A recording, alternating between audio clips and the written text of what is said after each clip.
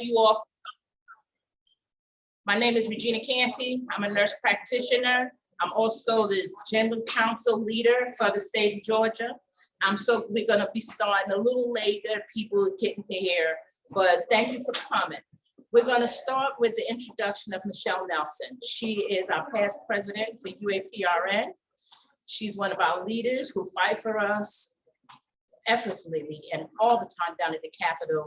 There are so many accolades about her great leadership that I could say, but I'm gonna let you judge for yourself, see Michelle Nelson, and then we're gonna talk. We got a big agenda scheduled today, so I'm hoping all who's coming, please come on in, and then we're gonna start, okay? Michelle Nelson, who's also teaches down at Clayton State, okay? Come on, Michelle. I was in the kitchen when she started this introduction and walked out and said, who in the world is she talking about? It has to be Dean Linda Strike. I mean, I want to say good morning to everyone and welcome on such a fantastic workshop day. Now, we've done quite a few workshops. We started with boot camps, but this one is especially important because it signifies the end of a legislative session that was probably the most successful legislative session that we've ever had for nursing. When I came to Georgia in 2004, I came here and really not much was going on when it comes to legislation.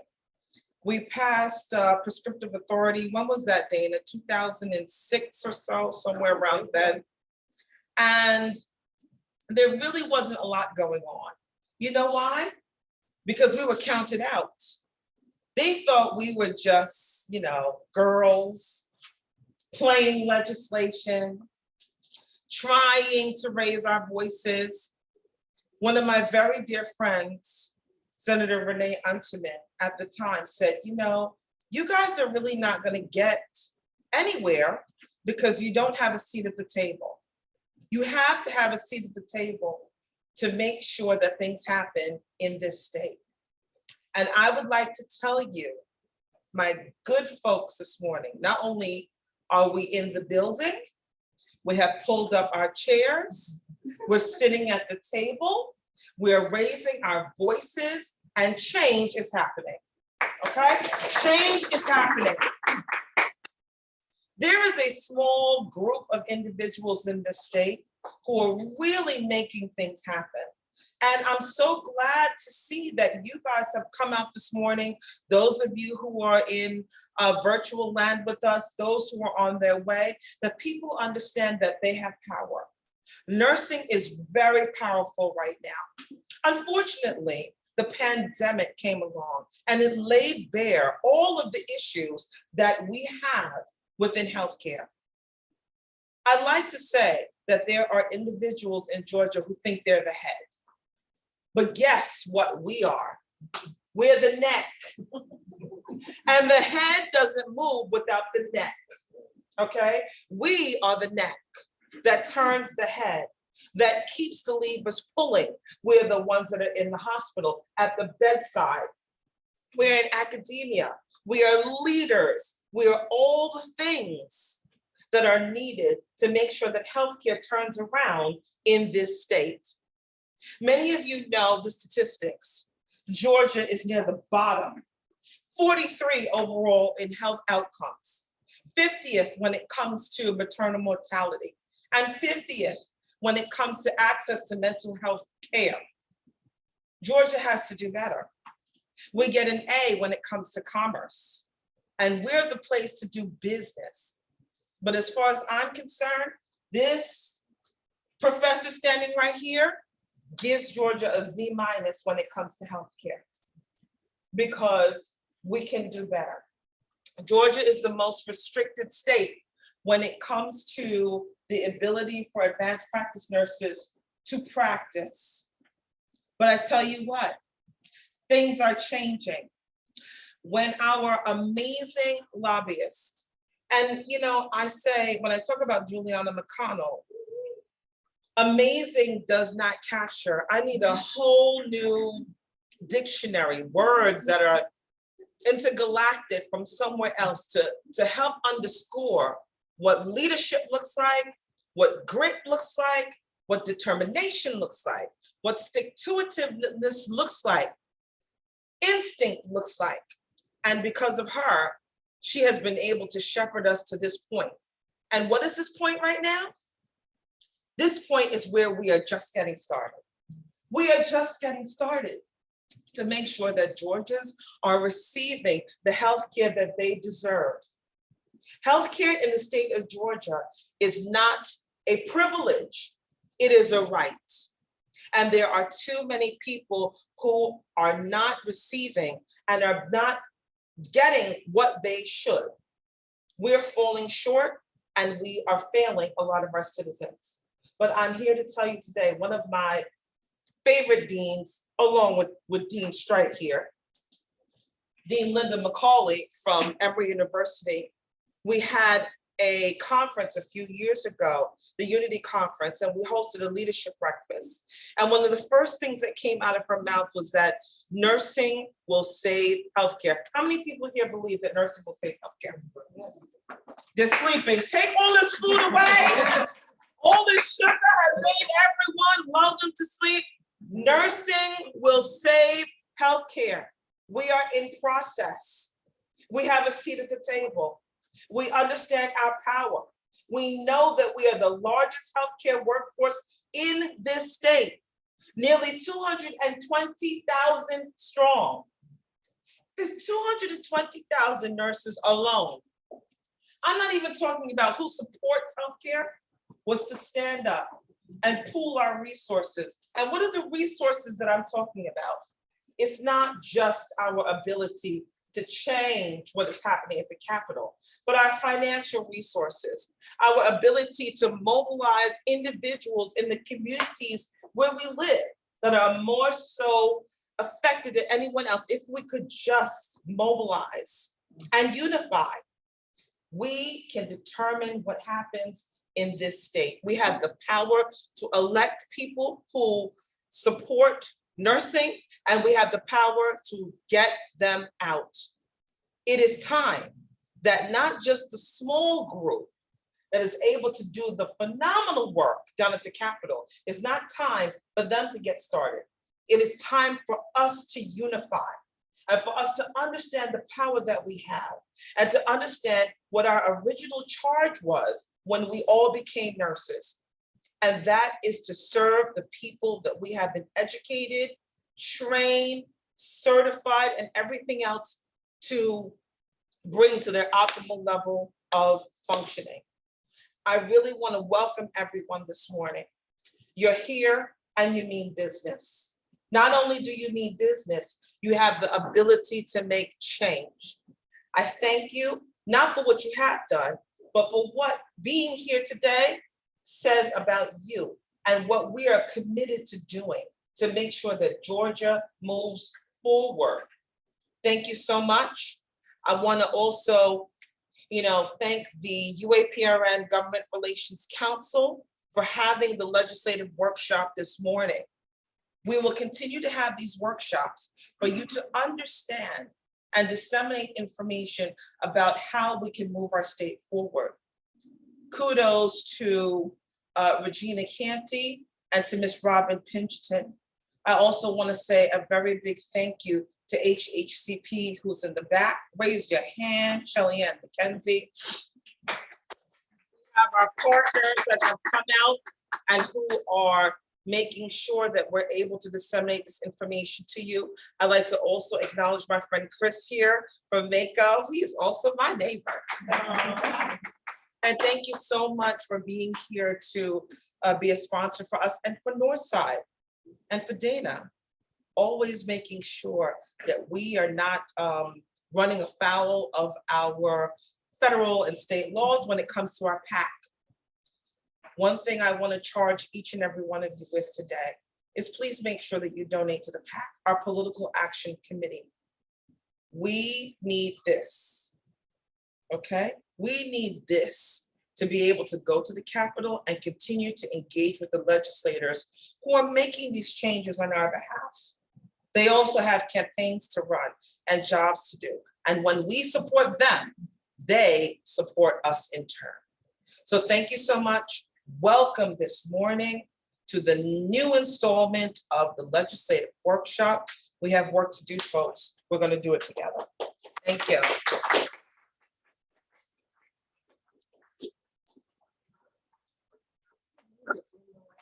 Dim the lights.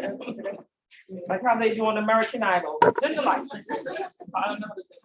Okay, thank you, Michelle. Yes. So what we're gonna start next is I wanna say this before we start. PAC. How many understand why we do it? Why do we donate to it? Why is it so important? It's important. MAG, the organization that represents the doctors, you know why they're so big? That the doctors support the MAG organization through their PAC donation. So I think nurses don't understand, in order for us to get a seat at the table, we gotta have some power.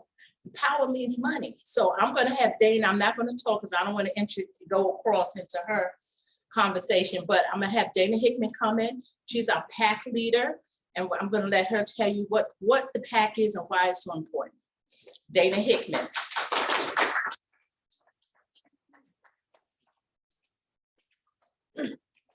Thank you, guys. And if there's questions from people on the Zoom call, please raise your hand or let us know, and someone will be keeping tabs because we want to make sure we answer any questions that you guys might have. I'm honored to be here. The PAC has been around for a while, but it's been very docile until Michelle Nelson took over as president. And then we started writing checks and making progress. So I want to thank you, Michelle, for your continued leadership and support to make our PAC more useful. So what we're looking at in 2023 is we want to use our PAC to influence, advocate, and unite across the state of Georgia. I've told this story several times, but when I went to the dark side as an MP. I've been an MP since 1988, so I'm old. But I did go to the dark side one year to Blue Cross Blue Shield just to see what life was like over there. And I very quickly learned the power of the voice, because if you remember years ago with the state health benefit plan, I think it was Governor Deal said, we're going to take away your choices. You're all going to go to Blue Cross Blue Shield. Well, what happened? The teachers blew up the phones. They wanted choice. They wanted their United Healthcare back. They wanted the options again. What did Governor Deal? Retracted and gave them the power of this choice back. So the voices count, and we have more nurses who, if we had that voice, we could make bigger changes for the citizens of Georgia. You want to advance it for me? So what is a PAC? The Political Action Committee. It's a group of like-minded individuals who share a common goal, which is what we're all here about today. We pool our resources to move our legislative process in support of the citizens of Georgia. It's not about making our jobs better or bigger. It's about making sure that healthcare gets out to the citizens who are underserved, especially in the rural Georgia. We want to support candidates who are for elected office who share our aligned philosophy, who care about quality healthcare, who care about full practice authority, and who value their values on their policy interests and issues that affect our organization, and who will listen to us. Again, the ladies in this room, Michelle, Robin, and Regina, have been to all these legislative meetings. Their voices are being heard. They were invited to sponsor a golf tournament. They're out there getting nurses, the word of nurses known. UAPRN as an organization is prohibited from making contributions in connection with elections. We can't, as an organization, write a check. Ashley, as the president, can't write a check to a political candidate. So we're our connected organization is UAPRN, and that sponsors our Political Action Committee, the PAC. Next slide. So there are 4 different types of PAC, and the most common is the separate segregated fund. We registered with the Federal Election Commission in 2007, really no activity until around 2009. It's important to note we're a nonpartisan PAC. We're not right side, left side of the aisle. We want to be supporting our platform, not the politics of the platform. So contributions can only be from active UAPRN members. We're a restricted PAC and their family members. We have quarterly and election reporting that I do on the FEC website, which is why when you make donations, I usually have to have at least your name. I have to verify that you're a member. And I have to, if there's a amount over a certain dollar, I have to put in your address where you work. But we're required to register with Georgia when we reach $25,000. We are so far away from reaching $25,000 that we're not in jeopardy of having to register for a state PAC.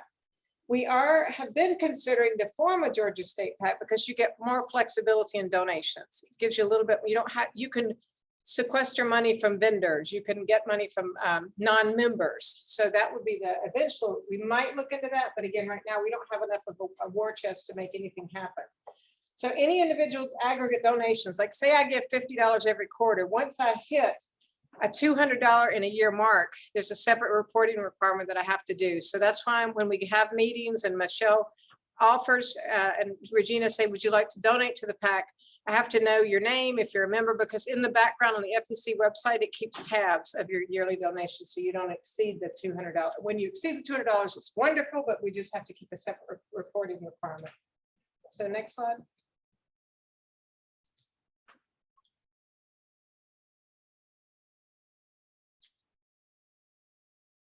The slides are being slow.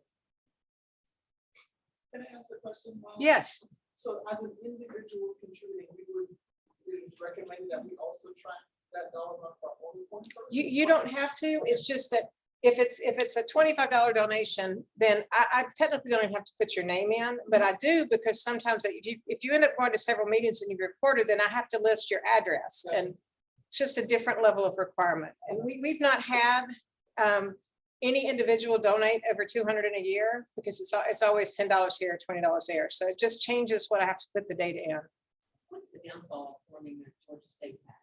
It's you have to hire a lawyer. You have to get through all the paperwork and process. I called them about doing it, and they really felt that what our initiative was right now, that until we start becoming more active, it really wasn't worth the cost and the time. But I think to be able to, Juliana, you may speak to this, but did you confirm that your other group that you support, they're a state PAC, so they can solicit money from vendors and everything else, right? This was set up way back in 2007, so. So there's solicitation rules, which is kind of the fine line. I don't know where Michelle and them have worked really diligently on the website to try to change, because you can't solicit to non-members. We have to inform the solicitees of the political purpose of our PAC, and you have the right to refuse to contribute without fear of reprisal. We can't, like a union, say you have to contribute.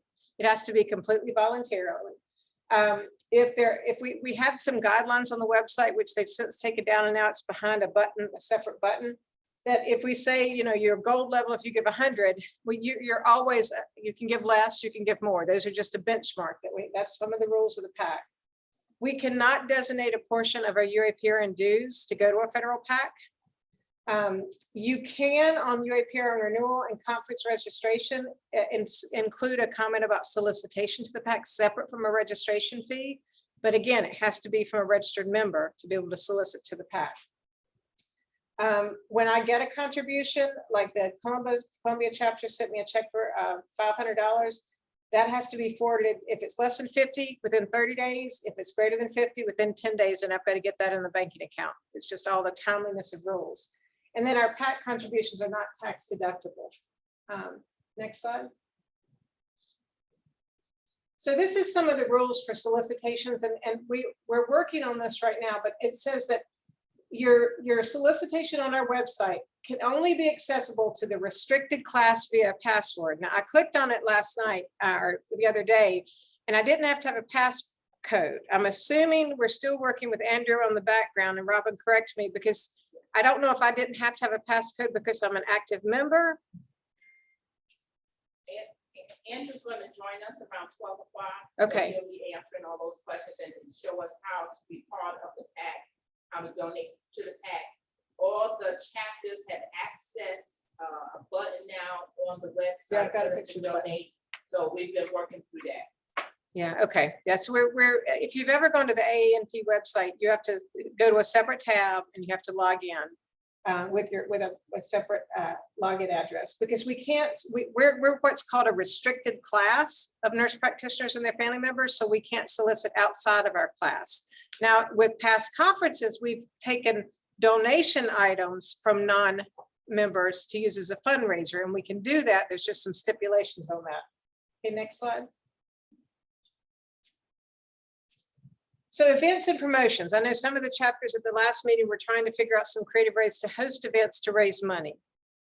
Only active members, our restricted class of UAPN members and their families, may be involved or participate in a fundraising activity. So if you're doing a fundraiser with your chapter and people want to donate, if they're a member, they can donate in one column. If they're a non-member, they can donate in another one, and we can use those for separate UAPN funds. Our UAPN fund a different account on the PAC website, but we have to always make sure that the active member funds go directly into the FEC, which is a federally regulated bank account. So that account has to stay truly just for honest raised funds from UAPN members or their families.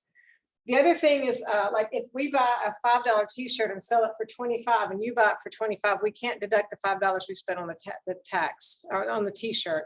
So that whatever I pay to buy that shirt, all that money has to go to the PAC. You can't skim off the top and take back your investment, because that's one of their rules of making sure people don't, inappropriately feed money to candidates. And that's what we want to, I don't want to wear orange. I want to stay on the front line of being honest and upfront with all the rules and regs. The connected organization, UAPN, can provide premiums to encourage contributions through raffles and other promotions. We did a ghost tour when we had the conference down in Savannah. If you were a member and your wife went with you or your husband went with you, I could use all that money. That was our biggest fundraising year with the PAC that year. We raised the most money.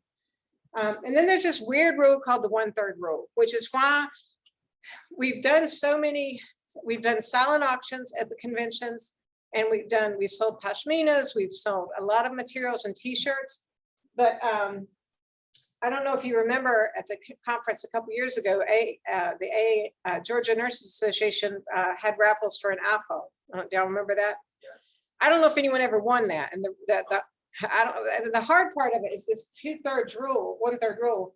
Like if we buy a $300 TV as a raffle prize, and the raffle generates $600 in contributions, the amount of that money raised, 200, is less than the cost of the prize. So I have to then pay that other 100 back.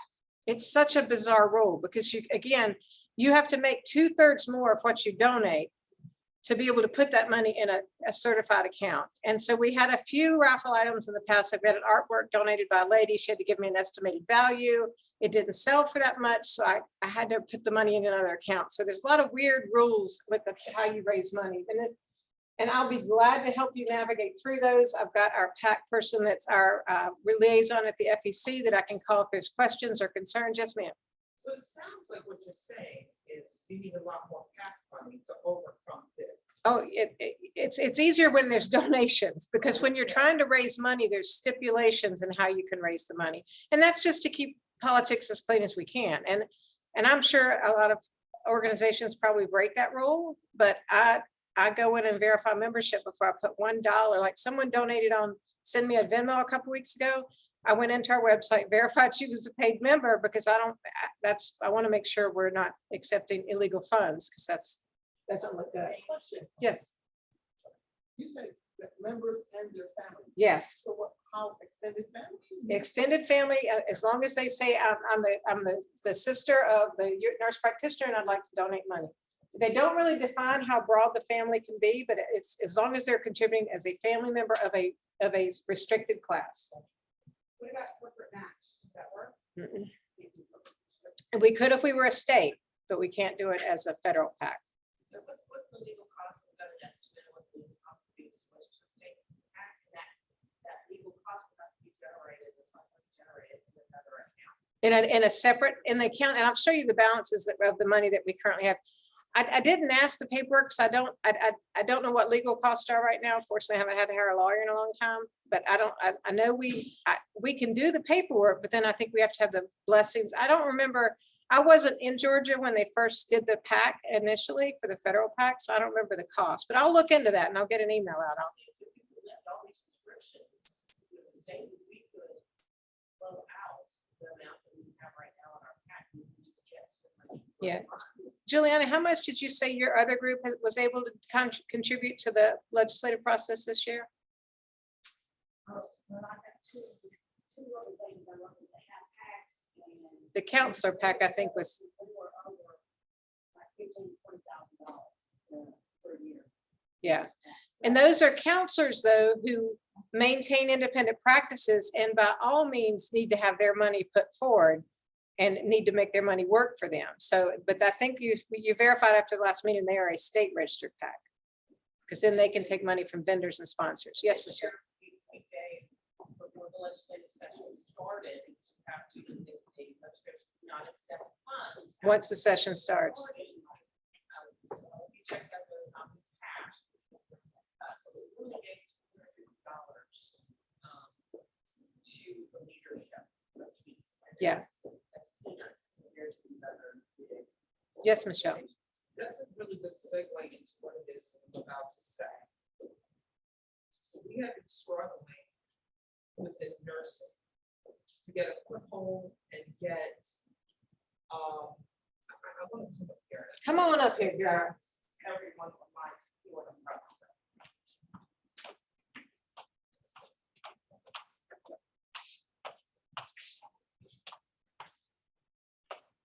We've been struggling in nursing to get a foothold when it comes to the legislative process.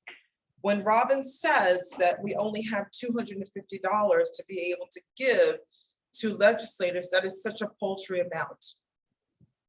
Imagine, even with those paltry amounts, we've been able to get legislation passed. You know why it is so difficult for us to get anything done? We're 220,000 strong. There's about 25,000 physicians in the state of Georgia. But those 25,000 have very deep pockets. They put their hand in their pockets and they give to the Medical Association of Georgia. Now, I applaud them because they're about their business and they understand the power of their PAC and being able to give money to legislators. Now, a lot of you may think, well, why do I have to give money to be able to get the things that we need? Isn't it for Georgians? That's above my pay grade. What I know is that in order for us to continue to get legislation passed, in order for us to be well positioned to meet the needs of Georgians, we have to have the ear of our legislators. And the only way in which we can do that is to have a robust PAC that when we go to speak with them, we're able to do the things that we need to do. So if anyone is wondering, well, why are the physicians so strong, although they're a fraction in terms of numbers compared to nursing, is because they give. And we would be light years beyond where we are now if we would only give. 220,000 nurses in the state of Georgia, of which there are 18,000 APRNs. If 18,000 APRNs only gave $10, that's $180,000 we can have going into a war chest every year.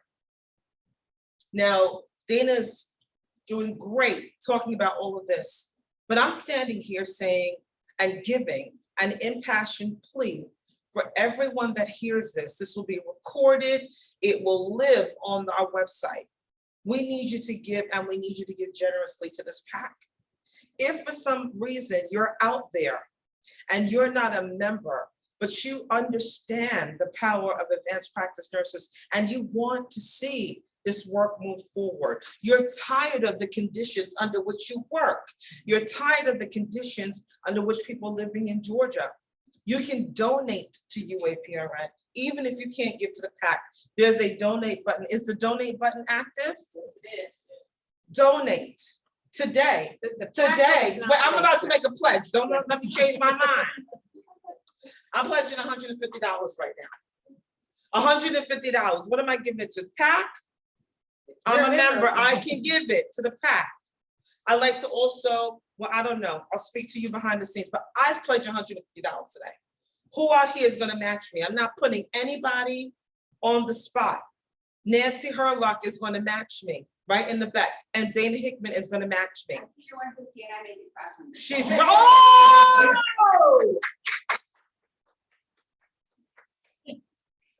I'm matching your 500. All right. Baby, just, if you're listening, just give me your credit card and you'll see a $500 charge. I'm matching your 500, Pam Ogrovitz. This is what I mean when it comes to action, okay? We've been talking and talking and talking and talking. It is time for action. If you want to see UAPRN do more work like this, because we're doing the work. We are going to do the work whether you give or not, but it makes our life that much easier when we have the funds to be able to work with. The one thing I want to leave everybody with today, and I'm speaking directly to all of you out there listening and who will listen to this. The legislation that is passed in the state of Georgia on behalf of advanced practice nurses is going to benefit you. We're not doing this work for us, we're volunteers. We're doing this work for you. Please give us the tools that we need to be able to do the work for you. The legislation that was passed issuing a license for every advanced practice nurse in the state. Everyone gets a license. We were one of only 2 states left. Michelle, I don't think they really understand that. You want me to put my foot in it more? Yes. Put my foot in it even more. They don't understand, go for it. You finally get a license. People are talking about, we want removal of restrictions. We want to be able to do all those things. The license to be able to legitimize what you do is the root of all of this. People who cut hair have a license, and paint toenails have a license. We save lives. They wouldn't give us a license. And we worked very hard 3 years in a row to get a license for advanced practice nurses. Why? Why every nurse is not here today, I don't know. But the next time you are going to renew your authorization, there's no more authorization. You are now legitimized with a license. You say you want full practice authority, you can't get it without a license. This is fundamental, what we needed to be able to deliver all the other things that you want. So it was delivered. It's time for everyone to stand up and deliver. I'm not asking for $500. I'm really asking for 1,000, but I'll accept $10. $10. I'm from Brooklyn. We don't say dollars. $10. We'll take that. Okay?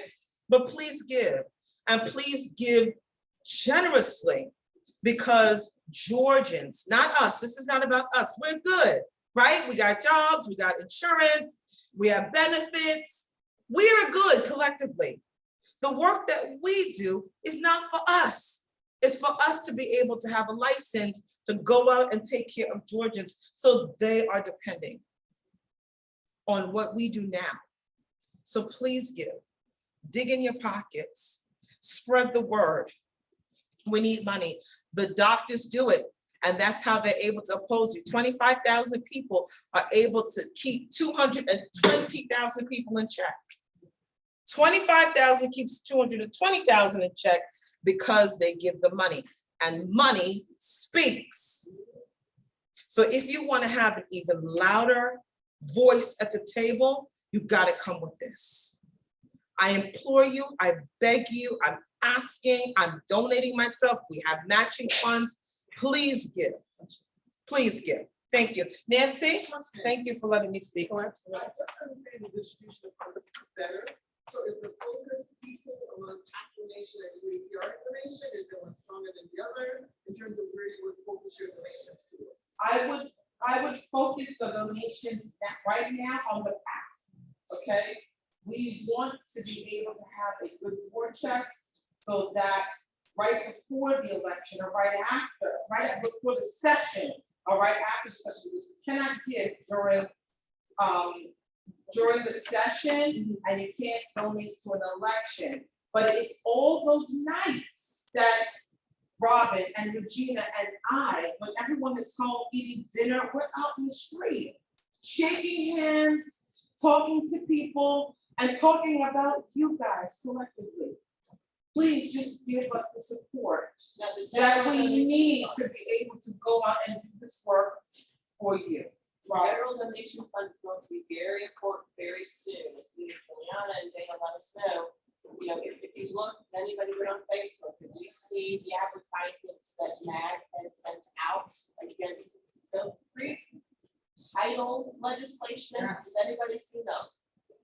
What MAG does, what American Medical Association does up in DC, they monitor all the states and they funnel funds to states. You have to come up front and say that. And talk about these amazing campaigns that they do. People can't get That out. we need to be doing.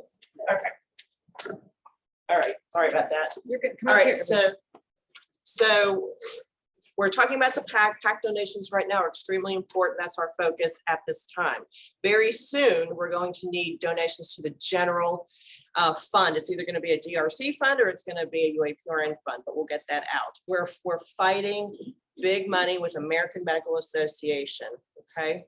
They're providing these glitzy, fancy ads that talk about nurse practitioners and PAs and their scope creep. Nothing we've done with legislation this year is advancing our scope. It's just letting us do what our credentialing allows us as advanced practice nurses. But we have to have the money to be able to get the word out to Georgians about the healthcare crisis and about advanced practice nurses, what we can do. So that's what the general fund will help us do. It'll help us do a lot of advertising. It will also pay for legal fees if we choose to go to a state PAC. And I'll get that cost. I think I wrote it down, but that's been 6 months ago and I don't know what I did yesterday, but I just remember at that time. And I will say, as you all know, I've been a Michelle fan since I first met her when we took over yes. I think at some point we're going to be writing a check to Michelle Nelson as a senator. I see that in her future. I see that in her future. And we're, again, our first UAPRN conference, we had Gail Adcock, who was a nurse practitioner in Raleigh. She was a representative at the time. She's now a state senator. And when she came to speak as a keynote at our conference, she said, "How big's your PAC?" And I'm like, "I think we got maybe $1,000 in there." She said, "You got work to do, girl." And that first year we were on fire with raising money. And then we stayed on fire for a couple of years. And then we spent a lot. Because Michelle would say, "I need a $1,000 check today. I need a $500 check." I'd go to the bank, I'd get her a check, I'd meet her. I met Juliana in the parking lot of a restaurant giving out checks. But you don't just grow it to keep it, you grow it to spend it. And Juliana is now so involved with our group to advise us how to spend the money and spend it on the right people who are on the right committees. So we do, and I'm going to show you the financial aspect coming up soon. If you'll go ahead to the next slide. So again, as I said in the beginning, we're not talking political party affiliation. We are talking to candidates who support our legislative agenda. The candidate support that the PAC is able to do are monetary in-kind contributions. We can contribute to their political parties, and we can have independent expenditures to support or oppose candidates. So that's what we can legally use the money for. That allows us to have more direct contact with legislators, allows you to go to a dinner that's $250. The only way you're going to get in is if you make a contribution. And like they said, I can't always go down. I work in Forsyth County. I can't go to the legislator. I can't go to some dinners in the middle of the week at night, but these ladies are giving their time to go and get an ear with their legislator. So especially if you can't go down to the legislator and you can't, we need the grassroots people that are willing to do it, supported in the background. So it allows us to participate and join other healthcare groups in sponsoring activities directed toward targeted campaigns. And as Michelle said, it gives us a seat at the table. We finally got a seat at the table. They know who nurse practitioners are. The first time we met with a legislator in Gwinnett, I can't remember the gentleman's name, his dad ran a pharmacy and he didn't know nurse practitioners could write prescriptions. Wow. That was one of our first Gwinnett meetings with the legislator. Next slide. So this is the website, and this is the FEC. You can Google United Advanced Practice Registered Nurses of Georgia, and you can look at our cash accounts. I mean, it's public information. So the physicians, you can look at their war chest. So if you log in right now, this is not 100% true because the bunch didn't pass their check. We got their checks to them about 4 days before the legislative session, and some of them just didn't get them cashed because they're like, well, $250.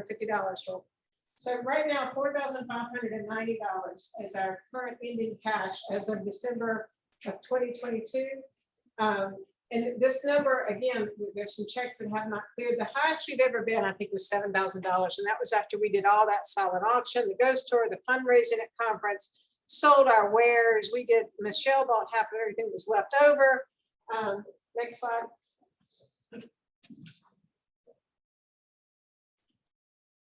And this is the money we spent since 18. In 18, we gave Brian Kemp and Stacey Abrams equally $1,000. Then you can see we gave Brad Raffensperger $1,519. So we've mainly been just $500 here and $500 there.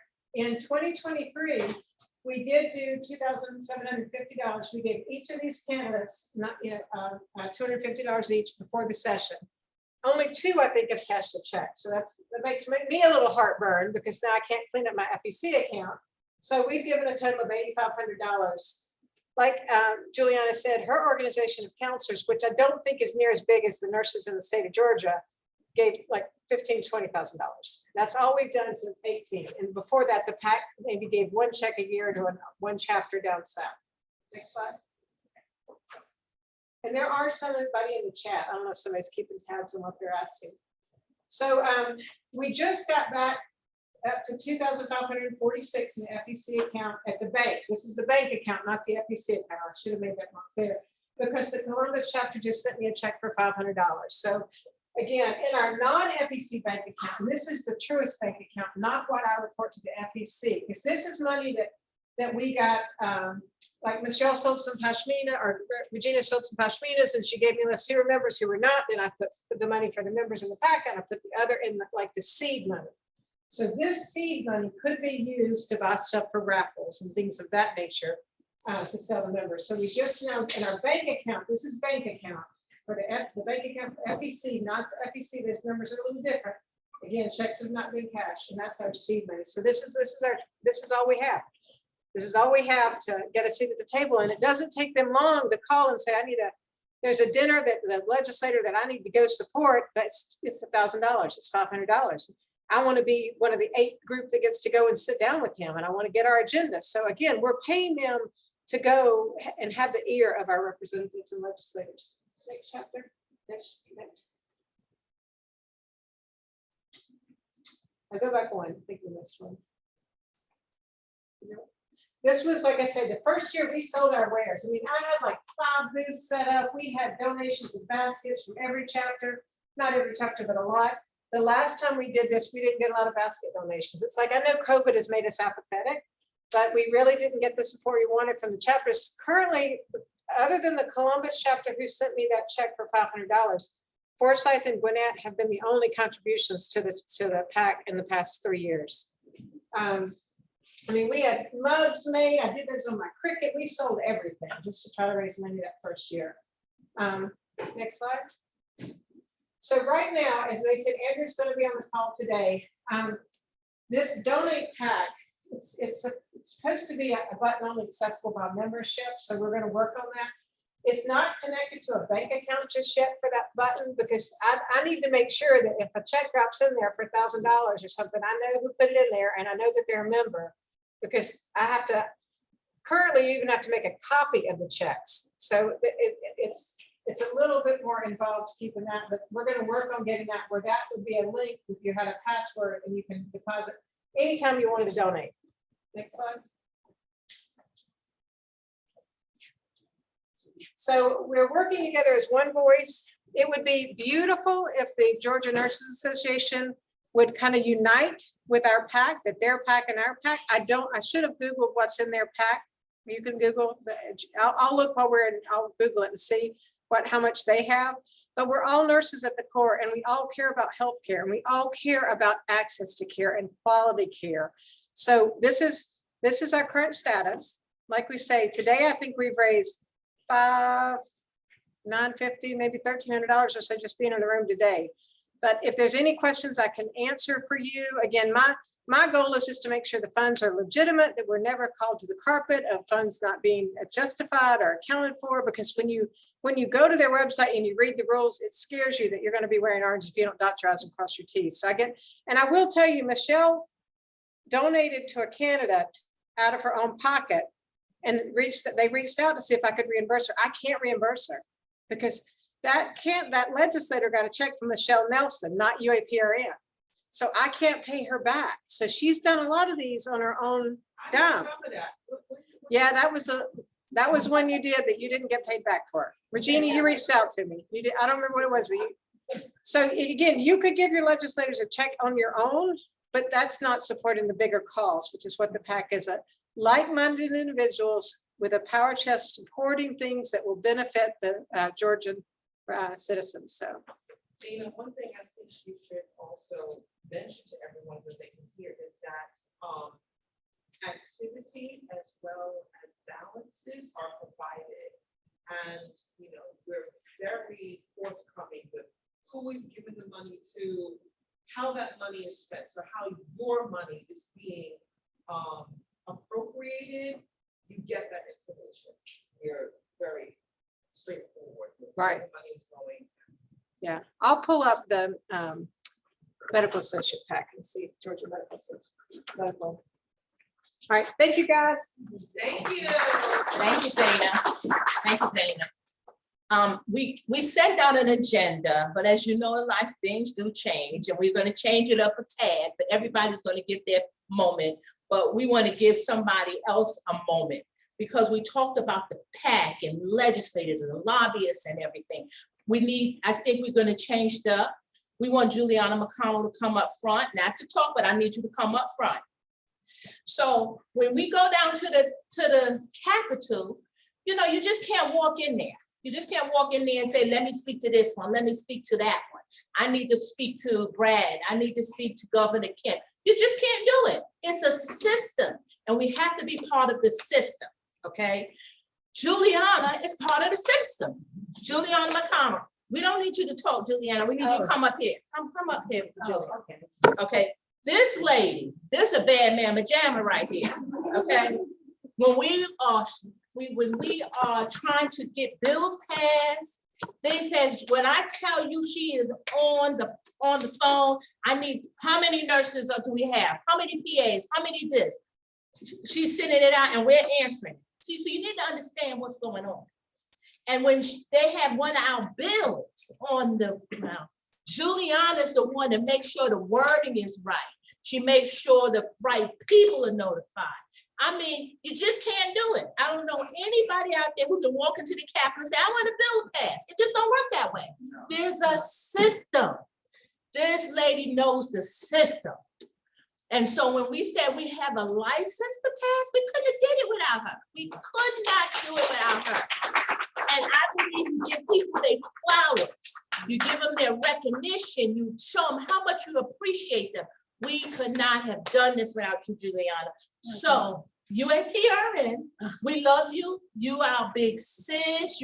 Anything we want to do, we call Juliana. She done been all up in our personal lives, fish fries, Christmas parties, she barbecues.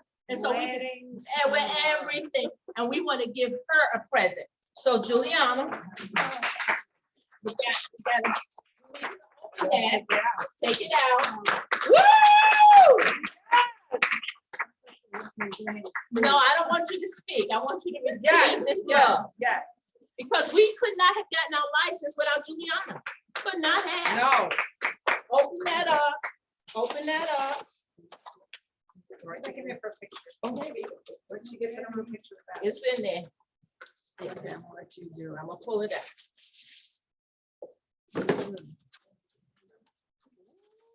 So for Juliana McConnell, because she's our shining star, it says Juliana McConnell, the best lobbyist in Georgia. June 1923, United Advanced Practice Registered Nurses. We want to thank you for all that you do for us. Oh, Okay. Give you your flowers now. Now wait, there's more. There's more. So for all of you who have not been to the Capitol, Julia's Mission Control, her command center, is on the 4th floor outside the Senate Gallery. And she sits on this hard bench for hours, running up and down the stairs, and she has computers everywhere and extension cords. And so this is something that might make your life a little bit better. We have a nice seat cushion, so when she sits on that hard chair, Yeah. you need to hydrate more, you don't drink enough water at that Capitol. So we have and here's the computer organizer with a gift card. Oh, and a good house. And we got the gift card too in there, right? Yes. You got a $250 gift card. We want you to enjoy that moment. Yeah, I just had to have my car.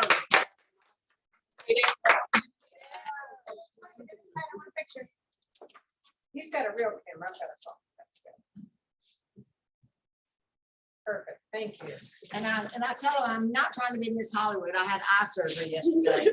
So they told me I needed to keep sunglasses on because of the glare on my eye. So, oh, this is wonderful. And You can put your sunglasses, but we want to give you this gift.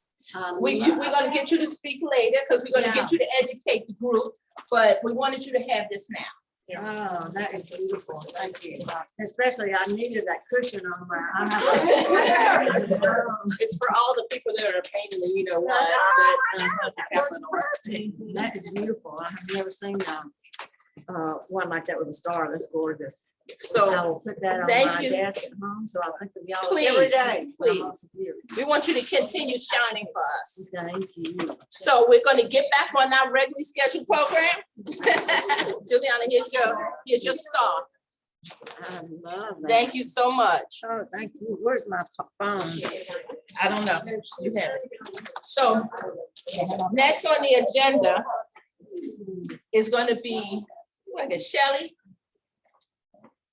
Shelly Ann.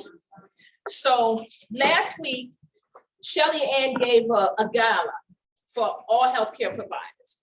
We nurses operate in their own little silos. That's why we can't get nothing done. We gotta collaborate. We gotta stretch our hand out. We gotta have all healthcare providers to help to get the goals accomplished. You cannot do it alone. Shelly Ann gave a gala. It was fantastic. We had reality stars there. You know, the Real Housewives, what is it? Who was it? Married to Medicine. Married to Medicine Housewives. and Real Housewives. They were there. And Bravo TV was there. They had all their little stars out there. But we're all stars. We're all stars. That's right. But we have to learn how to shine, you know? So Shelly brought this gala together, and I'm telling you, it was magnificent. It was very good. But it opened doors for other healthcare organizations, all of us together, not just nurses, not just PAs, all healthcare providers. And she runs this company. So I'm gonna let Shelly come up and speak to you all about it. Come on, Shelly.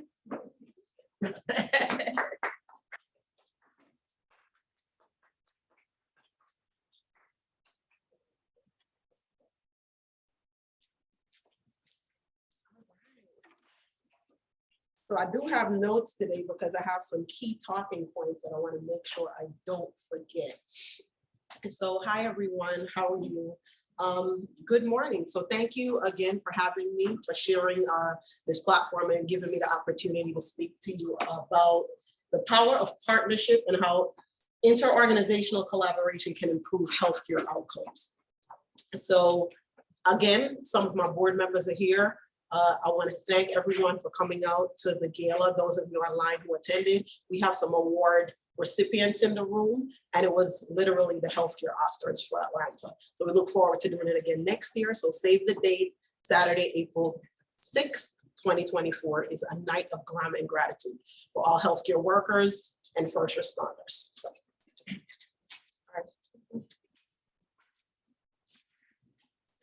All right, so a little bit about me. I'm Shelly Ann McKenzie, registered nurse for about 23 years. I've worked in healthcare.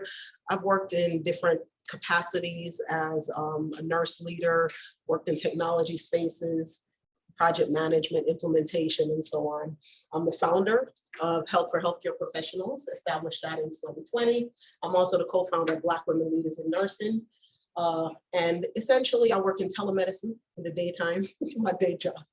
Work in telemedicine, and I manage the clinical training and education for providers and so on at a large telemedicine company.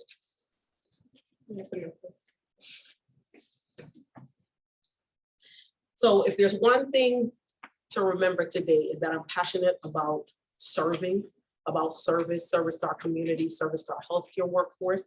And the mission of Health for Healthcare Professionals is to rally and mobilize community resources and people to reciprocate care for healthcare workers and first responders. So we do that to our crisis relief, our education, and our advocacy efforts. And I can talk to you a little bit more about that offline if you're interested. All right, so this is the outline. Oh, you can go back. So this is the outline for today. I just have about 15 minutes or so to talk to everyone. So we're just gonna touch on some of these. I have a couple of slides and I'll move through them pretty quickly. But if you have any questions, just go ahead and ask, and we can follow up afterwards as time allows or if needed. Right. Next one. So healthcare is pretty complex, right? So what is inter-organizational collaboration? So I made this handy dandy Venn diagram. It's simply two or more organizations coming together to focus on a common goal, right? So because healthcare is so complex, one organization can't do it alone. One entity, one person can't do it alone. So we want to work together to leverage each other's strengths and resources to provide better care for patients. So that's the ultimate goal, because everything is patient-centered. And it's especially important, we're here for a legislative workshop, when we have to advocate for change and drive impactful change in our communities and so on.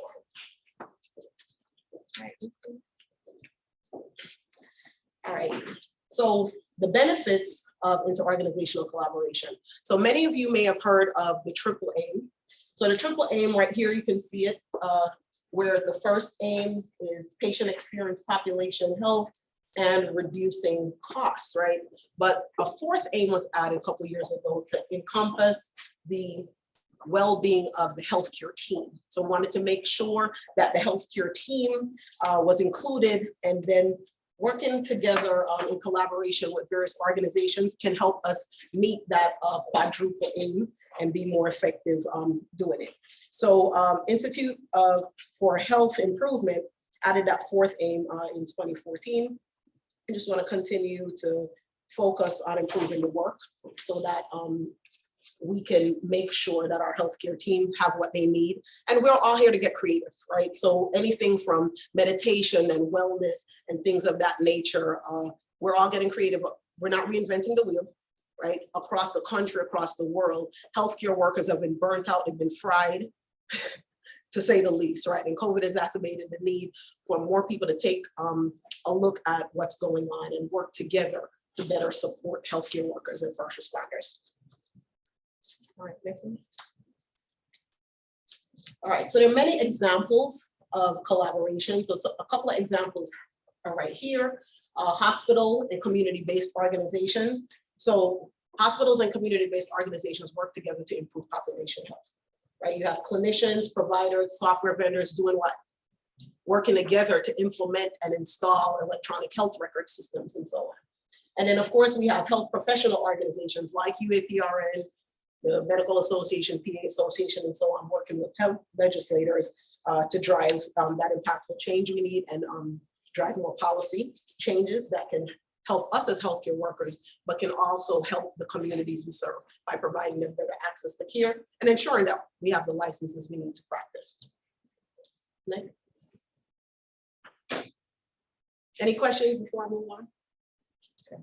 So a lot of this is pretty straightforward. Some of you are already aware of this information, but it's important information nonetheless to put everything together and just package it so that you can have some more insight and feel empowered to walk away from here and not be afraid to go strike up conversations so that you can create those partnerships that are needed to do the work that we have to do in our communities. All right, so let's talk about the importance of the organizational collab. So according to the report from HIMSS, so that's the Health IT for short, Health IT organization, More than 80% of healthcare providers believe that interorganizational collaboration is essential to improving patient care and outcomes and reducing costs. So of course, this is mentioning again some components of the triple aim. And there are a number of organizations, Deloitte, a number of consulting firms that have done different studies as well. Because of the high turnover and the nursing shortage, and we're in an ongoing nursing shortage. I was doing some research and we've been short since like 1940s.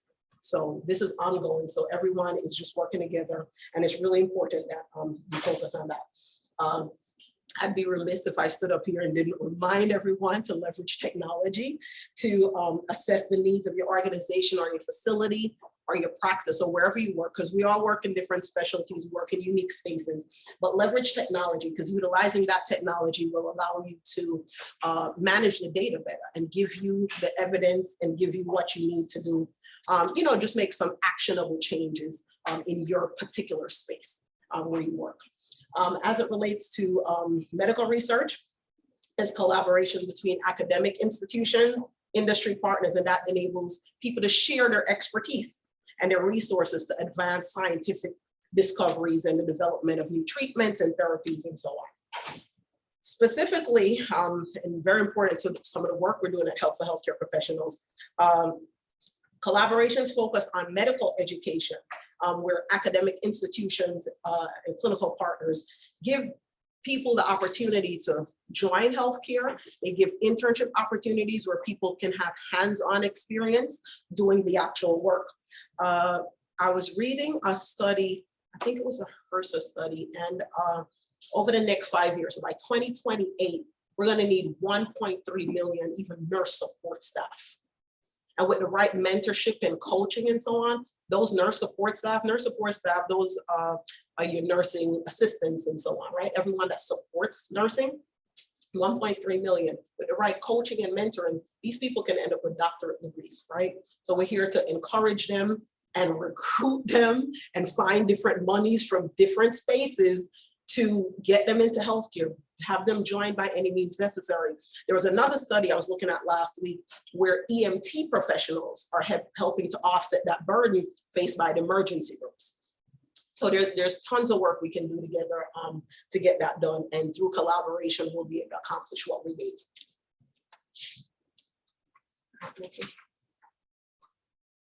All right, so here are some actionable steps to advocate and drive policy change from wherever you stand. So identify the policymaker, and Juliana can correct me if I'm missing any of the points here, but based on my observations and my full immersion training that I've been getting over the last couple of years, these are some actionable steps. So these are 6. Identify the policymaker or governing body you would like to engage, right? So that's a person or an entity. Utilize a lobbyist, if possible, to help coordinate the engagements. Because as mentioned a little bit earlier, there's a certain process, there's a certain way you do things. You can't just walk in there and say, well, I need to speak to Governor Kemp and expect that it's gonna happen. So leverage someone like a lobbyist if you have access to one. And if you don't, we know how to find a lobbyist and get them to help you out, right? Develop a shared vision and goals. So be clear, set the expectations. What are we here to discuss, and be targeted and be focused on what your requests are. And then of course you have to follow up and so on, but establish clear roles and responsibilities. Who's responsible for what, right? So in that engagement, who's responsible for what? So if we know that the lobbyist is coordinating all the meetings, when you come to the meetings, we know that, let's say UAPRN, we're looking to push through a bill, we're coming with evidence and articles and so on to back what we're requesting from them. So when they're asking us questions, we already have the evidence base. And as nurses, we know we do everything by evidence based, right? Or we should.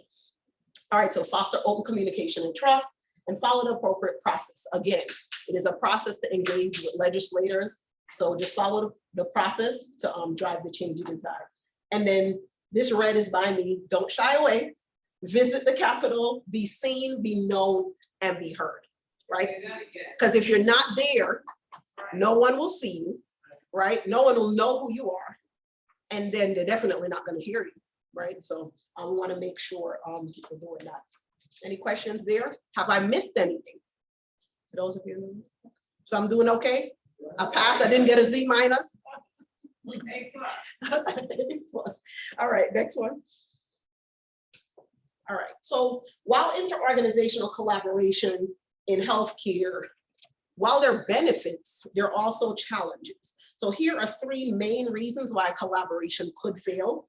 So there are differences in organizational culture, there's conflicting goals between one or more individuals, and then there are communication barriers, right? Everyone communicates differently, things are received differently. Some people expect email and you were texting them, right? So things get misconstrued along the way. So it could be different barriers. All right, next one.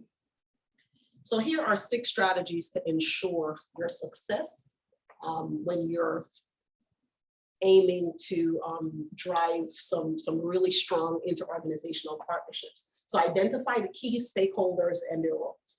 Again, everyone needs to be aware of the plan or the goal or what you're trying to accomplish. So I'm pulling from my project management hat here, but this is some of what you just need to do as you formalize any process and try to carry things through. So each stakeholder should have a clear understanding of what you're looking to do. You need to define the goals and objectives of the collaboration and make sure everyone is clear again on their roles and responsibilities, because you want to have their outcomes driven by the work that's being done. Some people are motivated for different reasons, especially when they're engaging in a project or a new process and so on. So people are engaged and they remain motivated or remain engaged for different reasons. So you don't want to make any assumptions, but that's something you should talk about openly. All right, so develop a collaborative governance structure and just define what the decision-making process looks like, and when you want to escalate things, what does that process look like? If a conflict arises, what does that look like?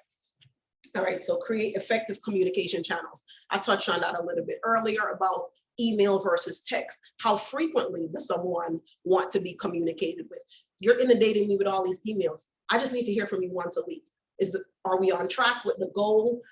We're working towards whatever, and this is just any process or whatever goal you're working towards. Are you on track with it? I'm an executive leader, that's all I want to know. But if I'm the boots on the ground, doing the actual work, going to the Capitol, working on a partnership because we're raising money to do something, then I might need to touch base with you every morning or twice a week to find out if we're collecting a certain dollar amount because we have an event coming up or something like that. Does that make sense? Anyone have any questions there? And of course, build trust and accountability and measure and evaluate, all right? Is what you're doing working? Is the process working? Is there something that needs to be tweaked or changed? Okay. All right, come on to the next one. All right.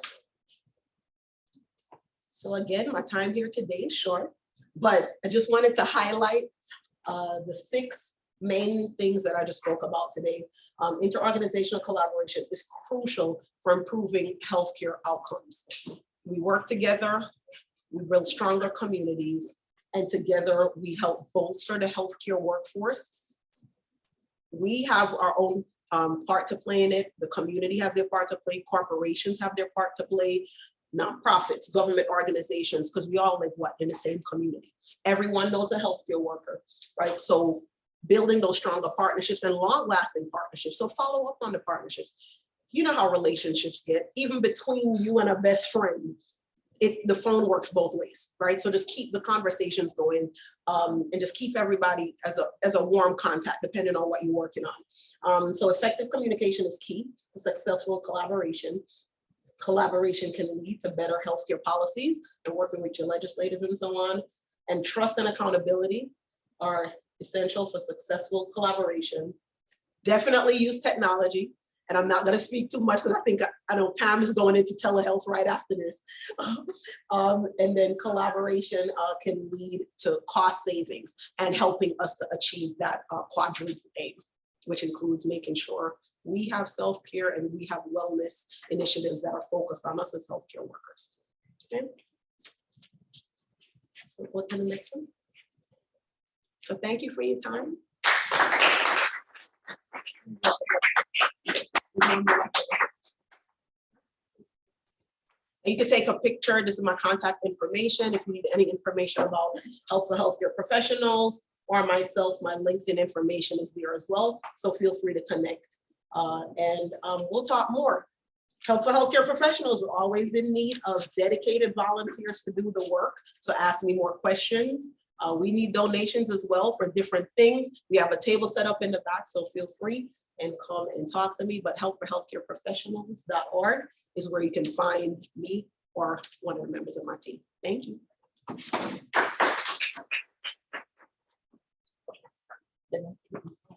Thank you, Shirley. Okay, so our next speaker, let me give a little intro too.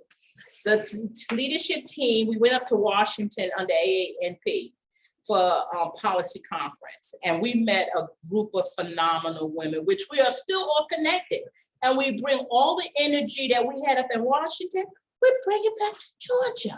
And we stay connected with our new friends because they are powering things in the state too. How are you going to find this information out? How are you going to be connected? We're going to talk later about joining UAPRN, but right now, I want to introduce you to our next person. Her name is Pam. I'm not going to mess up your last name, Pam. I'll let you introduce that. But you know, one thing in healthcare that is growing in leaps and bounds is telehealth. What's the rules? What's the protocols? What's the understanding? How do you find new jobs? How do you find new connections? Where are we going to get this information from? So this next person, our new friend to advanced practice nursing, she's one of us too. But we got to stay connected so we know what services and benefits and energy is out there. So Pam, come on up. Thank you. Good morning. How are you all?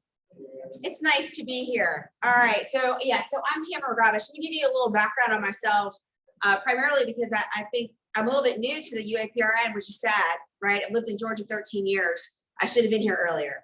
So for all of you out here who maybe this is your first opportunity, you're logging in, we obviously, everything what I have learned over my long career, I've been an NP for 26 years, cardiothoracic surgery, did that for 22 years, moved to Georgia, we're still practicing in that respect, but have been in telehealth for a really long time.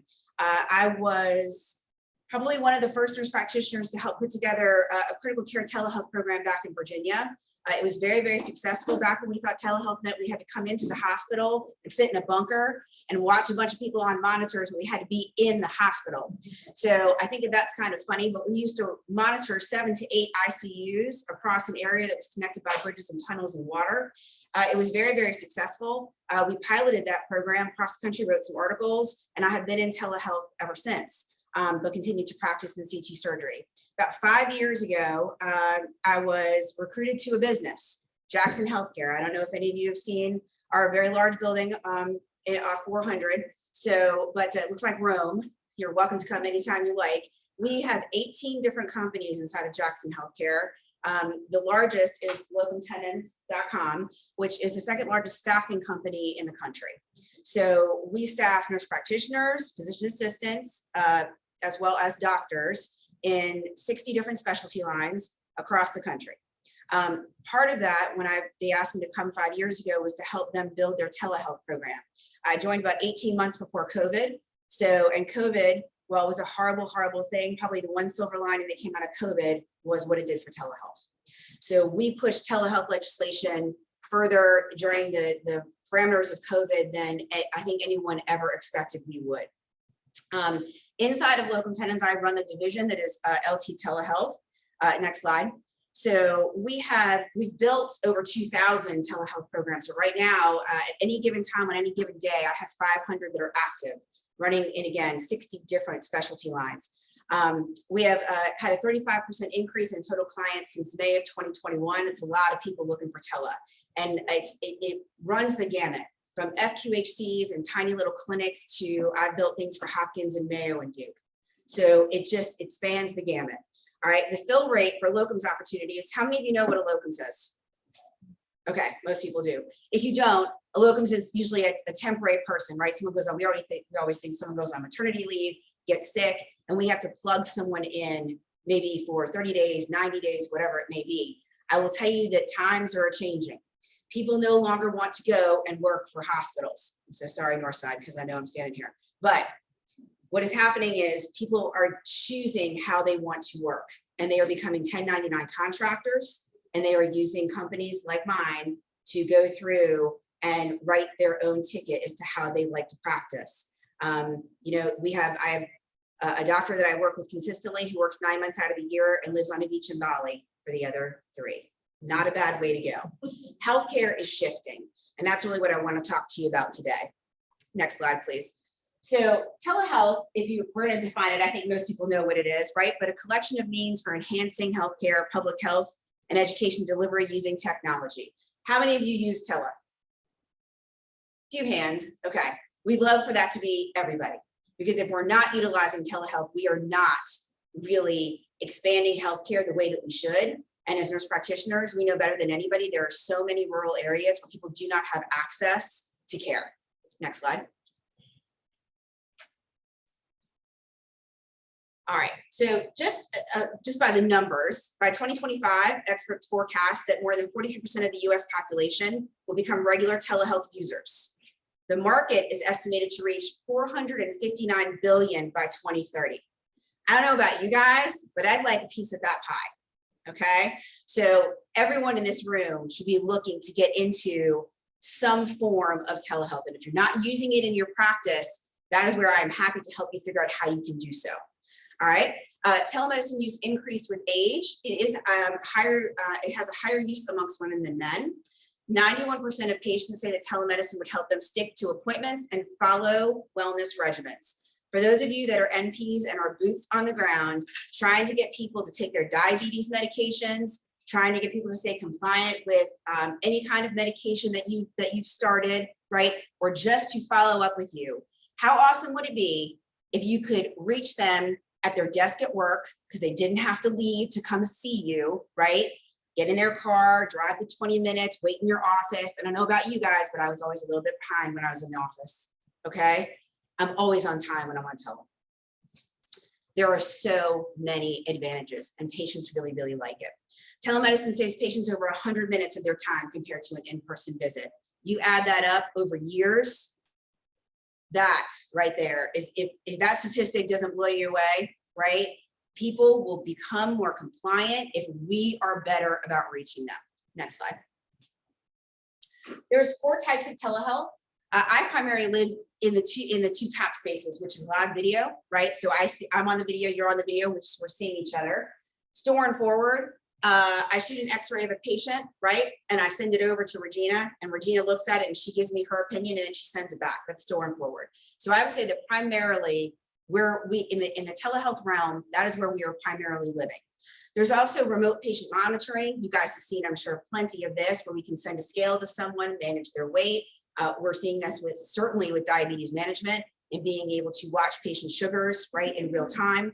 And then there's mobile health. So apps, text messages, outbreaks. If anybody got the vaccine, I'm sure most of us in this room did.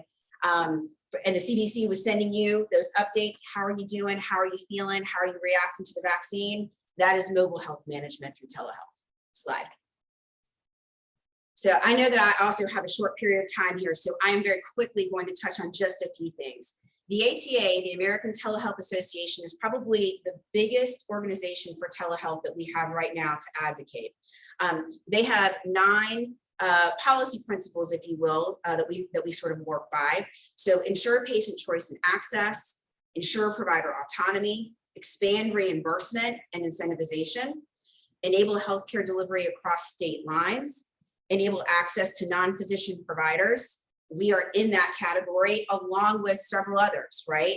PhD trained psychologists, LCSWs, occupational therapists. Everybody who provides a service to a patient should be able to utilize telehealth and bill for those services. All right, expand access for underserved and at-risk populations, support seniors and expand aging in place. I cannot tell you, my mom lives in Florida, and it is fantastic how much she uses telehealth. I feel much better about the fact she's not constantly having to get in her car because her driving is suspect at this point. And so I do worry, right, when she's going down, and she has a lot of doctor's appointments, but 50% of them have converted to virtual, which is fantastic. And people say, oh, older people can't use technology. Baloney. Very, very easy to teach her. She gets on, no problem. She got a little iPad. It's 3 clicks. Okay, we can make it work. Protect patient privacy and mitigate cybersecurity risks, because I'm in agreement. I do not look good in orange. It's not in my color wheel. So I really do believe we need to follow the rules, okay? And then ensure program integrity. Slide. I'm gonna hop through this. My whole job essentially is program development. So if your facility or you as a business owner, right, you're a nurse practitioner, you're gonna hang your own shingle. I work with NPs and PAs. In fact, I'm gonna get a new title pretty soon, which is gonna be VP of Clinical Ops, because I'm taking over our entire APP division, which is really exciting. It's so exciting to finally have a nurse practitioner in a boardroom of $1 billion company in Georgia, okay? Because we do need that voice. So what they were noticing is that they're like, oh, your opinion matters. What you say makes sense. You can be the voice of this. Our APP population has grown by 45% in the 5 years that I've been there, okay? We are working with thousands and thousands of NPs and PAs. We need to absolutely have a voice, and putting them behind screens in tele is a big piece of what I do. But this is how you build a telehealth program. This slide could take me 15 minutes all by itself. If anyone has questions, if you are looking to do that in your practice, if you just want to know more, contact me after the, during the day, at the end of the day, whenever's good for you. I will tell you this, the keys to success of any teleprogram, if you're doing this in your hospital or in your place of business, okay? Oh, slide, I'm sorry. You have to understand the scope and expectations and buy-in of the people that are going to be using your program, okay? And we all know this, if the nurses don't like it, it will fail, right? Amen. So if you don't get your nurses together, whether that be, or I will tell you your MAs, right? Because a lot of us work with MAs in the office. If we don't have them and their support, nothing will work. All right. I really, really believe in customization. I think everything needs to be customized and tailored. There are a lot of telehealth companies out there that, for lack of a better word, kind of use a menu system. Choose from column A, choose from column B, choose from column C. You have to pick from these. That's not how we work. So we build customized and tailored programs. Implementing process and procedure. You gotta love some process and procedure. That's what makes things work. And that's also what makes things sustainable. If you want to build a telehealth program, you gotta make it sustainable. Proper credentialing and privileging. Those of us, I know, right? CBO, you just want to cry when you talk about CBO and process, but we can make it easier. So how many of you have multi-licensure? How many carry more than one license in the state of Georgia? All right, so I carry 7 licenses. Okay, I work with providers who carry close to 50. Wow. A lot of people are wanting to have multi-licensure, because you know what you become when you do that? You're a unicorn. You can work anywhere and for anyone. And I will tell you, as APPs, we are moving in that direction. Our licensure compact is a little bit better than what the physicians currently have, right? 1 check mark in our corner, all right? And 27 states now have independent practice. We are moving, we're getting there. The beauty, I think, of the other piece of what I get to do is because I work across so many states and I get to interact with so many different kinds of providers, is that I do get to see, for those of our colleagues that are working in full practice states, it's awesome. What they get to do and what they can accomplish and what they are providing to their patients is unbelievable. Why can't we do this in Georgia? Why wouldn't Georgia want that for its citizens? And so I think, you know, when I went to DC, I had been to that conference maybe 5 or 6 years ago. I was never as fired up as I was when I went this time. Okay. And I think it's because of what I'm doing. So why am I seeing some states who are thriving with their nurse practitioner communities? And then I have all of these nurse practitioners in Georgia who want to do, who want to give. Okay. And to those of you at home, please, please, please, when I say give of yourself and give of your time, but please give of your wallets. Okay. So, because if we can't fund it, and I can tell you now, as being on the business side of medicine, medicine is a business and nursing is a business.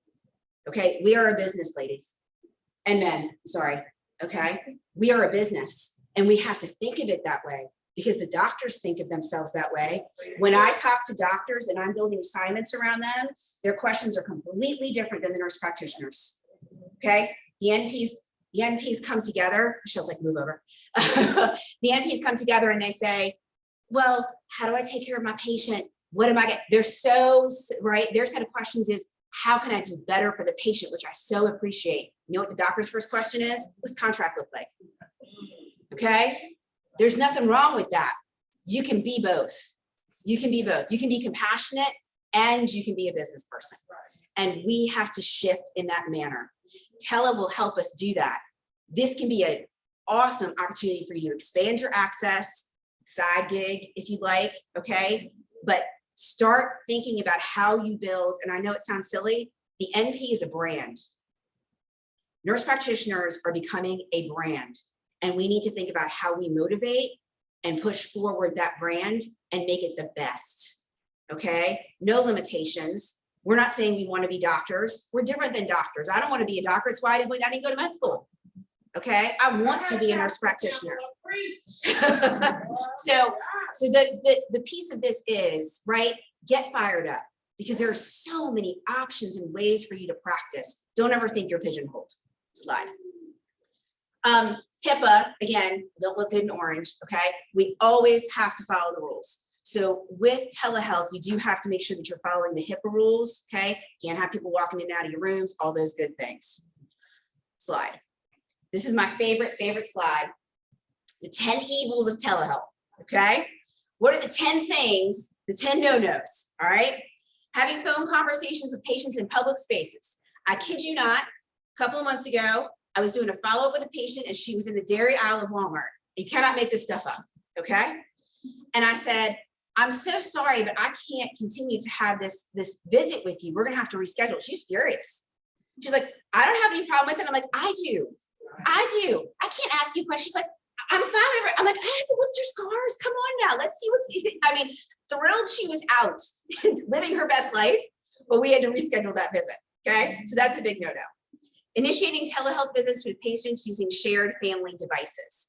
You have to make sure, I can't control what's happening on the patient's end if I'm seeing them in their home. Okay. But what I can ask is, are you sharing your screen with somebody else? And if you are, I need to know that because I have to document it in my notes. Okay, if I'm on my side, all of my equipment, whatever organization you're working for, they should supply it. Don't be on your own personal system. Opens you up for tons and tons of legality issues. Make sure you work for a company that provides you with a computer, that's all you use for your telehealth. You shouldn't be doing a telehealth consult and then surfing Amazon right the next minute. Okay. Communicating health information with patients using an unencrypted email. That's a no-no. I think we all know that, but just in case, that's a big no-no. All right. Texting with patients using consumer messaging apps. There are only a few that are actually HIPAA compliant. Please make sure you know what those are. You know, there's Google Chat is not. So you have to know what is appropriate. There are some versions just like Zoom. Does everybody think Zoom is HIPAA compliant? Some versions are, you got to pay for those, okay? The free one, nope. All right, I can't tell you how many businesses I go in and I take over programs and they're using non-HIPAA compliant Zoom. And they've been doing it for months, I'm talking years, okay? So make sure you're following the rules. Conducting telehealth visits on mobile devices or over public Wi-Fi, okay? Can't be having your visits in Starbucks, all right? No public Wi-Fi. Having no mechanism for verifying patient identity or a portal account login.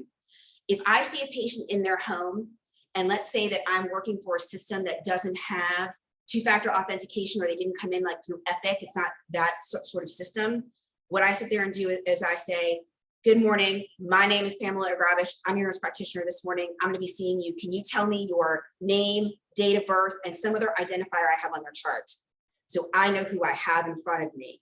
Again, what's that rule we learned in nursing school? If you didn't chart it, you didn't do it. And then I put that in my notes. Verified the patient is who they said they are, okay? Because your visits will not be taped because that's against HIPAA. So your only value here is what you chart, okay? All right, conducting telehealth visits using unencrypted consumer video platforms, same thing for if you're on an unencrypted email or a public Wi-Fi. So you wanna make sure that the system you're using is proper. Conducting visits on telehealth platforms without a business associates agreement. So you do need to have a BAA on file. Okay, if you don't know what that is, make sure you find out. And if you don't have anyone that can tell you, find someone who can. All right. Here's my biggest thing that I find about nurse practitioners. We are more willing to go, I just want to do what's good for the patient. I'll worry about that later. Our physician colleagues do not function in that manner. Okay.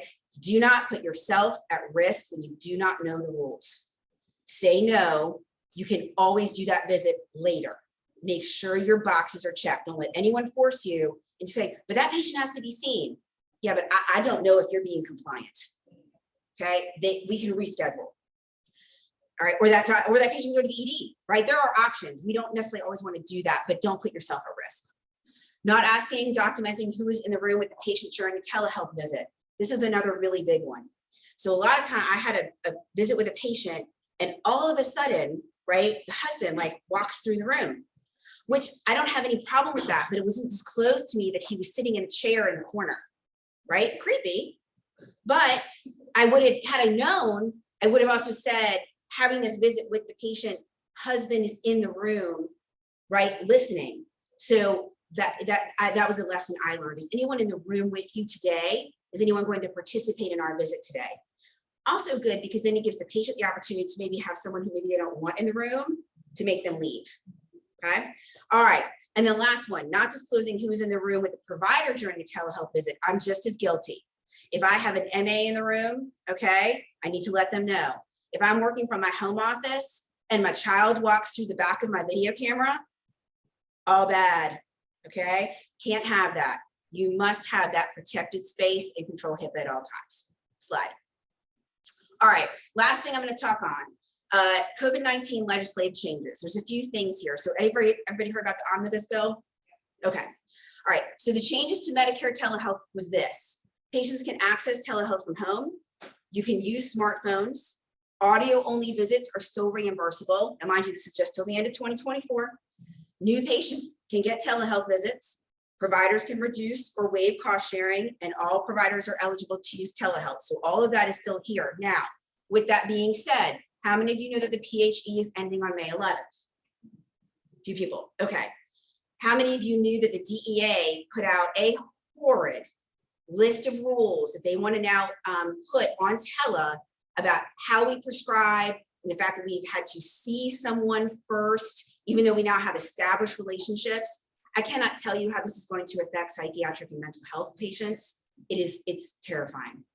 The DEA opened this up, and they were actually at the American Telehealth Association, and I had the great privilege to speak there this time.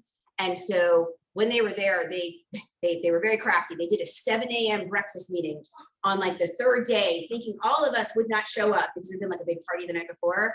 Room was packed, standing room only. I felt bad for these poor little DEA agents that were at their computers just typing. And NPs, doctors, you name it, up to the mics saying you're going to kill people with these new rules. They opened up a comment period. They thought they'd get a couple of hundred, maybe 1,000 comments. They got over 35,000, okay, about how awful these new rules are. They were supposed to come back and give us what the changes to the legislative rules. They've yet to do so. They're supposed to enact the current changes, which is basically, right now it would say, if I have a DEA in Georgia, but I'm seeing patients in Connecticut, I need to hold not just a DEA in Connecticut, but also in Georgia. Let's say I don't see anyone in Georgia. I just happen to live in Georgia. I have to hold both DEAs. The DEA can't even process my application that I asked for 6 months ago. You think they're going to be able to keep up with all these new ones? I mean, some of these are just laughable. The other big piece of this is getting patients in for no other reason than to have a doctor say, yes, I saw you in person, but I'm making no changes to your plan. Okay. Especially for child and adolescent psychiatry, this is devastating. The wait for a child and adolescent psychiatrist is over a year. They want us to have them seen within 30 days, or we're going to be out of compliance. So anyways, this is what's happening right now. So when we talk about the fact that we have to be on the forefront, on the lines, talking to our senators, our congressmen, okay? I actually just had a recent conversation with Rich. Yes, and it was really, really good. So our congressman that took over for McGrath, okay? So Uh, yes, and Rich McCormick, and he's an ED physician, and I don't think necessarily that he says that he loves nurse practitioners, okay? What happened during our visit? Well, I'm a little long, are we okay? Okay, so, you know, we got a little off topic as to what we were trying to talk to him about, which was some of these rules and regulations about like diabetic shoes and other things, and he was like, I don't really want to talk about that. I kind of want to talk about nurse practitioners and collaborative agreements and how do we move forward, and so we were, go ahead. And when he runs off. You gotta go up front. Yeah, you're gonna have to come up. He is running off the gallery floor, Yes, right? He runs in, he's late. We've been talking with his legislative advisors for 15 minutes. It was me, myself, Michelle. Over. there you go. Nancy, were you with us, Nancy? Yeah, she was in a different group. So this is just folks from District 6, right? Yes. So he runs off the floor. Oh, hey, how y'all doing? The first thing I want to say is I love my ER nurse practitioners, but the number one complaint they have is that the nurse practitioners coming out of school are not properly trained, and it's scary. And so he shot the first shot off the bow, threw us off. We were so prepared with Michelle had us, you know, all lined up with you say this, Pam, you say this, Robin, threw it all out of the water and kind of went into a rabbit hole about education and that type of thing. So, so now you're friends. But well, here's the thing is, That's it awesome. was productive because I think what we were able to say is, I do think you should be a nurse first. I do think you should be at the bedside for a while before you become an NP. That's my personal opinion, okay? I also know that we are in a horrific shortage, both for nurses, NPs, and doctors. So we have to figure out a way to make it better. I can tell you right now that the current way that we train doctors is broken, okay? There are tons of seats going unfilled in residency programs. The amount of time and money and effort that it takes them to get trained, and I'm not saying it's not something that has to happen. But what did he say? When we were talking about the ICANN bill, which has been reintroduced 2 weeks ago at the federal level, right? We can get that later. And we were talking about cardiac rehab. He said, I didn't know nurse practitioners can't order cardiac rehab. I just go into the portal and go click, click, click, click, He click, assumed. and sign it. So when we talk about the physician shortage, they're not paying attention. And I Correct. know they're not paying attention because in my practice, when they're signing off on home health orders, they sign for people that aren't even in my practice that kind of get shoved in. Yeah. So it's a huge issue. I'm sorry. 100%. No, you're good. This is working. I think that the big piece about this is, you know, it's funny. When I got out of school, just ages ago, Me too. Me too. but when I got out of school, right, the NP role, especially inside of hospitals, was relatively new. Having a fleet of nurse practitioners on a cardiothoracic service and then all of us go scrubbing into the OR, that was, I mean, we were like trailblazers. It was all PAs Okay, back it then, was all too. PAs back then. PAs back And once they figured out what we could do, and I have a lot of PA friends, so I feel like I can say this, they were like, oh, you're more holistic. You look at the patients differently, okay? We had a wonderful blended service. But what I'm seeing now, especially because I work with so many docs and I'm putting them in different opportunities, there's not a doc coming out of school that hasn't been already paired with a nurse practitioner when they were training. So they know it coming out. They know what medicine should look like. It's not new or foreign to them. When I call them and say in states where they need a collab, they don't ask to be paid. They're like, okay, that's fine, no problem. Do they have experience? It's usually the one question I get, right? If they're green, how's that gonna work? They have to put some ground, I want to do that to Tela, whatever. Okay, I respect that, right? Again, things are changing. I think that, but going back to Reg and kind of the conversation that we had, which is, I think that we are starting to move the needle. People are starting to see us, which is really, really great. Regina and I are going to talk about that. Slide. when we talk. And we're up on a hard break here. Yeah, I have like one more. I know we've had a lot of coffee. This is, if anybody needs, and I can give these slides over if you need them, but this is a map of the telehealth resource centers that are across the country. If you don't know the answer or you're worried about breaking the law, call them, okay? And I've even colored, well, I didn't do it, my amazing assistant did it, but she color coded everything and made it all beautiful for you, okay? So with all the phone numbers and then slide. If you need me, call me, email me, okay? I promise you I'm the only person on LinkedIn with that last name. All right? Yeah, let me know how I can help you, whether it be through my company or personally or what have you. I'm so excited to be a part of this organization. And thanks for listening.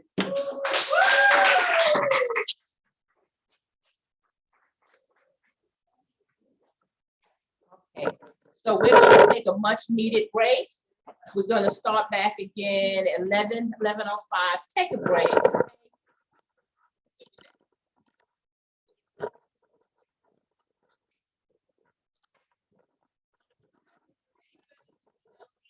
Just look at that class agreement, that would be a great time.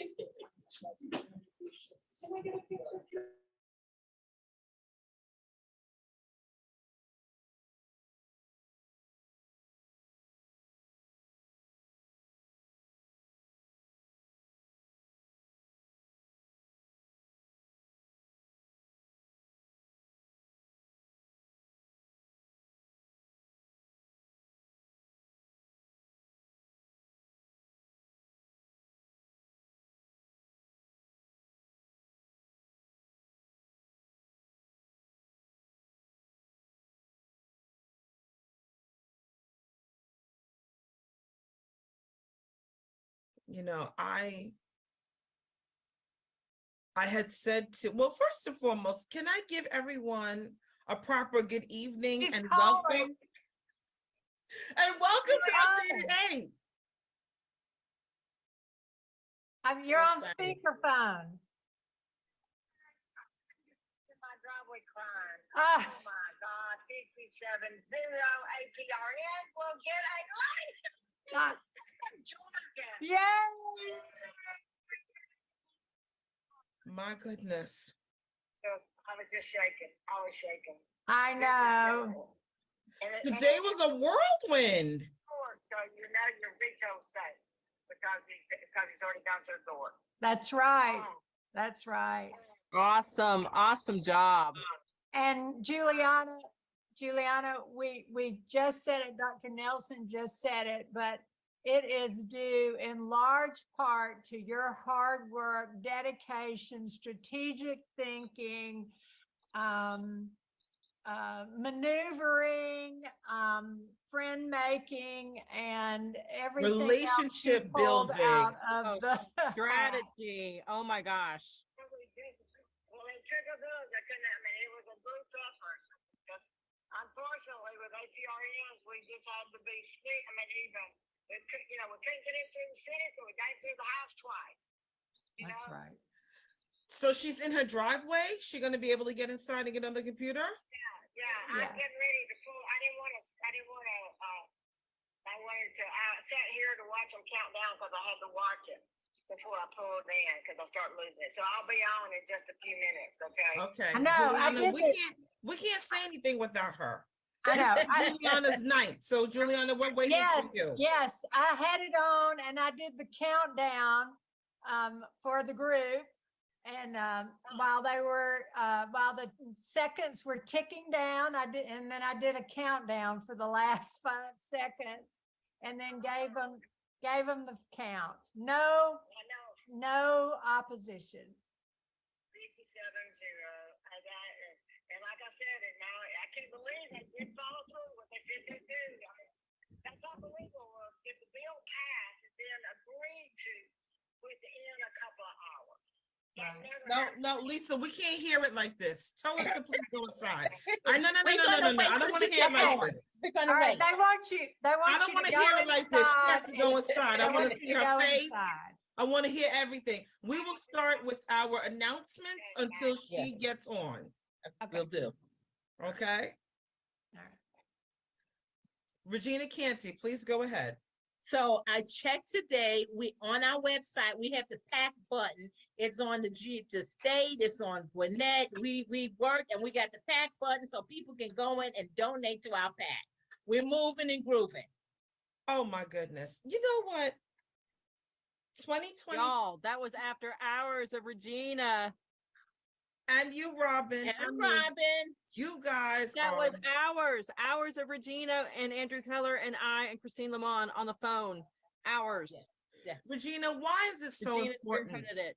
that we have that PAC button You know, available? So for everyone on the call who may not even know why we're clapping our hands off tonight, why was that so important to get that PAC button on our So, you know, website. we're the big people now. We're playing big games. We're playing with the big boys and we gotta play hard. What it So is. when we go to all, you know, Juliana calls us and she said, I need y'all to show up to this meeting and that meeting. You can't go empty-handed. Nope.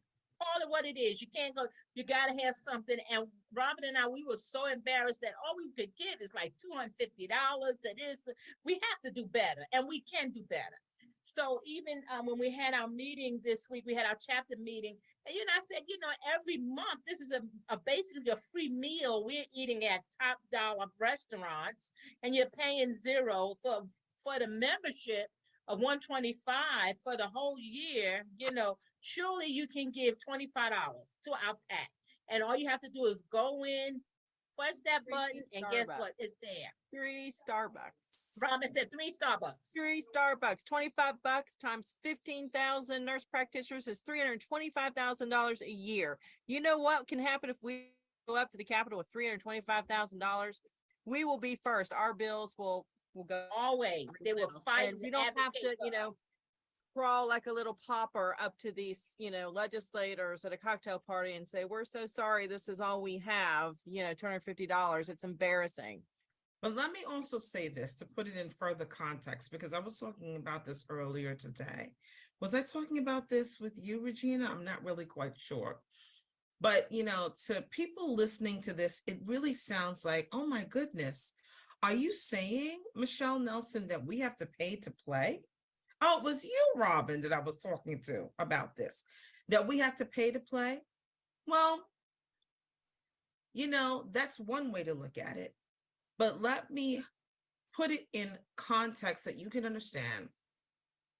When you approach a legislator and you are asking for them to support your bill, it is like showing them how much you support them.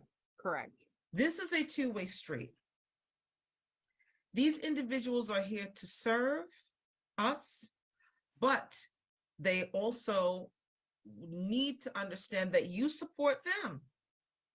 You support them. You're constantly showing up. You're asking, please. I mean, I've had to text my senator how many times? And so he would like to know that I am in his corner as well, because running for and winning elections are not free and they are not cheap. So it is very important that when we are looking for individuals to support us, that we support them. Now, it also has to be said that the Medical Association of Georgia, and honestly, you know, as much as we fight them tooth and nail, you got to take a page out of their book. You know why I got to take a page out of their book? Because doctors do not play. They support their organization.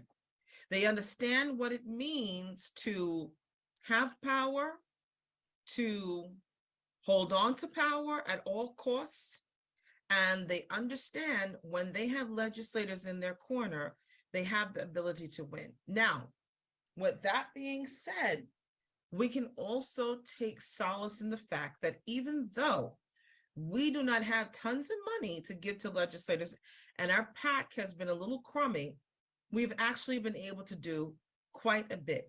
You know why?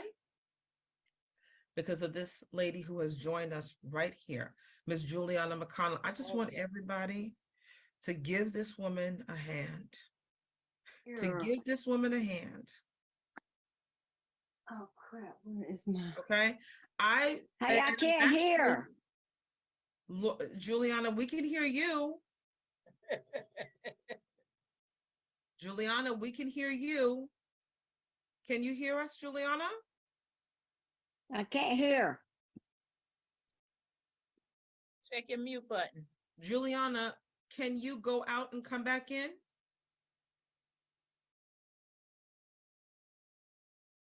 I'm gonna call her. Hold on a second. You guys continue to chat. Let me just get her straightened out. Okay, I can hear now.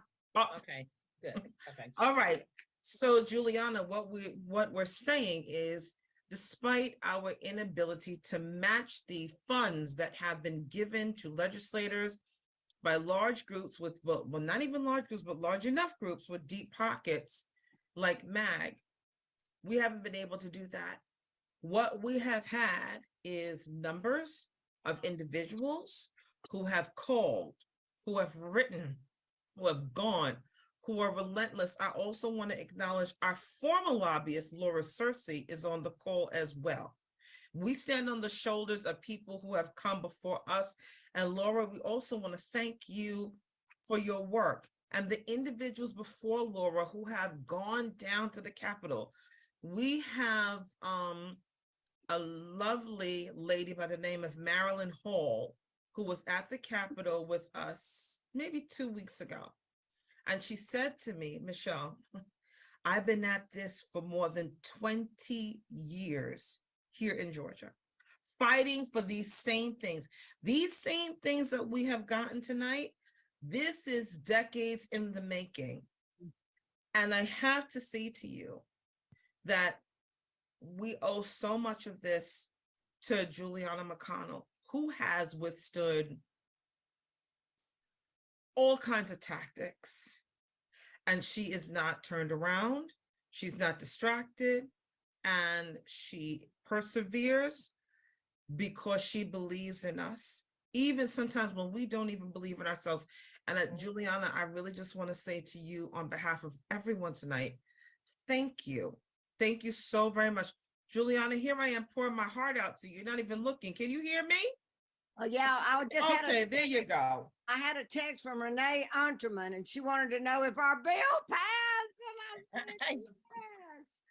Oh, yeah. So Juliana, without further ado, this week has been one of the most consequential weeks. It has been a whirlwind.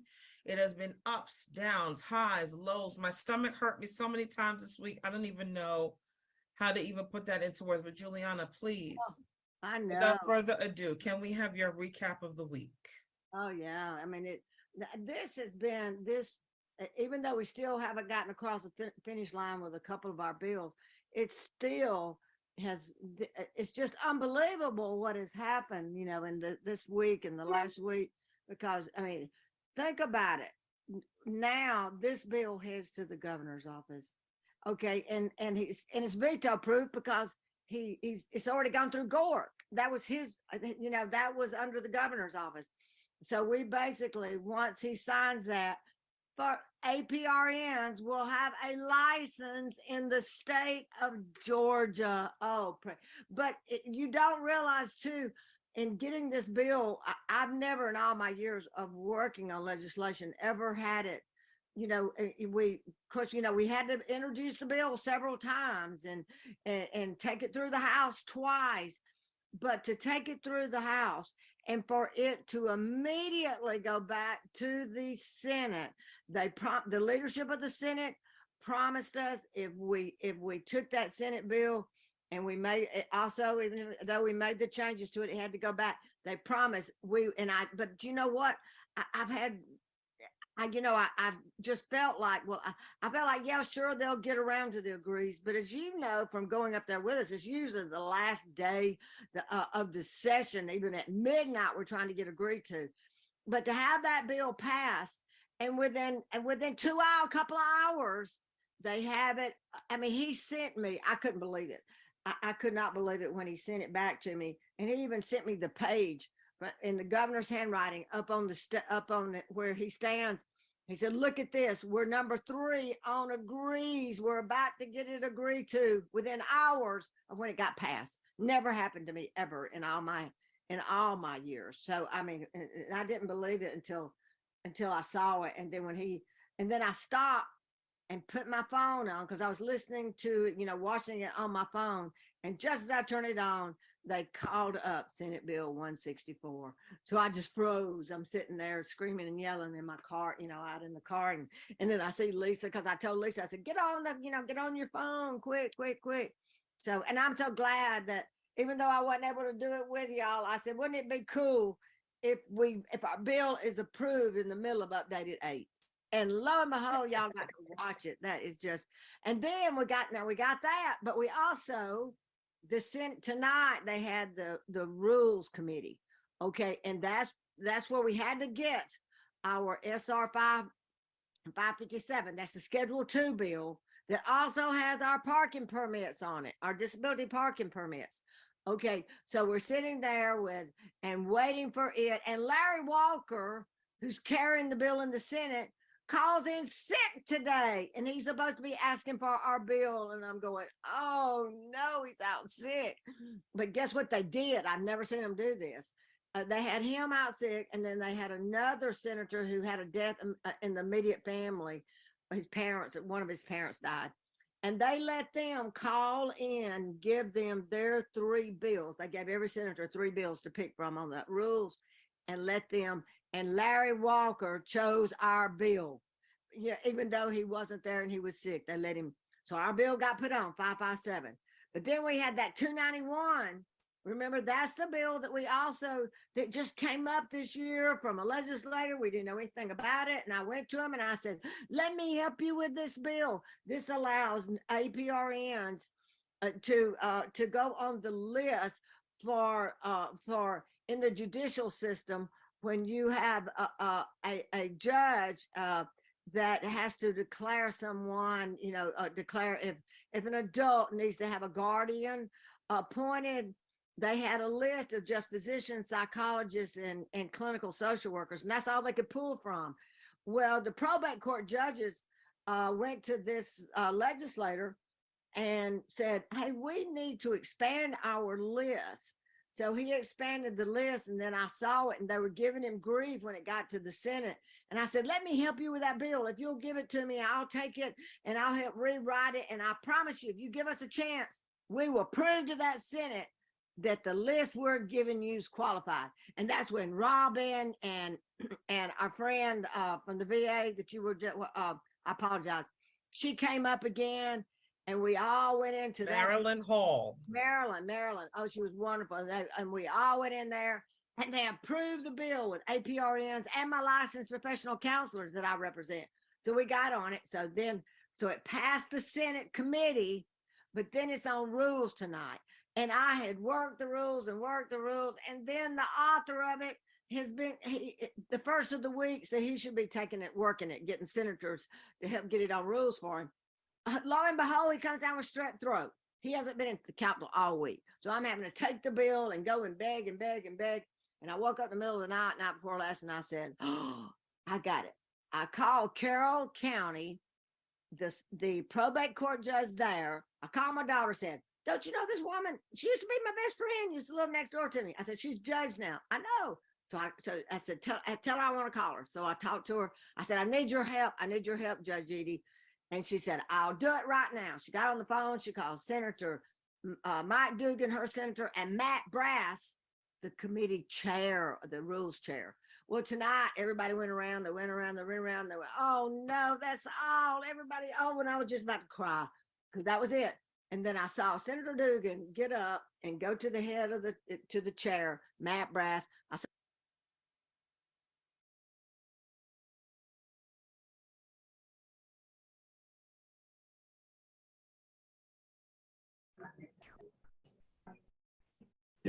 Okay, good afternoon and good morning still. We still got more to go. The break is over. I'm going to ask us to come back and resume our seats because we still have some important information to give out. But let's recap for a second. Telehealth. Wasn't that phenomenal what Pam gave? That was phenomenal. And she gave us some rules that we need to implement in our practice. Where else can you get this information from? What other organization is developing? Huh? None, because None of, yeah. For free. For free. And we're just saying, okay, this is what we need to have. This is what we need to do. And we need you to share this with all your advanced practice nurses or all your nurses in leadership position. We need the support. Okay, I'm gonna slow down. I'm gonna let Robin start. You're gonna start, and then I'm gonna come back and we're gonna talk some more about leadership in the state of Georgia. Okay, UAPRN and what's going on. I'm just gonna do a quick introduction showing the slide so everybody sees what we're dealing with here in Georgia, okay? I want to make it clear that when we say nurse practitioner lingo, that Georgia is a red state, that does not mean Republican, it means restricted, okay? Restricted practice. Do you see how many red? How many green is full practice? Utah just went full practice this year. And then the yellow, of course, have more restrictions. They're not full practice. Regina and I and Michelle, we've been going to Texas every year for the past couple years to participate in the Texas Nurse Practitioner Association's workshop that they do. They bring in all the states and we talk about what we can do to improve practice, removing barriers and get to that full practice authority. All right, so I just want everyone to keep this in their mind and blaze it in your brain. Look how restricted we are. One of the few. Next slide. We're gonna go back to that too in a minute. So the Georgia Workforce Commission for Healthcare was commissioned by the governor, and it came out with quite a bit of very eye-opening data. The challenges we have is that the demand for healthcare, as was mentioned earlier, is outpacing our supply of healthcare providers, right? We are designated as a healthcare shortage state. We need 680 new practitioners to remove that designation as a health professional shortage area. We are number 2, Florida's number 1. I'm sorry, Texas is number 1. We're number 2, and I think Florida's number 3. Okay.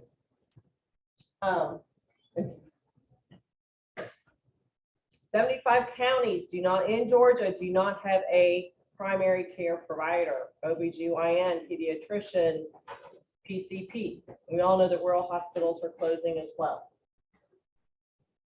And we'll get to some of these too about what we're trying to do in the legislature this year. As far as APRNs to write Schedule 2, we were very, had some great movement with that, and hopefully we're going to reintroduce it next session, and Juliana left, she can speak to that too.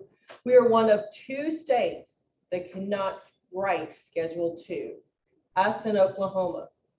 PAs are one of 2 states that cannot write Schedule 2s. They're Kentucky and Georgia. We can increase our access, and Pam talked about telehealth, how we can do that, especially in the rural areas.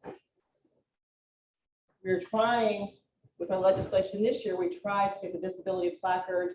We can't sign DNR orders, can't sign death certificates, and we can't even apply for our own license. But that's going to change, right? That's right. Okay. So let's go back to the first slide, and then I'm going to have Regina come up, and then we'll talk about what we've done in the legislature this year. And then I'm going to talk about Board of Medicine.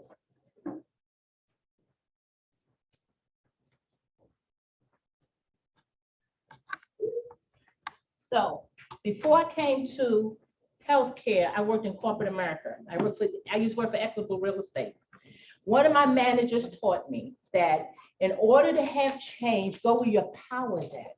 Go where your power is at if you want to have change. You want to move, go where the power is at. So that's why this shift is so important for us to go where the power is at. The power is down at the Capitol. They're the ones setting rules and regulations. What we've discovered is that we who are leaders in healthcare, we're not doing it. Other people are making decisions for us. We have a large group of nurse practitioner leaders or healthcare leaders or advanced practice nurses leaders, got their doctorate degree, and they are dedicated to improving care in Georgia, but they have not united together. This organization is called United Advanced Nurse Practitioners. This is a united group. So when I look online and I see other organizations, I got this group and that group, Black Nurses Rock, this and that, all of these different organizations. We have to unify in order to get things together, to get things moving forward. We have to let our voices be heard. We've had several conferences in the state of Georgia, and we call it unity conferences. We've had people come all the way as far as California, Oklahoma, to tell us the statistics, what's going on in Georgia. Georgia is a state where we have the have and the have-nots. If you live in the metropolitan Atlanta, including our suburbs, you're not worried about it. Robin and I will go to these different meetings where these leaders are, these legislators are, these senators are, and they say, oh, well, my health care is good. I had open heart surgery, I did good. That's fine. But go 45 minutes out in any direction, guess what? There is no health care. There's no, the women, the disparity is bad. Having children, with some women who are pregnant do not get to see an OB person. The prenatal is not good. So the children, the babies are not coming here healthy. Why is that? Well, there's no healthcare out there. They don't have doctors out there. They don't have healthcare providers, healthcare leaders out there. And so in order to remove these barriers, we have got to let our voices be heard.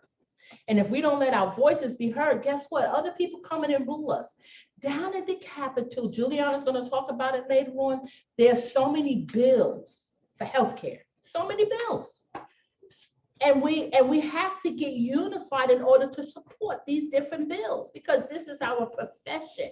So it's important for us to be a part. We put this workshop on. We had about 51 sign up, said they want to be a part of it. I don't know what happened. Did they forget? But we are going to have this, run this online. So you can go. People are sending me messages. I can't make it. Okay, but this is going to be a recorded program. So you can send it to people and see what we're doing in Georgia. It's very important work, okay? The education, I want people out there to know, if you are in any type of online schools, that they talked about it down at the Capitol, that they didn't want to support it, you better let your voices be known, because there are people around there talking about how you're not competent enough.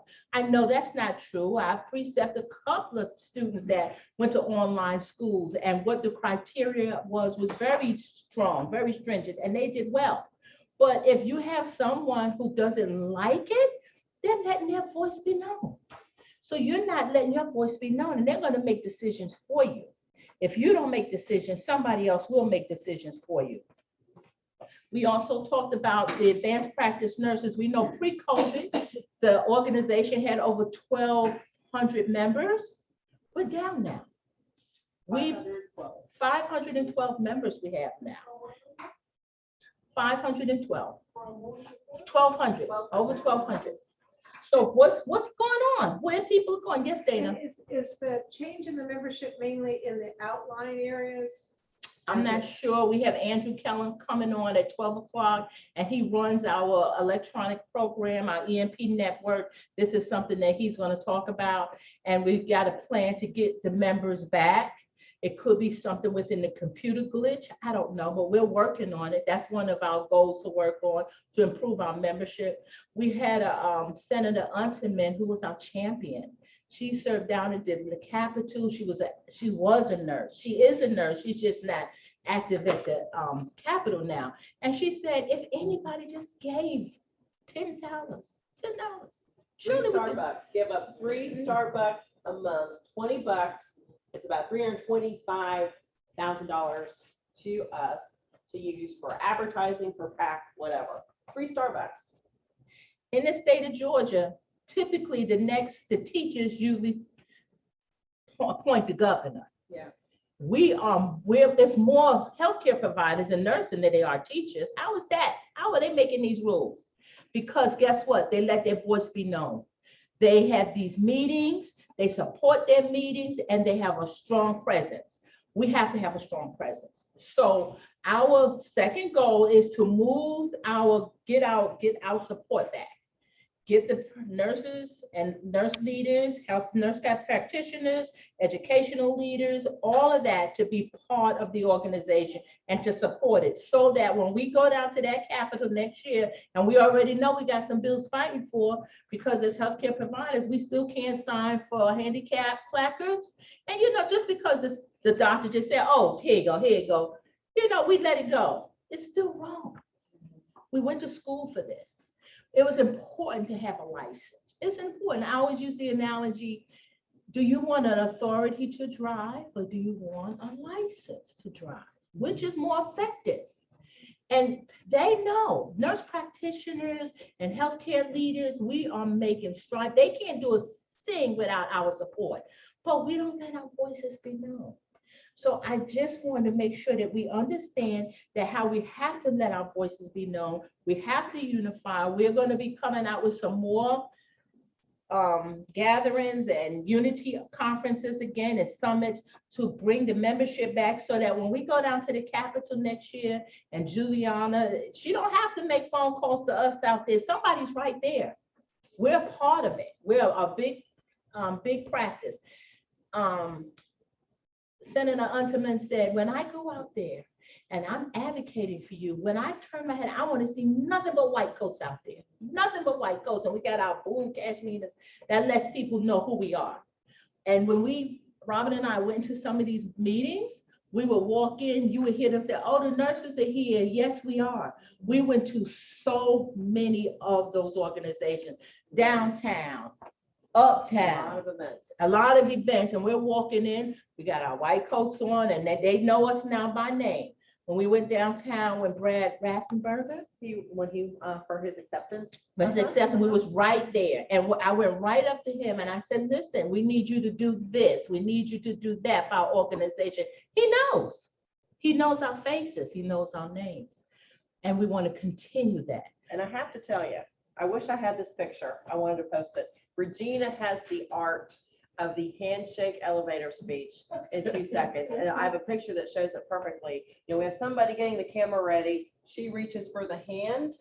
She pulls him up and goes, she gives her speech, tells him what we need, blah, blah, blah. I mean, it's beautiful. And we have techniques like that that we can teach you. And we encourage everybody to come down to the Capitol. I've learned so much from Juliana and Michelle and Dr. Eichelberger about how the process works. But you have to come out. No, you're not done yet. Yes, ma'am. Go ahead. But you have to come down. Now, we're going to talk about legislation shortly, but one bill that Juliana was watching very closely was the guardianship bill. It was introduced by the licensed professional counselors by Representative Scroggins. And she was watching this, and the language was to expand who is able to sign guardianship, right? Physicians don't want to do it. They're too backlogged. They have to go to court. They don't have the time. So they wanted to add licensed professional counselors. I can't remember who else, but licensed family therapists. So Juliana watched this bill and she goes, wait a minute. Nurse practitioners need to be on this. We can sign guardianship. So she asked me to come down to be present when they were in the Senate Family and Child Committee, right? Children and Family Committee. It was myself and Marilyn Hall was there to observe, to learn. And Juliana called me, I think the day before, something like that, which is very common. That's how politics work. I mean, you have to be on call when they say, we're going to have a committee meeting in an hour. I need somebody there. You need to be there. I was the only one that was going to speak on behalf of advanced practice nurse practitioners. The only question that Senate committee had was for a nurse practitioner. And it was, the question was, do you have to have other education in the mental health psychiatric world to do this? Does your education as a nurse practitioner, family nurse practitioner, allow you to be able to sign for guardianship? And the answer was a very simple yes. And I'm coached by Juliana, by her legal counsel, Aubrey, and they tell you and they guide you on what to say and what not to say. But we need more people there. If I wasn't there, if Marilyn wasn't there, and we had nobody to speak to that question, we may not have been successful. So that bill is now going to be introduced into next session. It was never called on Sign and Die Day. Do you have anything to add to that? We're going to talk about it later. Okay. Okay. So also, our organization, we are welcoming students, mentorship. A week doesn't go by that somebody's sending me an email or text, I need a mentor, I need this, because nurse practitioners, I hate it for us. You be going to these schools and they put it on you to find your mentorship. And so they're calling, they're saying, I need a preceptor. right? So Orlin Montez, who used to be our treasureress, told his student to call me. So she called me and she said, I need a mentorship. I said, well, I'm not in clinic right now because I'm doing a lot of telehealth. But if you come to this meeting, I'm pretty sure somebody else will be there because we're all together. And if you need something, it's free. It's free. You just gotta come. Okay, we have meetings once a month, UIPRN, and usually we have our meetings at nice places. This month, April, we're gonna be at Frankie's Steakhouse. I mean, that's high end, because if you go to Frankie's by yourself, you're gonna pay about $120, $150 for a meal. We got these companies that want to educate us and teach us. We learn so much, but we have to be there. So we have all this stuff out here. And we need to let our students know that we're out here. One of the physicians I work with, her daughter's in school for mental health, nurse practitioner, and it's hard to get preceptors. Now, when I was working at Emory, and they have the medical students, they have people who are hired to find places. But some kind of way, our higher education put it on the students to find their preceptors. Well, if you're aligned with a UAPRN organization, if we can't do it, we'll find somebody for you. So I sent her information to somebody who I knew who has a nurse practitioner psychic practice. And I called, I said, now, and they're gonna have this type of seminar, be there. And I said, matter of fact, be her best friend. Whatever she needs, you're gonna be able to get it. And when I sent her the information, she said, I need OB, mental OB, I need child psych, and I sent it to the person I know, and she sent me, check with this one, check with that one, check with this one. That's what all this is about. And advanced practice nurses want to open their own business. Well, how are you going to have a successful business? You're going to need some help. We have people here who have their own business who giving out free knowledge, giving it out, but you got to be here. You got to be part of the organization. Membership is $125 a year. Once a month, you can go to a meeting and you meet people. I meet some of the best people in the world who just like I am. I went into healthcare because I like to help people. And I said, well, I need to get paid for this. You know, I'm always giving away help and free. I'll do it. Well, how about be a part of an organization and make it bigger? That's how we grow. So I want to help. I want everybody to get in touch with your UAPRN representative. Become a member. If you're retired, renew your membership. Meet people, because you never know when you're going to need people like me who know people like you. Okay, so that's another thing that I'm going to talk about. You have something else to say? We're gonna do the Board of Medicine. Okay, we're going to move on to the Board of Medicine. That's something else that we need to discuss. I'm going to let Robin take over. Huh? Okay, because you speak about mentorship Mhm. and helping. Our cards are on the registration table outside these doors. If you can't find your UAPRN representative, don't know which chapter you fall under, Regina and I will be more than happy to point you in the right direction. Okay, so we have a major issue, and that's with the Composite Board of Medicine. All right, for those of you who are in the hiring of nurse practitioners, credentialing nurse practitioners, or a new grad trying to get a new job, you know that the wait right now to get your collaborative agreement passed is 6 months plus, correct? So Juliana got me in touch with the Governor Kemp's office. We got in touch with the new deputy CEO, which is Mike Smith. We emailed him on a Sunday. By Thursday, we were in the governor's office, myself, Juliana, and Michelle, with the deputy CEO, Gus Yeomans, who's the governor's healthcare strategy legal advisor, and with Daniel Dorsey, who's the Composite Board of Medicine executive director. Right now, we have a 25% pass rate or acceptance rate of our collaborative agreements being approved by the board with first submission. 25%.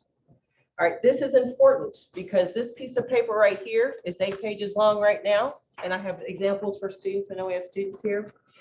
When our legislation, which is going to pass next year, we had a bill that was like a Christmas tree bill where people kept adding things onto it that include our prescriptive authority, our handicap, and some other things. when that goes through, and Juliana will explain how it was held hostage and why. But that will be re-entered next session and hopefully will be passed. This is going to get more complicated, all right?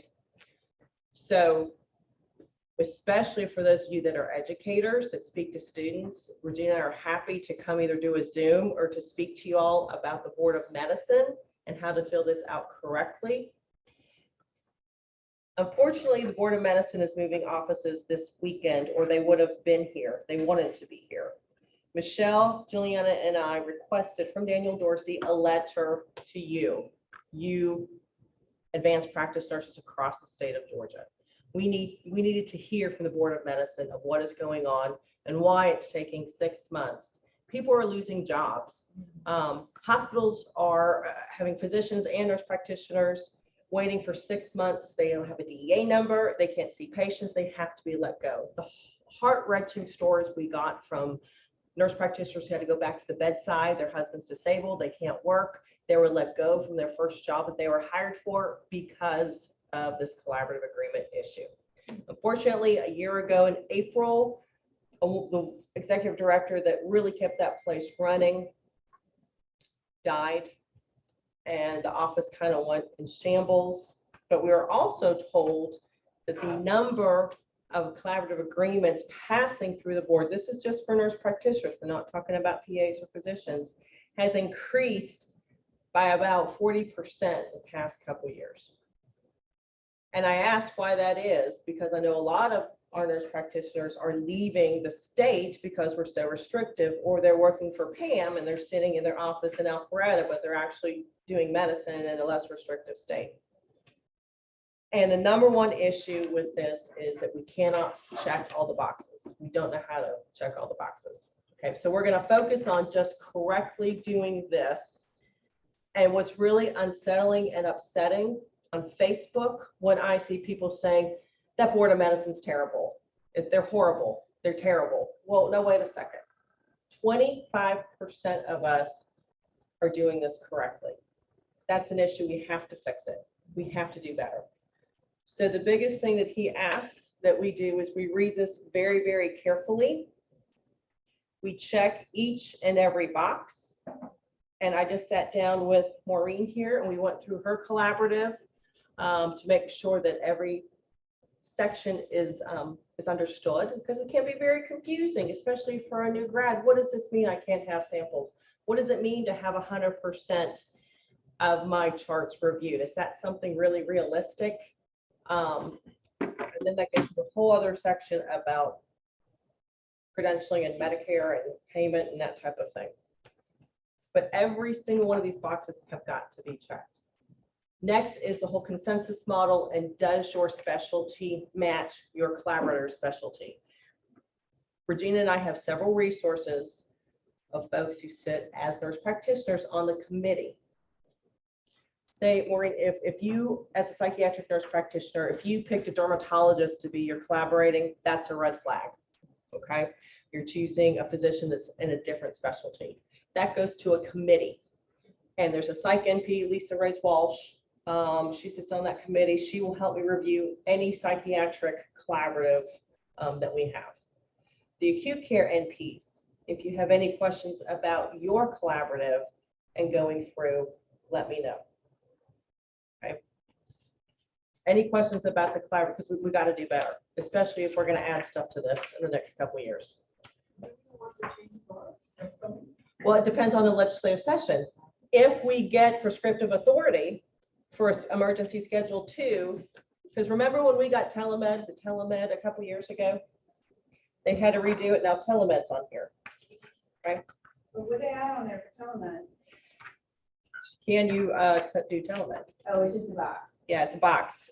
Those of these are just boxes. And remember we did the radiology bill that passed a couple of years ago. That had to be added. The medical imaging tests, APRN is allowed to order a medical imaging test, CT scans, MRIs, PET scans, or APRN is not authorized. Now, you have to sit with your collaborator and you go through this one by one, because let me tell you something, they don't understand this form either. Okay? Do you have a question? Dan? Right now, it's going to go electronic very soon. Very soon. They're trying to get electronic soon. Do they think that will enable them to be faster? Yes. And Absolutely. will it drop down red boxes when you haven't done what you're supposed to do? You know what I mean? Like you can't submit? It's because you didn't supposed to fill it out right? simplify the process. Okay. Yes, that's what we're promised. Okay. We're hoping that they're gonna come, if there is a conference in September, we're hoping that they'll be there. They've been invited to our conference in September. Okay, have a separate workshop. Okay, so the handicap signature placard is already written in the DMV law. So I don't think we have to do it in here. I'm not sure. It's a question for Juliana. I'm not sure if that will change this. But what I'm hearing, what I'm feeling, especially from Juliana and just being at the Capitol, there's a lot of movement with healthcare. A lot of the legislators are standing up and saying, Georgia is the only one that does not do this. We have a healthcare crisis, and there's a lot of forward movement. And Juliana will speak to the fact that we've had so many healthcare bills this session. So there's a lot of talk about Georgia because our healthcare, we're in a crisis. So let me speak to the Board of Nursing. Okay, the Board of Nursing, I've gotten lots and lots of emails about the Board of Nursing. I don't have that much information on what the Board of Nursing can or cannot do. All I know is right now it's going to change. Juliana will talk about that. Juliana did go to Secretary of State's office to ask for additional funding in the governor's bill for extra employees at the Board of Nursing. And she can talk to you about what was granted, because with this license coming through, it's gonna take a lot of work. It's gonna take a lot of change. You guys are gonna have to be really updated to our posts so we can guide you on how that's gonna look and how that's gonna be implemented. Okay. Yes, sir. You know, I think it's really sad that a lot of nurses, they still don't realize the importance of having that second nursing licensures, the APRN licensures. And I was talking to one of my friends who is a nurse practitioner who's practicing, and I mentioned it to him, and he said, it really didn't matter. And it's, I think in Georgia, only in Georgia, I've been a resident of Georgia all of my life, and I'm a nurse practitioner here. I just think the nurse practitioners here their mindset's just really behind. And like this meeting here, I think more people should be in this meeting. We had 54 people show up or sign up to register. Some were online, and we've had about, I think we have 15 present, 12 online, Brian. So we have, But yeah, and then we have a sponsor who bought all this food. But even, you know, I just think more people should be hungry for the practice. And that is your job. If you are here, if you're listening, if you're in this room, that is your job. Take this word and go spread it. Our friends in New Mexico, we asked them this question. They said, you have to have little armies of people all across your state. And Regina and I have been trying to do that. We're trying to go to these meetings in North Georgia, Columbus, Savannah, but we need your help. We're two people with full-time jobs and families. Like I'm from Fayetteville, it's dead down there. I went to a meeting in Columbus because I was hungry for the knowledge. And that, I mean, it's just. We met you down there. Yeah, that's right. That's right. That's right. Okay. But they were booming, and I was like, Yeah. Jesus. So we need people, Yeah. you have to be in that certain stage of your life who maybe your children are out of the house, but you have to have the energy, you have to have the want. I mean, we're in our fourth quarter of our career. You know, we want to see nurse practitioners, we want to see better for Georgia, for nurse practitioners, and that's why we're fighting, but we need help. We need you all out there to spread the word. Come to our meetings. Regina has an open door. Anybody can come to our meetings. I want to echo what Mia said, because I know that I was sharing with faculty about the licensure. And they said, what do you mean? I don't have one now. And No, I no. got it. It's on the board site. They did not understand. And so, and I will tell you, I was just stunned about the lack of real knowledge of where things are at. And some of them have come into Georgia, some of them received their education as well as post-licensure through Georgia initially. So I will say that I really think we need to get too, the coordinators of these programs? Not only that, also, because where I work at, I met a nurse practitioner who so they're out of school. So once you're out of school, where do you get your education from? Where do you get your knowledge from? You don't. Unless you go to conferences, unless you align yourself with someone who's staying on top of these things, you don't have it. And you're right, they don't know. I met a nurse practitioner last week and I said, well, the licensure bill passed. She was oblivious. Because she can practice. She can, but she don't understand her practice. And if you don't understand it until it's pulled from under you. If you don't know what your rights are and somebody, you can say, well, wait a minute, where did this happen? When did this happen? It can happen. But people don't understand. They said, authority, I said, you don't have a license, you have an authority to practice, you know, and we operate mentally sometime in our little silos, so to speak. You know, we got our RN license and we're able to do our nurse stuff. And then I've heard people say, oh, they're just a nurse, registered nurse with a master's. They don't even understand. The doctors understand it. The legislators don't understand it. They don't understand what we do. But they get so much money. I see it. They get so much money. When you go open your own practice or when you work at a doctor's practice, do you realize how much money they get from your practice? They getting it. Okay, and then you got some nurse practitioners that figured out, well, let me go practice on my own. And then when you get a doctor who's going to collaborate with you, and you got to tell him what to do, and you're paying him money. A lot of money. Yeah. I pay $3,000 a month for 3 of us. Right. Think about that. It's all money. And like Pam was saying, you got to start thinking like they think. If you want a business and you want to thrive, you got to think. They don't care about, oh, I just want to help my patients. They think bigger. They think big and they think business-wise, professional-wise. And the healthcare profession is just starting to go into thinking like a business per se. Because I was in corporate America in real estate. They've been doing this for a while. They've been talking. So the powers that be healthcare, for, oh, wow, there's a whole lot of money in this healthcare and it's going to get better.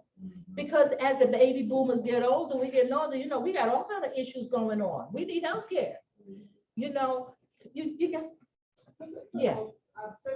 You got to say it loud. You come up front. I mentioned earlier today that we need to stop asking for permission as nurses. First of all, we're trained, we know the work, we can do it. But my question is, how do our small groups of people fit into the larger? Because I think y'all know from Southeast Georgia, Statesboro, and the activity there, if it's there, I haven't found it. But how do the Columbia areas and the different topics feed into the larger sort of message and the momentum stays consistent? Columbia, you know, usually people follow their leaders. You're as strong as your leader is. True. So the Columbus issue, Pam Shaw is their presidential leader up there. She's very connected. She's a UAPRN president. She's one of us. You know, so when you find those strong pockets, they're devoted and dedicated and they stay to it. You know, Gwinnett Forsyth in Atlanta is probably one of the largest chapters of UAPRN. You know, but we got to get better. So what do we do? Like, what can we do? Like, for those who want to get momentum going? So to answer your first part of your question is how do they tie into the big organization? Well, that's Regina and I's job. Okay. As a GRC, that we're an extension of the board. Okay. And that is our mission to tie and unite everybody legislatively, politically, advocacy wise. We will come speak to your group. I know we're still trying to find who was Statesboro's board before they dissolved before COVID. You know, COVID hit us, right? And I remember the lady who would help with the first conference from Statesboro, the NP that came to Savannah. She helped us run the program. She checked out the venue. I don't remember you. That was a while ago. Yeah, I was there, but I don't remember. I'll go back because I should have some minutes somewhere. Okay. In my home computer. So we'll connect you with Dana and see And that's. I told her, I said, I'd try to find out her name. And that's why coming to these is so important, to network and to connect. So what we're asking, and we will be reaching out even to the schools. You know, I used to be an adjunct instructor for Gwinnett Technical College, and I was telling my students, right, and then associate degree, right from the beginning, I would say, okay, you're gonna get some credit if you come to this meeting.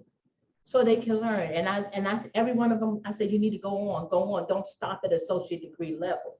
But we're gonna be trying to get, well, we will be getting connected with the different schools, because that's where it starts in school. But like you said, you know, we had COVID, and COVID took a big hit on our state. We had nursing students that didn't even have bedside training. They wouldn't let the students come into the school, to the hospitals to train. I don't know who idea that was, because when they started letting us take students back to the hospital setting to teach these students, they didn't know how to touch patients. I don't know who idea that was, but that wasn't a good idea at all. Okay, they have to teach a student, you have to be there, you know, because, you know, and we have to educate. That's what we do. That's part of who we are. We are educators. Nursing is educated. So we're going to be reaching out to the different schools and hope, you know, and connecting. If you start them in the schools, then you'll get there. And the hospital board, Michelle is connected with the hospital board, BON. You know, we're connected. So we're bringing this information out. So hopefully with this new thing, this passing of the licensure, if you don't know about it, you're going to hear about it. And then you're going to have to get connected. So hopefully that'll do it. Other way to get connected, legislative session's over, right? So now all the legislators have to start building their PAC funds, their war funds, so they can rerun for election. I know that the Forsyth County Republican Party had their recap just last week, and Dolezal was there, Todd Jones, Carter Barrett. So you have to go out in front of, get in front of those legislators. Find your legislator. AANP has a legislator finder. You just put your zip code in. The Secretary of State and the elections page has a spot where you can put your zip code in and find your legislator. We need cell phone numbers of legislators. So they will give it to you. I was texting during session with Dolezal, Todd Jones, Carter Barrett, you know, hey, Juliana would tell me what to say. And she goes, I need you to text this person now. And with one of our bills, it was called up within 30 minutes after I texted them. You know, you are my senator. I need you to support our bill, but whatever it is. But you have to be in front of those legislators. You have to educate them. When we were at the biennial this year, it's kind of like a legislator school because we have all these new folks that were just elected in December. We had to tell them what we do. We had to teach them. We had to tell them that we can't sign handicap placards, that they have to be notarized, that it takes, you know, they sit in stacks for the physician to sign, and then you have to get it notarized. They don't know these things. You know, they think we just want to add to the opiate crisis and write Schedule 2s. You know, no, we had to explain to them what happens. They go to the emergency room for a twisted ankle or whatever, and they wait for hours locking up, you know, the ER to get a pain pill. We can help with that if we're less restricted. So it's important, and we're going to be out there. We're going to be out there to the different schools, to the different nursing schools, and just get this information out. It's like, you know, you have it, and if we don't put it out there, then nobody knows. So we will be doing that. Also, prior to COVID, we were starting to move. We were starting to have good big conferences and stuff. We took a hit, but we're going to cut back to where we were, okay? Because it's important. It's important for all of us to know where we're at. So Amy, you know what? I forgot my thought. I had a big. You got that too? We're going all over the place. So we're gonna get ready to break for lunch right now. We want y'all to come and, you know, let's socialize, exchange your cards. And Dana, you got something? Yeah, to say? just one thing quick. I did look on Georgia Medical Association is a state PAC. And in 2020, in an election year, they contributed $716,000. Okay. You saw since 2018, we've contributed 8,000, like Say that number $500. again. They contributed how much? $716,000 700. during the election year in Georgia. That's Georgia Medical. Georgia Medical. And I did remember my thought. Wow. Don't get caught up with Republican or Democrat. Yeah. Don't get caught up in that. We are nonpartisan. I don't care. We want to bring good health care to the state of Georgia. We gonna speak to Republicans, we speak to the Democrats. It does not matter. Our message is the same. We want better health care for the citizens of Georgia. It has nothing to do with party at all. We do not get into that. As you saw Dana put up there when Stacey Abrams was running and Brian Kemp, we gave $1,000 to Brian Kemp. We gave $1,000 to Stacey Abrams. It doesn't matter. We are supporting healthcare. That's what we have. So don't get caught up, oh, they represent Republicans. No, we're not. We're representing people and healthcare issues. Those who are supporting the healthcare initiatives that we want to see passed. Okay, all right. So now we're going to break for lunch. And when are we coming back online for the people online? We will be back at 12:30 because we will be back at 12:30 because Andrew Keller's coming on and he's going to educate us on how to communicate with our other chapters throughout the state, how to utilize the website, how to get on his membership. He's going to help us with that. Chris is going to talk at 12 o'clock. Oh, Chris is going to talk at 12 o'clock. So we're going to, our sponsor, he was so gracious. He gave us breakfast. For those of y'all missed it, we had a good breakfast and we got a good lunch. And we're going to let him talk at 12 o'clock, okay? So Stay online. So stay online. Thank you.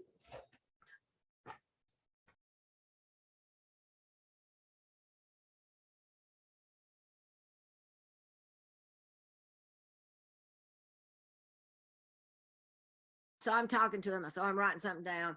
He said, okay, all the committee members have had their choice of bills. He said, now I've got a few that I want to add as chair. And guess what? The first one he added, 291. I'm going, oh, yay. So after it was over with, I was about in tears. So I went and told him, thank you, thank you, thank you. And thank you to, so now those two bills now are on for rules on Monday. Okay, so that means we got to get them approved by the Senate. And then they got to go back to the House for agrees. But we got all day Monday and Monday night. They'll probably go to midnight, and then all day Wednesday and Wednesday night to midnight to get those two bills. And those are so important too. Remember the Schedule 2 and the disability parking permits and the guardian authorization. Huge, huge. Okay, then the last thing too, well, our mental health bill. Oh my goodness, it's being held hostage right now. But once we can get it released, the lieutenant governor's holding, the Senate's holding it because the House won't move a certificate of need bill that the Senate wants. So they're playing politics right now with those two bills. But in that mental health bill, we've got that very important, the alternative discipline program.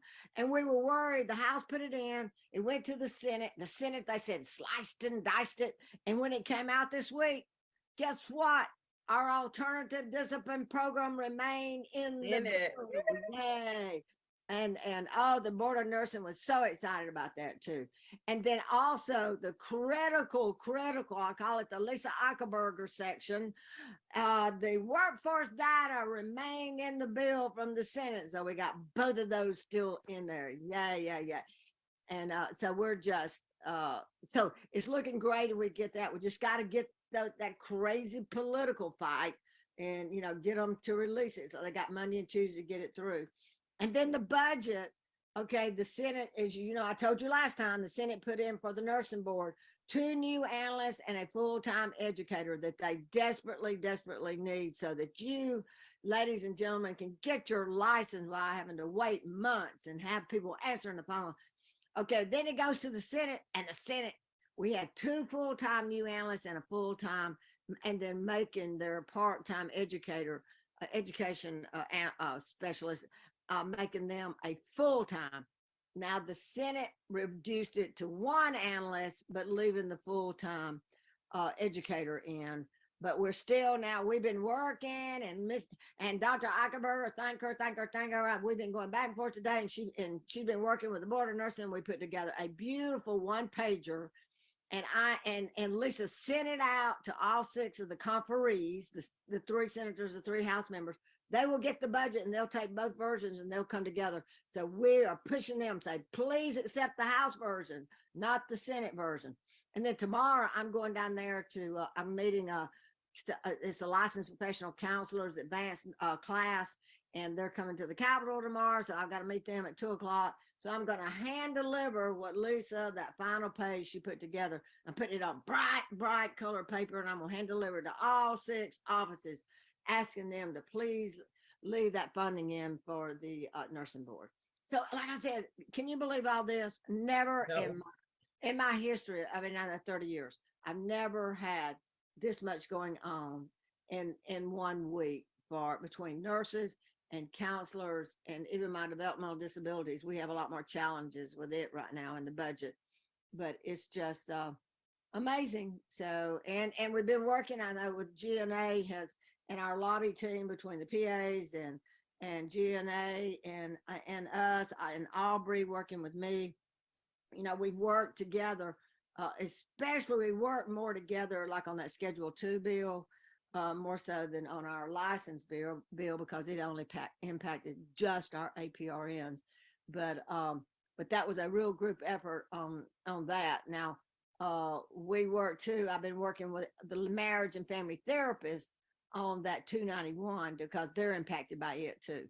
So they've kind of helped us on that. So, and what's really exciting, not impacting us directly, but indirectly it could. Today, the marriage and family therapist had a bill. They were doing some cleanup language in theirs, and it went through Gore and got approved. And lo and behold, it was traveling. It was in the Senate for the final approval today. And along the way, it picked up an amendment that the governor sent, which does away with Gore. And it passed today. Wow. So all it's got to do is May I never see Gork again. Woo! never see that one again. Never see it again. But listen to this. It picked up some other back. It also has some language in there that gives the governor additional power when he wants to remove somebody that's not that for that has good reasons off of boards and commissions. It gives him more power to do that. But then along the way today, when it got to the Senate floor, it got added on a whole page for a new section in the code for bare knuckle boxing. I mean, something we really, really need, and it really fits in with marriage and family therapists, I thought, bare knuckle boxing. So everybody was going, what? What? So I'm sorry, what's bare knuckle boxing? it's like boxing in a gym, boxing ring, but they do it bare knuckle. They don't wear, it's called bare knuckle boxing. I never heard of it either. But it's a whole new code section to legitimize bare knuckle boxing. But that's the way it works down there the last few days. So it got added on to the marriage and family therapist bill. And so anyway, so now it goes back to the House for agrees, which it will be agreed to quickly because it's got the governors and everybody wants to do away with Gore. So they're going, yes, pass it.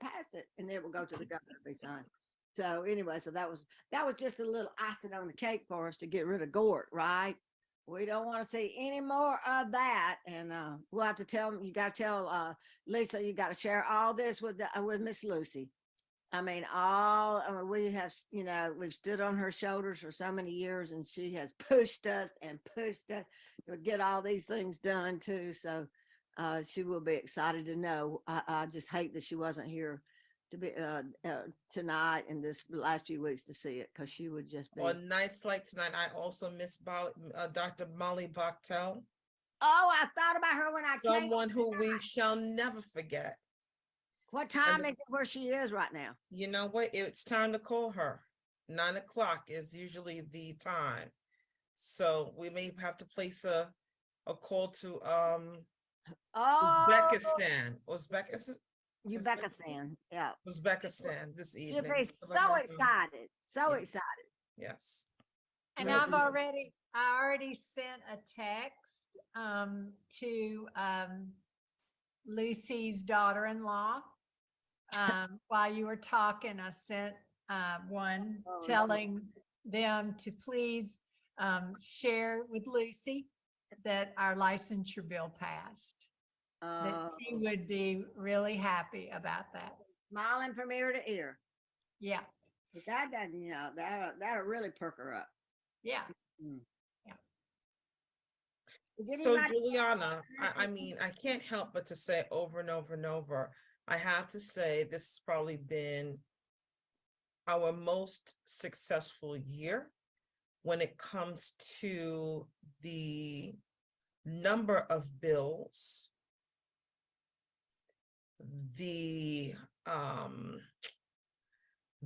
type of bills, the fact that these bills are going to impact every single APRN in this state. I mean, everyone in the state of Georgia is impacted by licensure.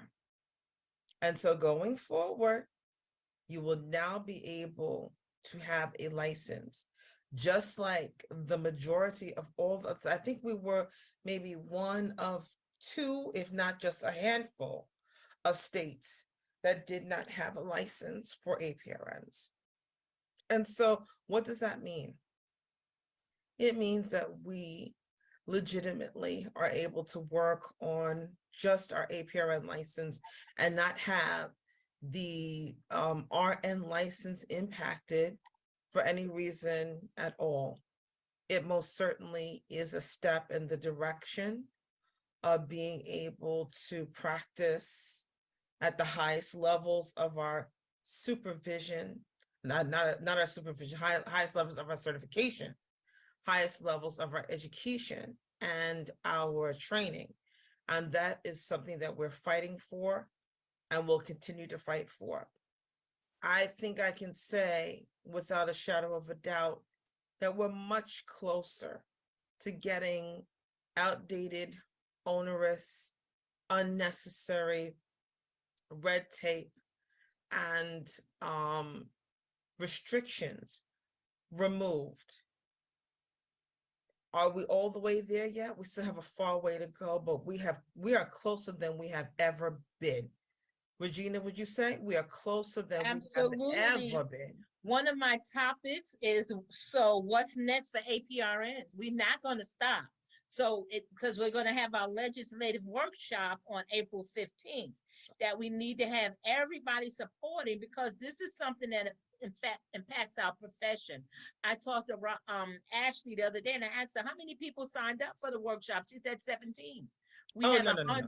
We have, We have need to have 70. 70. No, she said 17 at the time, but we need 75 people in there to support us. And I even asked people who I sent emails to all the chapters for their president to come. If the president can't come, to go ahead and send ambassadors. And we're also going to have it done by virtual. So we need to have it full, because, you know, we can't do this alone. We need people to help us to do this. It can't be a few, it has to be some. So I want us to really work on, I'll have our legislative workshop done, supported on the 15th for us to all, so we can continue on. We just can't stop. Yay, we got our licensure. It's so much more to do. That is just the beginning for us to have full practice authority in the state of Georgia. And it's not going to come by, I love Juliana. You know, we love her. She supports us and we're doing everything we can to support her, but she needs us. That's right. That's right. So with that being said, this evening, all of you are listening, all of you that are on Facebook, streaming wherever, I need you to sign up to join us for our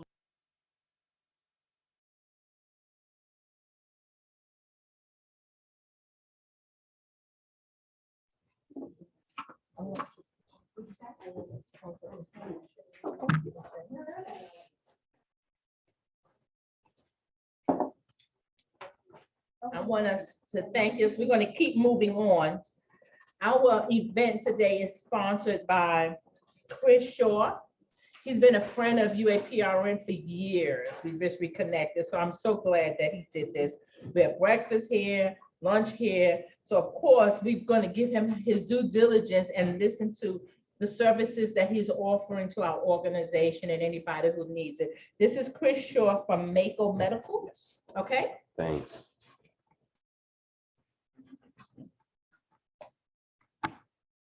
Thank you, guys. It's good to spend time with this group. I reflect back, Regina, we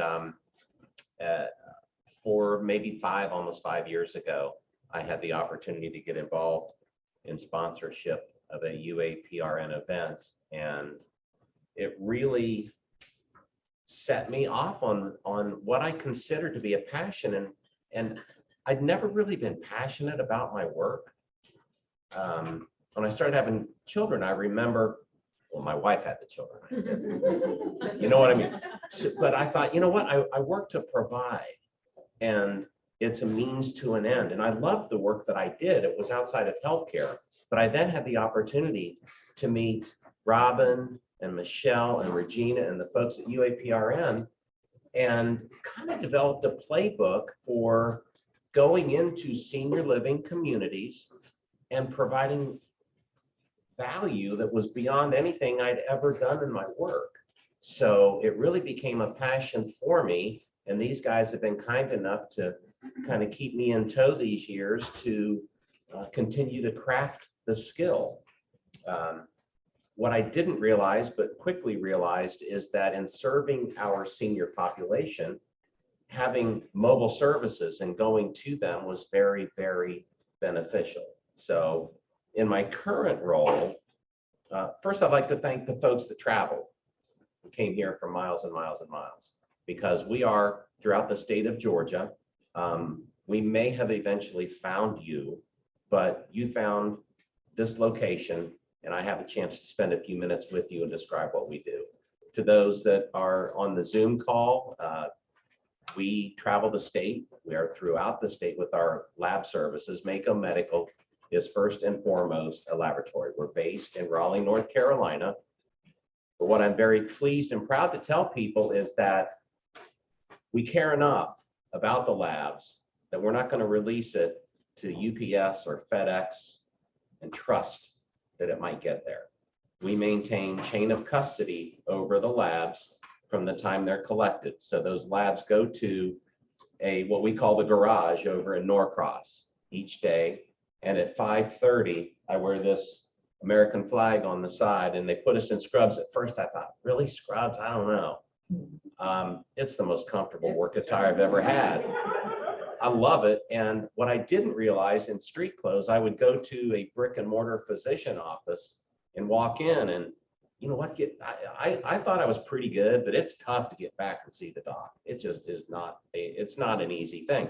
But now I go in scrubs and I'm like, yeah, I need to go. Dr. Ellis was a doctor that I had to go see a couple of weeks ago. I said, I need to see Dr. Ellis. And she said, just go behind that door. He's in exam room 3. When he's done there, he's going to his office. It's back right. Just meet him there. I'm like, scrubs. So there's a purpose for everything. But to those of you who aren't here with us today, know that if I say something that resonates, we can get to you. We have people traveling throughout the state. Again, I said we're based in Raleigh, North Carolina. We maintain chain of custody, is how I term it. We keep that lab with us. Our veterans, our logistics and courier services are 100% veteran employees. So we take those folks, we bring them in, we love on them, we employ them.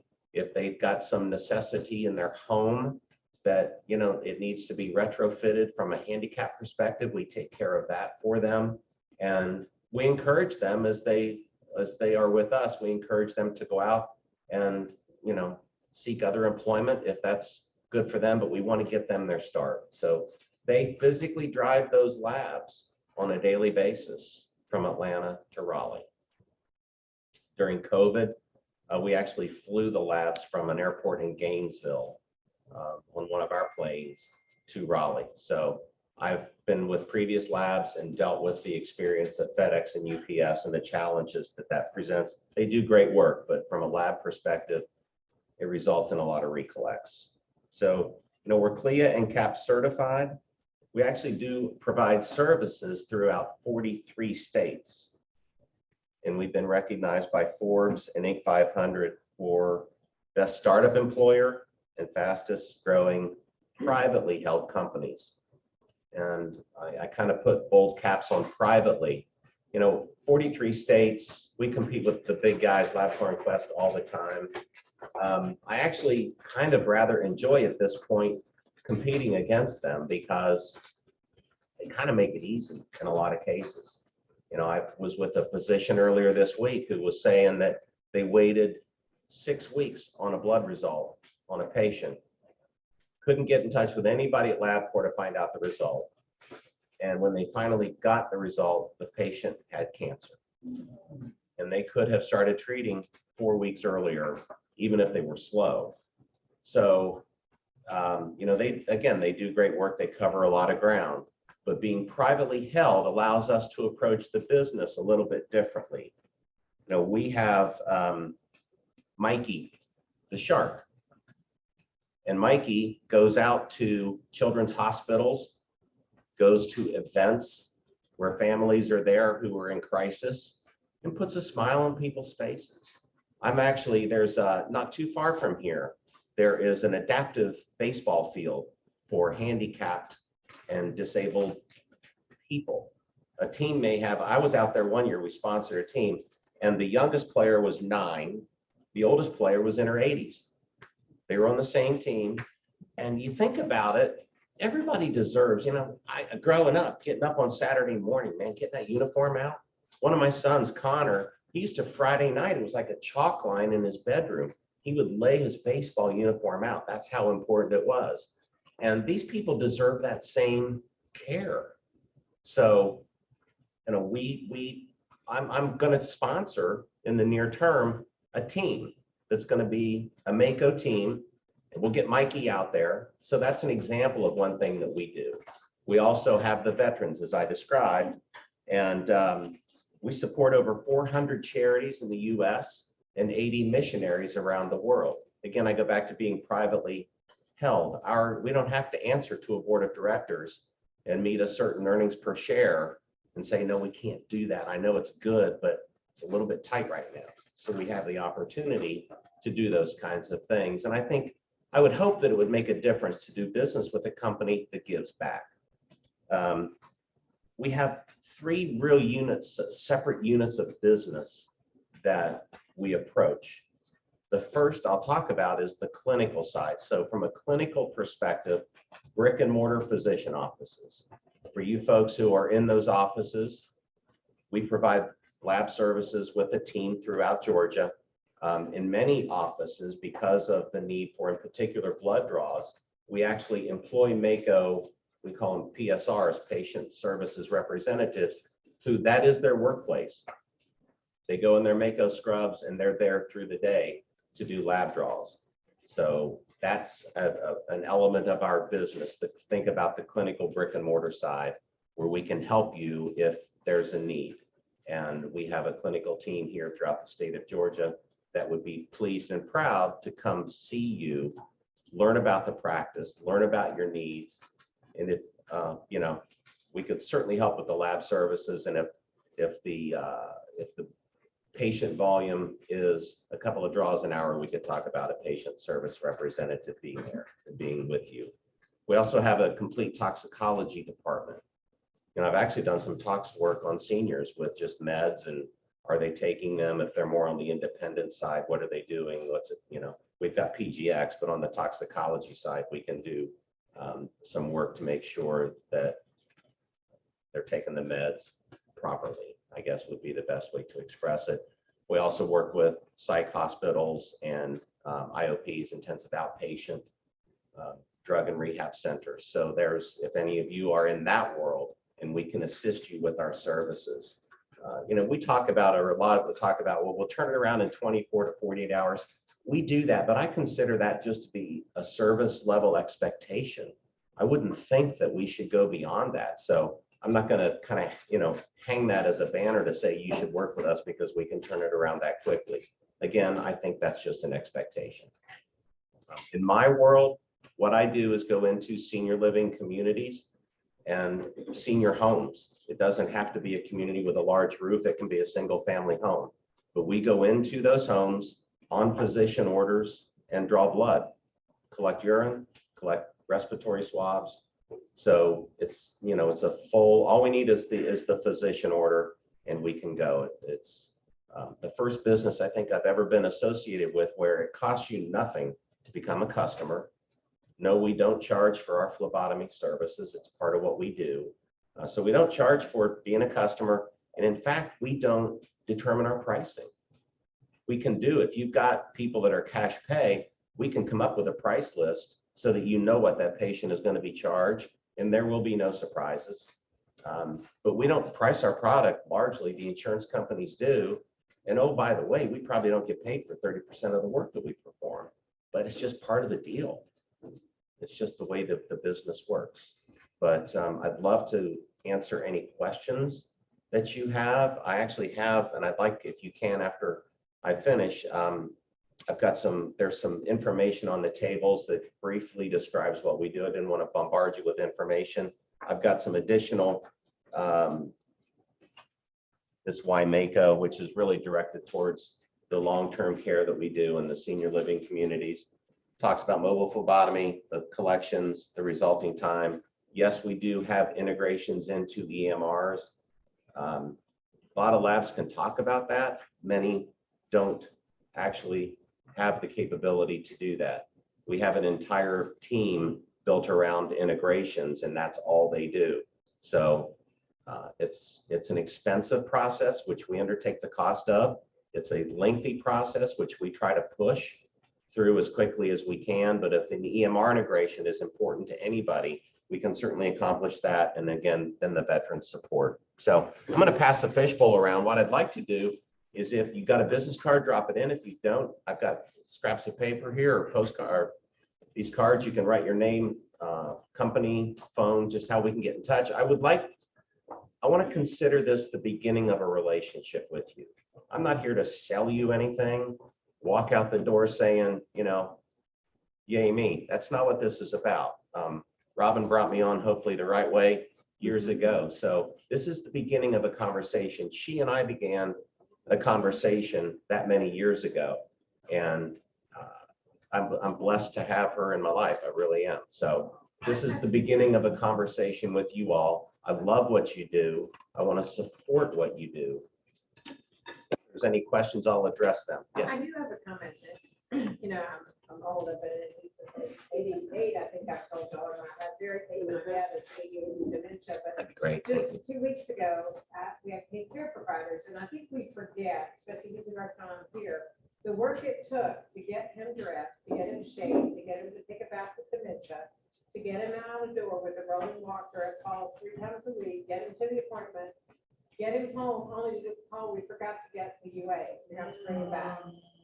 I don't think we, you know, when we're ordering customers, I think we forget the challenge on the caregiver, especially with the dementia patients I mean, that uprooted his whole day, changed his demeanor. I mean, and to have to do it again, I think we do forget that those opportunities are not, and I'm not in the family practice Thank you, anymore, Dana. I appreciate that. but I think that's so valuable to remember that Yes. life is challenging out there for patients. And Very from challenging. a senior care perspective, if you take a senior living community, I tell either the ED or the wellness director, if I'm in the communities, let me help you. If your resident has need for lab work before their appointment, which is, how often does that happen? That's all the time. My wife just had to take her mom to the doctor, and I looked at her like, so you don't remember what I do? I mean, come on. Yeah. But we can take care of allowing, first of all, the resident to stay in community, to do their bingo or to do their bridge or to just be present in their community. We can keep son and daughter with the kids at work, at the sports, whatever it is they're doing. We're not disrupting their day. All we need is the order. We can result that to the physician that needs the information well in advance of that appointment. But yeah, you're right that your model, like when he sees the nephrologist, he has to go in the week before, get the blood drawn, and then go in the next week to the appointment. I mean, it wears you out coordinating care for some of these frail older adults, for sure. Thank you. Yes. Are you gonna, I know, I don't see it listed, but are you looking at getting into the pathology space at all? We are. If my founder and CEO were here, he would probably be scaling over the tables to come talk to you. He, you know, coming off COVID, a lot of labs sprung up because of COVID. And oh my gosh. Yeah, and probably not all of them with the best of intentions. A lot of it was the financial side. They saw the opportunity. You know, I was with a lab here in Atlanta during COVID, and we were stretched at doing if we had 2,000 tests we ran in a day, it was a big deal. Mako, under one roof. Now, LabCorp and Quest did more COVID tests than Mako. Mako did the greatest number under a single roof. On one day, the record was 70,000 COVID tests were processed by Mako. So we have the capacity to perform. And what we're doing with a lot of the labs that had built a business and now they're going, what next? We've got actually 6 pathology groups that we have what we call the Mako Alliance. And I'm honestly not privy to everything that alliance includes, but it allows us to achieve national scale and develop into different business units. So I can get more information on the pathology side, but the answer to your question is without question, yes. So you're getting into the Yes. digital side of pathology, with looking at the slides and, okay, yeah. Yes. so Tell me that. Because the comment was, pathology and hospitals work so closely together, it will give us the opportunity. It's difficult just as a lab. We may think our business is the most important thing in the world. The reality is we're probably number 423 on somebody's priority list. So how do you bridge that? And if we have that pathology, relationship and it's in place, then we can begin to have larger conversations with hospital groups. Yeah, so what's happening is some larger university systems that own a lot of digital path stuff right now and platforms. And for me to get to use it, it's a whole process. I gotta go through IRP and it's a mess. So we're looking for private companies that are starting to get into this where we can partner and do, because working with university systems is becoming hard. You and I will have that Very conversation. slow. I'll get you more information. Yeah. Thank you for the I know question. that track from my university colleague here, because he was slow. But, yeah. Anything else? Any other questions? Again, the beginning of a conversation. I plan to continue to be a part of the good that this group is doing. I want to contribute and help where I can, and I know Mako is fully behind me in terms of support. So I'll make sure everybody has a business card, and please don't hesitate with any question to reach out to me. I'd love to address it. And they're fast. I mean, if you have a question, they are, the phlebotomy supervisor, they're fast. I've not had one, and I do mobile hospitals. I've not had one utilized specimen ever that I've been using Mako since the beginning of it, not one. So, that capsule of 6.5 that comes in at Friday at 5 o'clock because, it was transported correctly. Thank you for lunch. Thank you for. You're very welcome. You're very welcome. And it's kind of like, again, I'm in a different role than at the hospital, but trying to support people who believe in nurse practitioners. I mean, we appreciate you so much. Thank you. Yeah. I appreciate you guys. Thank you, Chris. You are welcome. Thank you. So if any of you know been to my other workshop, I get gifts. So Robin and I decided, usually we do a raffle, but I think we're gonna give it to the people the person who came here first. Who was the first person here? I was at 7. I came in, I thought the meeting started at 8, but I'll come, he was the first person after me. He should win. He should win. Okay, He came come on up. first, too. Yay. I should have checked my email instead of. I'm sorry. So because you were our first member to come, get ready for the summer. Oh, You're wow. welcome. Thank you. I came here Are to we meet together? with people, always 8 at 8. Awesome. Thank you. And the next one, we decided to give this person who came the furthest. I think it may be him again. No, he got one already. Where are you from? Okay, that's you. I think it's you. Pam, come on up. She came all the way from Statesboro.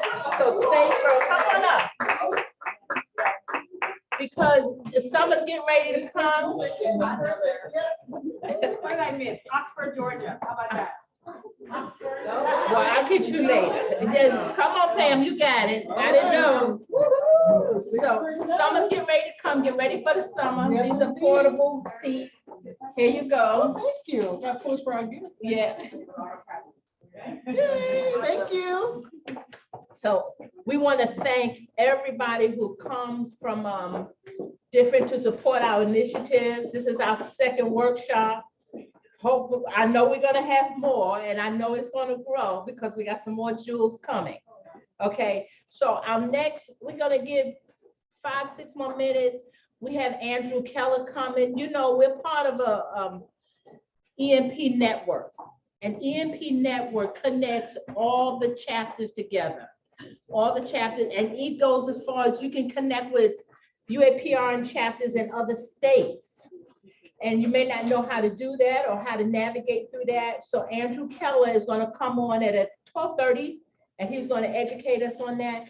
We also think that there has been some oops in our computers, so that the people who were trying to get membership or lost membership, they didn't get renewed. And so we're going to try to revisit that, and he's going to tell us how. Juliana, you want some? No, I was gonna say, do you want me to go like, since he's not here yet? No, he's going to be on the web. He's going to come through on the Oh, he's coming web. on the He's web. coming on the web, so we're going to keep that clear. And then after he comes, then you're next. Okay, we saved the best for last, Juliana. She has to go home and put position her trophy. You know, she's gotta- We keeping her here, we keeping her here. But does anybody have any questions while we're waiting? This is a good 5-minute downtime. No? Potty break. Yes. So one of the things you're asking us will be given for our legislature. Absolutely. So I'm drafting it, for mine. Is there a particular message in terms of being unified or any portion of general?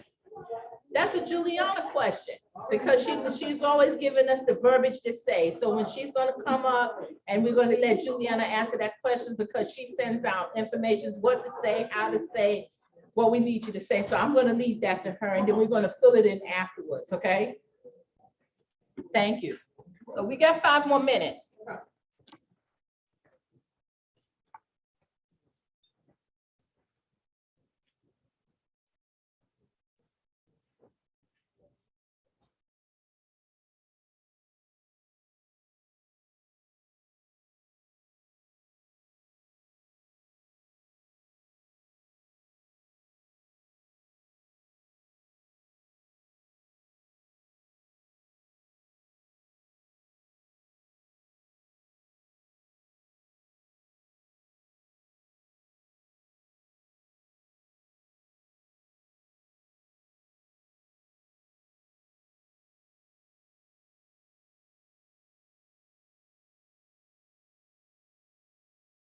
Legislative workshop, okay? We don't ask a whole lot of you, but we're gonna start asking now, because we are demonstrating to you that we are working tooth and nail. We don't stop, we barely sleep. You know, this is a handful of individuals who put all hands on deck when need be. So now we need you to join us.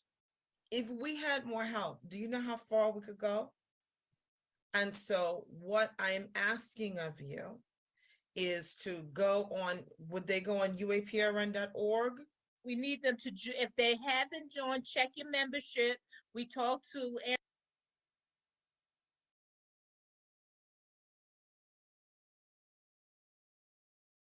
write it down so you don't forget it. So, tell me when.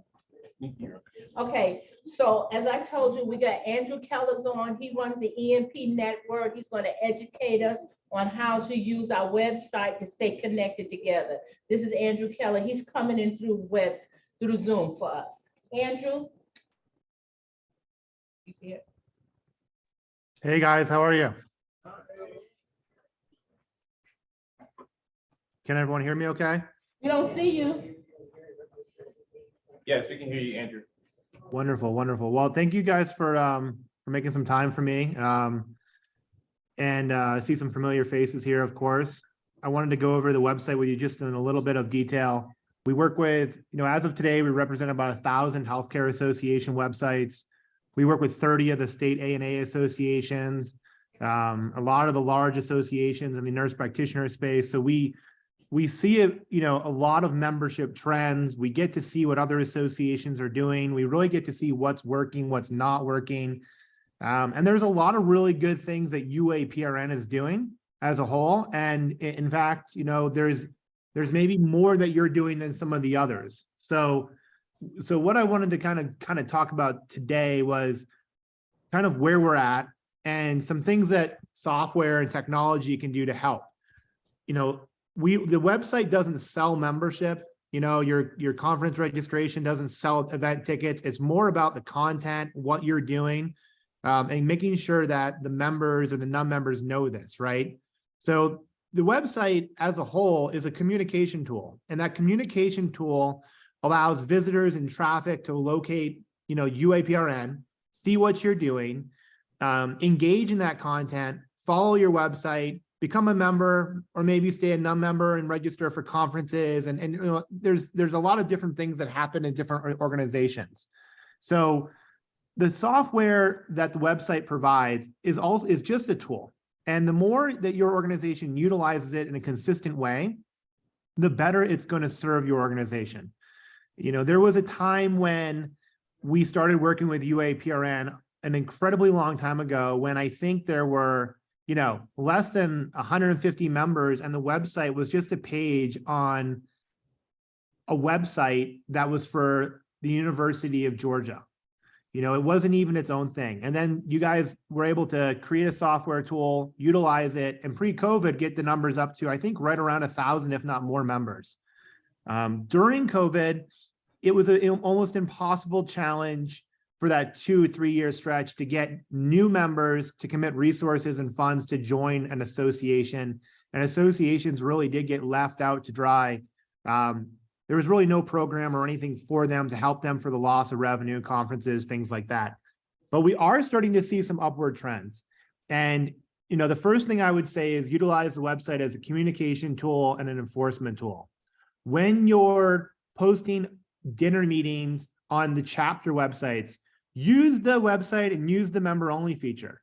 You can restrict non-members from registering for the dinner meetings and they will join.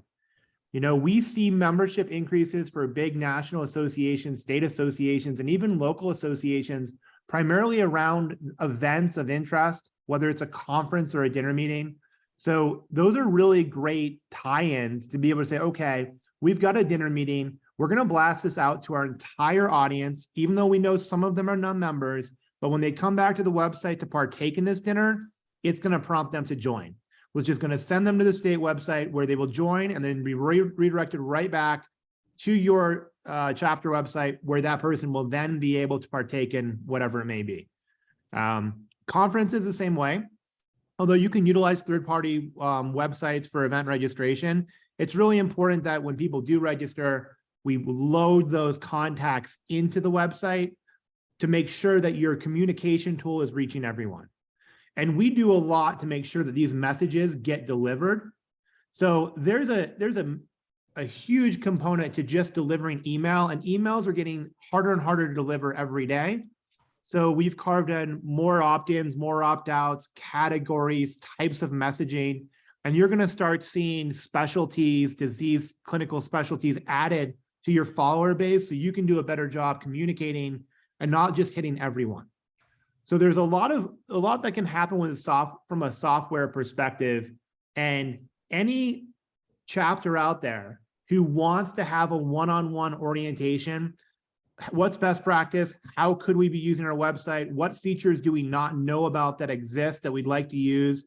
We are here to work with you, and anyone who wants to set up a call, if you could just email me, we'll make that happen, and we'll go through the ins and outs of events, membership, reporting, the email blast tool, and all those things that your chapter or your association needs to really continue to communicate effectively. There's at a state level, we do have some new features coming to kind of help with membership. So the journey of EMP Network as a company, we started out with one small association in West Palm Beach, and we've grown to represent over 240 nurse practitioner associations as a whole. That ties into about 275,000.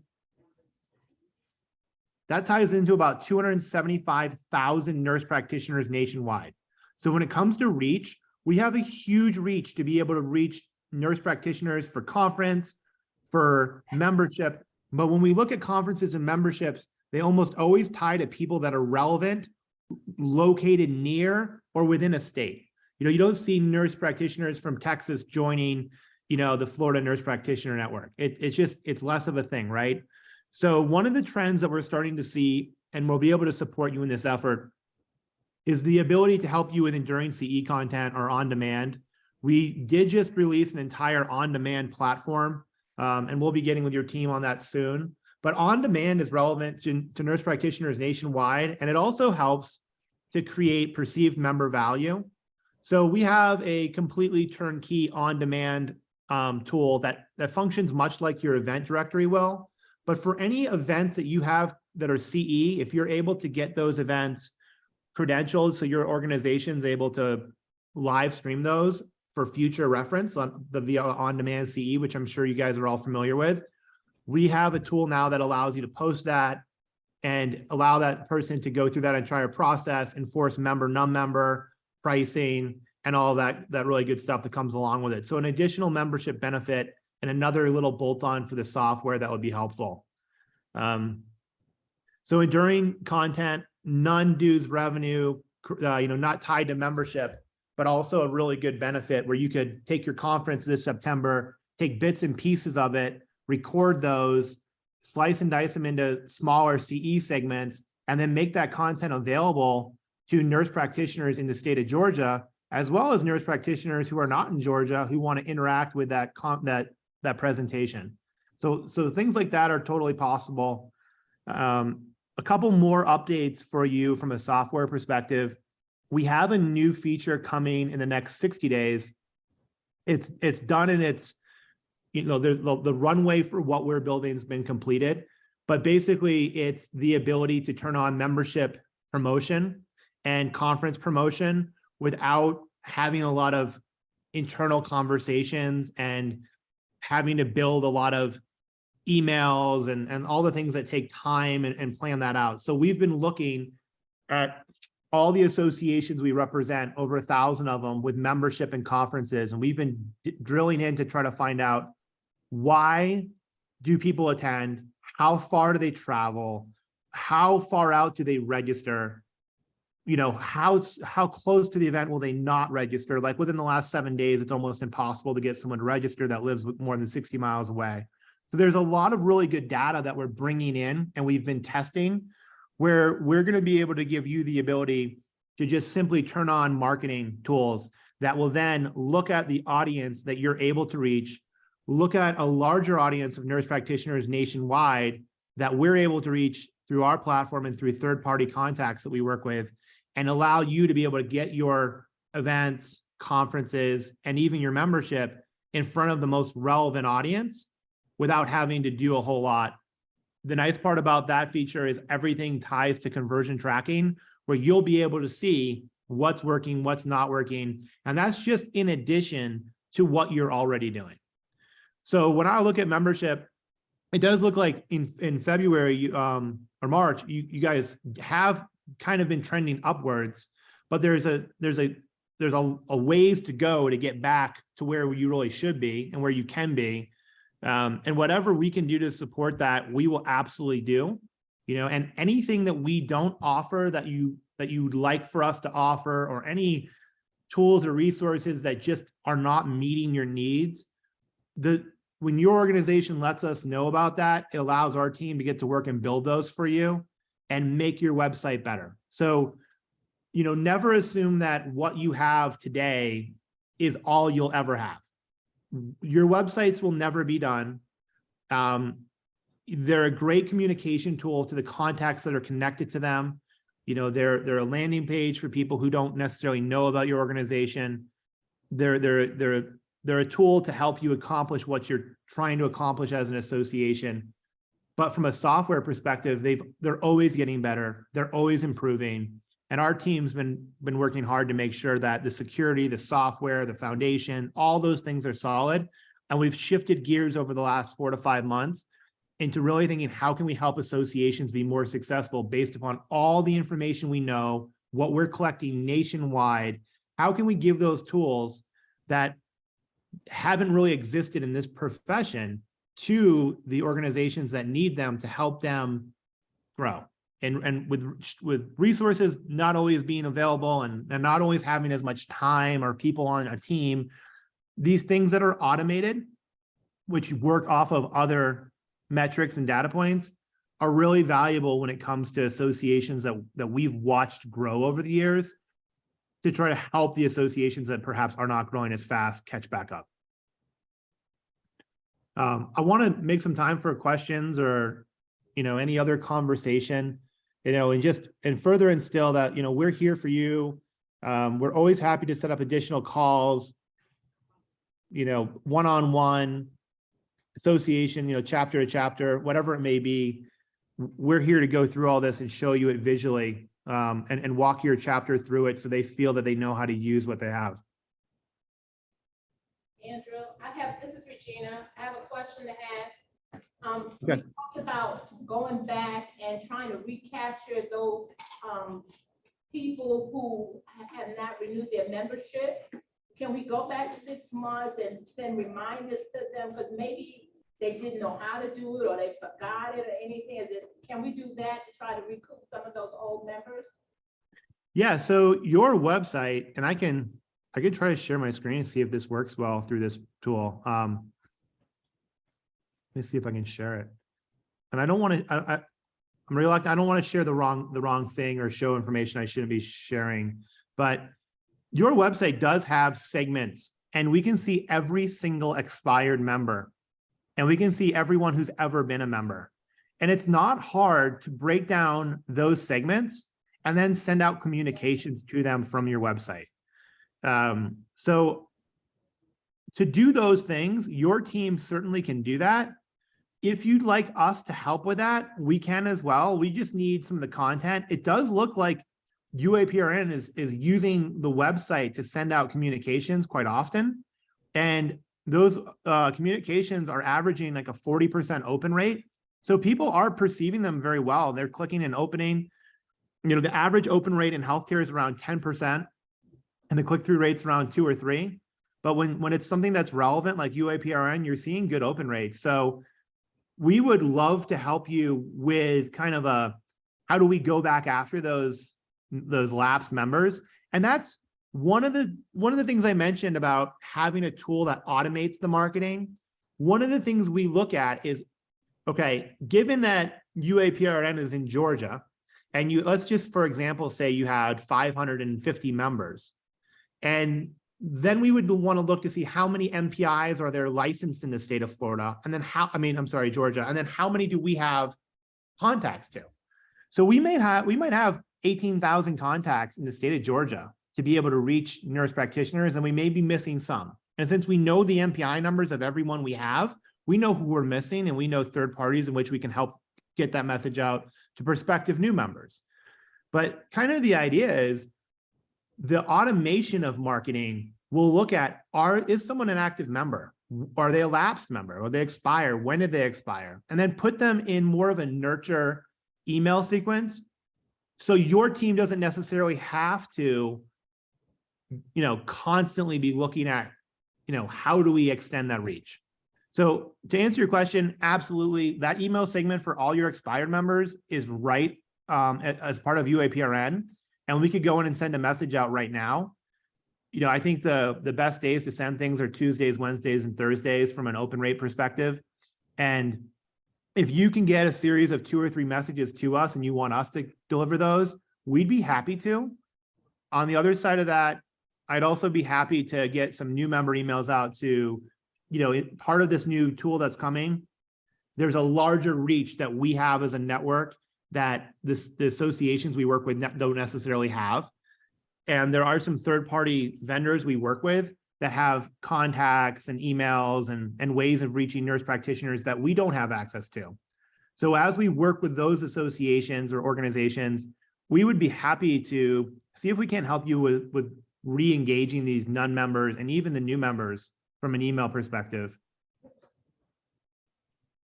Andrew, this is Dana, and I think the last call y'all had, I could not be on, and I apologize for that. But I know you represent other state ANA organizations.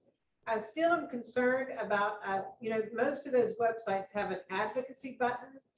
And then when you click on the advocacy button, it explains the platform, the legislative agenda, the goals, the missions, and then it's supposed to be password protected to be able to go in to donate, because you can only request funding with the federal level. So I still think we need to tweak the website, and once we get that done, then I'm happy to go in and put a direct link to the bank account for the FEC, but I need to, I do believe we have a membership number, because I've looked for mine before. So I feel like we still need one more stopgap with a login or some unique identifier to be able to log in and donate to the PAC, so that I can feel more confident that is a member or donating to the FEC bank account. That's the part that scares me, is if right now I get a physical check or I get a Venmo, I look up and see if they're an active paid member. And if they are, then I can take the check to the bank and I feel good about it. When we start having that, like ANA, you have to give a password to go in, and that verifies that you're an active member. Yeah, that's great. Yeah, so that's a great point. So your website, because the membership all happens on your website and it's real time, if someone were to register for, or if you, let's say you had a member only page, right? The only people that would ever be able to access that page are members current right now that are logged in, because the website recognizes that person when they log in, right? So the member enforcement that works on your website for conference registration, dinner meetings, pages, even the slicing and dicing of how you send out emails, right? To make sure people who have renewed don't get membership emails and things like that. All that architecture already exists. Right now, on the last call, we talked about, we created a new tool for you for donations. And that's a very first-class way of collecting donations through your website and guiding a person through a process. And when they pay and check out via credit card, that information is also part of your website. You can see it in the financials. You can see the order. You can see exactly what they paid for. You can slice and dice that. And, you could have 15 different options for someone, and you could look at all that and export it and know who did everything. All you would need to do is make sure that that's member only on certain components that need to be members only, and the person would never be able to get to the step to pay. So I think if we can jump on a screen share, either, I'm here all next week and not going anywhere for the foreseeable future. So if you want to walk through that process, we should walk through it. And just make sure that the pieces that need to be members only are the pieces that maybe people may be able to donate that are not members, those function as well. But the one thing that the website is really good at is knowing who's a member or who's not. And every time you try to use it, and this is what happens, organizations are always trying to find the best solution. So we have one association that's incredibly successful. They do not use their website for conference registrations. They just never have. They have an incredibly complex conference registration process. And the website tool we provide, although it gets better every year, it's not a tool that they use. But the second that person leaves, they can't enforce membership. So they don't know, it's all honor system. And that's like kind of what you're talking about. You could also get a check by someone, and by the time you go to deposit it, that person might have been a member 4 days ago and they didn't renew. So at the time of that transaction, utilizing your membership, which your website, we've been building the platform for over 12 years, and we've invested millions of dollars into this tool. And we have a team of 4 nonstop developers that are always working on just association stuff. We have developers for other things. But the one thing it's really, really good at is making sure, if you're logged in, you're a member, and we have all the authentication, all the security, all the backups. We even pull things like device ID. There's a lot of fail-safe ways to make you feel very confident that that person is who they say they are. They're not, in China logging on or doing something. They're in Georgia. This is the person who's, logged in before. We can see other orders that they've had. They've come to your conference, they are a member. So I'm happy to kind of walk you through that and maybe jump into the donations tool with you next week or whenever you're free. So we can ensure that the member only component of that's working. If you try to sell those things offline, then the website cannot be that source of truth. So sometimes you may have a really nice sales page or a landing page for something that's presented in a way that's more visually appealing to your organization than what your website might have. But you can always link back to a page where they're either going to register or check out and use your website of that source of truth. And if you can't, for whatever reason, we do have APIs for your membership database from our platform where we can in real time push to other systems that offer APIs to make sure that these things stay synced. So I'd love to jump on a call and just kind of go through that with anyone who wants to walk through the final steps of donations. And we can continue to expand that. And it should be very easy to make sure member only things are member only and non-members are not set to that. Okay, and then I probably need to circle back and get the name of that third-party vendor that would handle the bank transactions, because that's for a year ago we started that. Who's the Yeah, vendor? so payments, credit card payments are always done through a payment gateway. And then the payment gateway is connected to your website. The payment gateways that exist, there's plenty of them. But Stripe is a good one. Authorize.net's an old one that a lot of people know about. It's kind of clunky in the back end. I think you guys utilize Stripe for some of these things. You know, whatever, we work with about 30 different payment gateways. So whomever you're using, it integrates into your website and it keeps the person on your website the entire time for the entire transaction. The one thing you don't want to do is like send someone to PayPal where they feel like they either have to create an account or do something, you know, that has nothing to do with the process, you know, and what do I do next? Do I pay? Because a lot of people don't like that type of stuff. So as long as we integrate with that, the donations field to the payment gateway, you'll be all set. And we sliced and diced it where you have different items you sell on your website, and every one of those items, or it could be membership, conference registration, could be enduring activities, could be donations. Every one of those things can link to its own payment gateway, and then that payment gateway deposits into whatever bank account you have it set up for. So that flexibility is there. Like if we have Stripe, you say we use Stripe right now to pay for the membership? I believe you do. I'd have to double check, but I think so. Stripe is a really probably one of the top payment gateways out there. But with Stripe, then could the PAC donation button go to a different account? Yeah, so the way the payment gateways work is every payment gateway you set up has a unique secret key and transaction key. And so for Stripe, the account you use for membership and let's say conference registration and enduring could be one Stripe account. And then you can create a Stripe sub account that's a completely different secret key and transaction key. And we add that to your website. So that one, when people, it's still part of your parent Stripe account, but it's a sub account of that one deposits into a separate account. And the way the payment gateways work generally is there's no flat monthly fees or anything. They're all transaction based. One of the reasons we really love Stripe is they just released a new credit card renewal model where if someone's expiration date has changed or if someone's credit card was lost or stolen and they had to get a new card, the credit card organizations out there now are sharing data with the payment gateways to say, hey, that person that's set to automatic renew in 5 months, whose membership is going to fail because the card numbers change or the expiration date is expired. They're now sharing data. Stripe's pulling that information in so that intended renewal would go through. And it's helping associations deal with the expired card or lost card issue.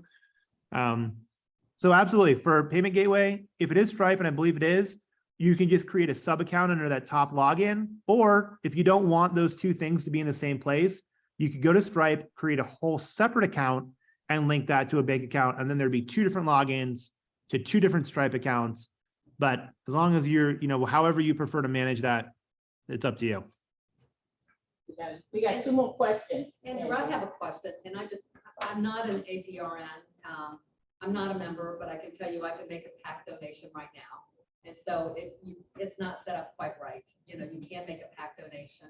The other thing I want that's not on the website, it doesn't tell me anywhere how much it costs to be a member at all. I've looked at the site over and over. I had students look at the site, doesn't tell you how much the membership is, and I think that could be a deterrent. The other thing I just wanted to mention is that many organizations, nursing organizations, I'll say, have moved to an auto renewal, if that is possible, where there are 2 different sub-accounts, then you could do an auto renewal of your PAC, you can do an auto renewal of your membership. You get push outs of emails saying your auto renewal is about to come up, comes up usually 2 months before, and then another month before, and then it hits.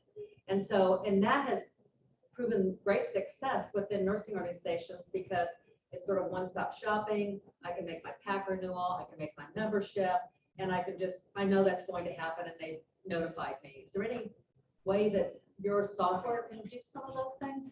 Yeah, so the first part of your question is listing the prices of membership on the website. There is a membership link on the website in a couple places, and it talks about membership benefits, but it doesn't list the pricing. With a click of a button, we can add the pricing there, or we would want to get approved text from UAPRN with that pricing so we can show it. So that's a page that could be easily edited and changed, and some associations show it, some don't. Where you do show it is when they get to checkout and they've made their selections, whether they're, when they get to the page, they have to select a tier, whether it's retired or student or active. That's where you can show the pricing. And then you also, of course, see it at checkout. But you can change the landing page for membership, and we could add anything there. The second part of your question, you do have automatic renewals enabled, and that's for membership. And it's for the membership tiers where auto renew should be enabled. Some associations don't have that on for student members because you can only be a student member for a period of time, and then you you graduate. There was a not too long ago, there was a time when some shifting happened with the website where the 265 or so automatic renewals were canceled and tried to go from scratch to go a different direction. And now we're working to get back all those renewals, and people are using the auto renewal tool. We're seeing, probably about 60% of the time people use that. And then for the last part, which is completely, you're 100% spot on, having automatic renewals saves everyone the headache, the time. And for the most part, when a professional who wants to be part of the association has lapsed, many times they just haven't gotten around to renewing and they're waiting to do that. And that's why you see it, a lot of those during conference registration windows, because, oh, I am a member, I'm going to renew because I can see that it's not allowing me to go forward as a I can't buy the member only ticket unless I'm a member. So you see those double conversions happen around conference time because that's when they're back utilizing the website again and they've realized they're not a member. So yes, automatic email notifications are going out for renewals. Emails are going out to non-members. All that slice and dice in the website, and you could easily add the price point tiers. And then once the political action committee piece is how you would like it to be set up. And a lot of the associations we work with do not have a member only enforcement on their donations. And we don't really get into that part of the business. But of course, if it was a members only type thing, we can set that to members only, and then only members would select those items. And the third part of that would be, do we want to enable that annual donation for that level of member only political action committee to renew? And if it is renewable, like regular memberships are and not student memberships, we would just turn that on and you're done. So the way that all this works is like, I could add the prices to the membership page in about 2 minutes. There's a toggle for that, hide or show.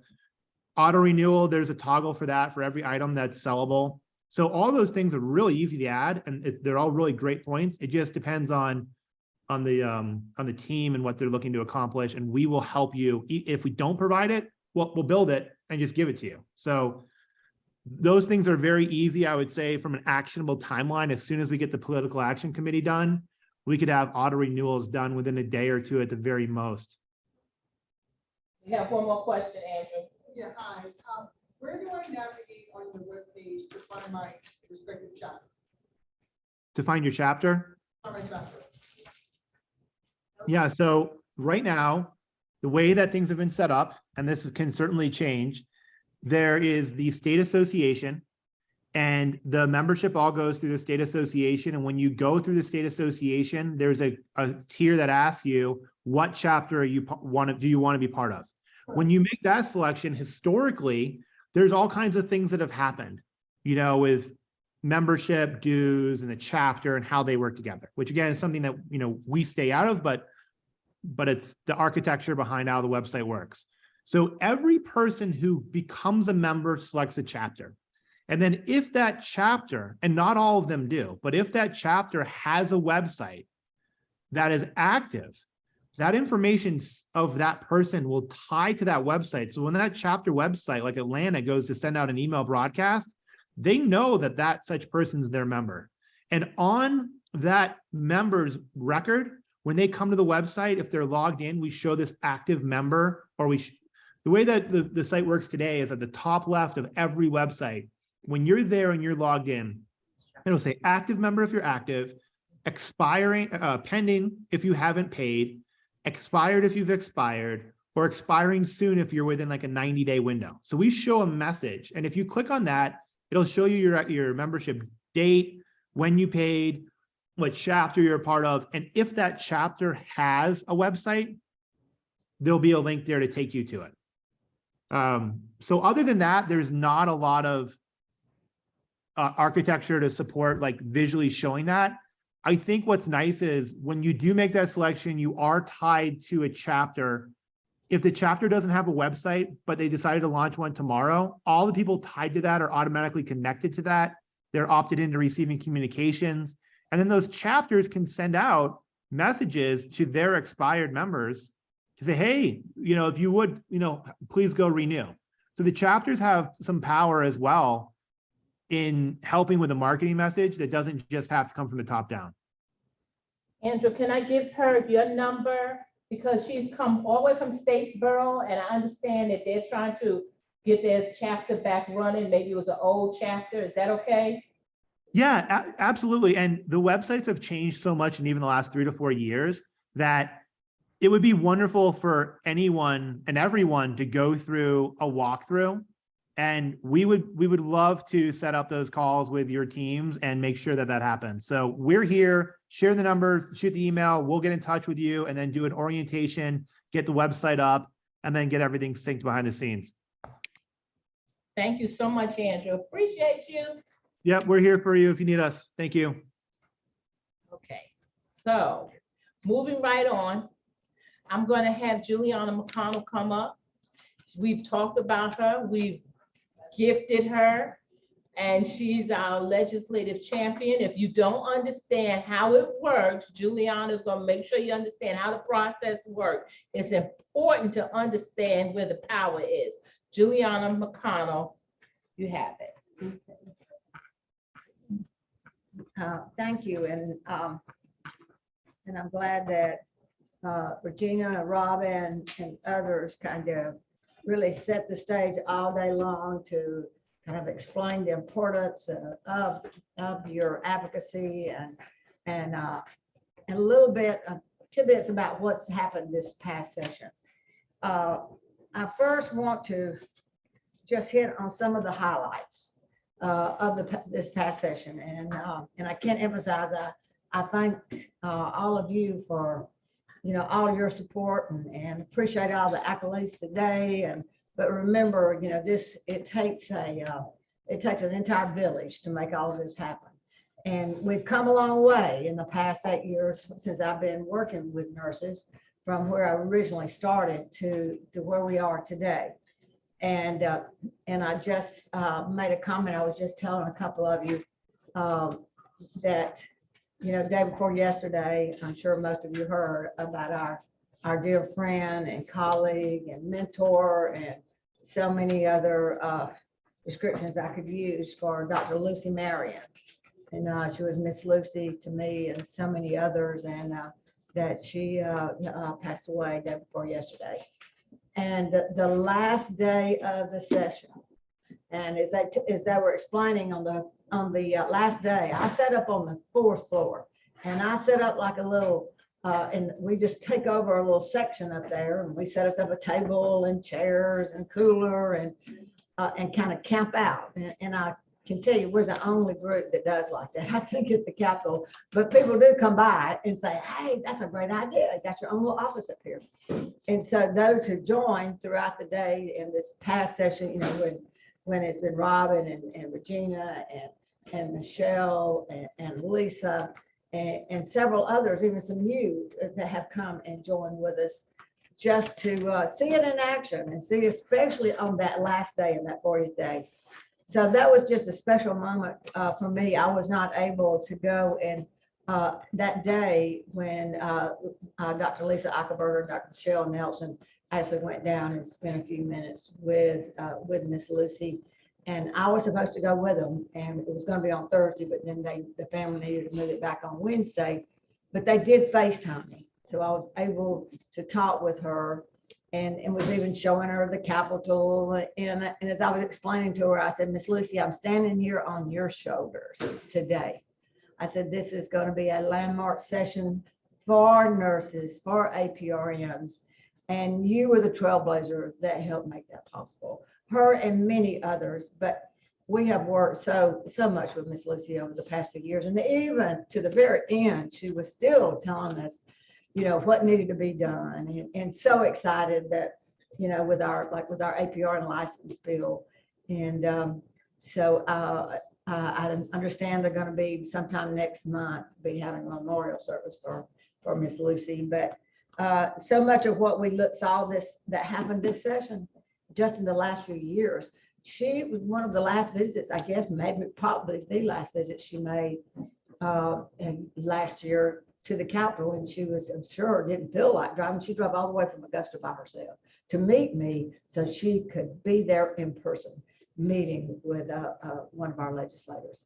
And it was when we were working on the workforce data collection that she was just so strong and so adamant about. And so the one regret I have is that we didn't name the bill after her because, you know, that would have been quite a tribute to her, but we will know where it came from, right?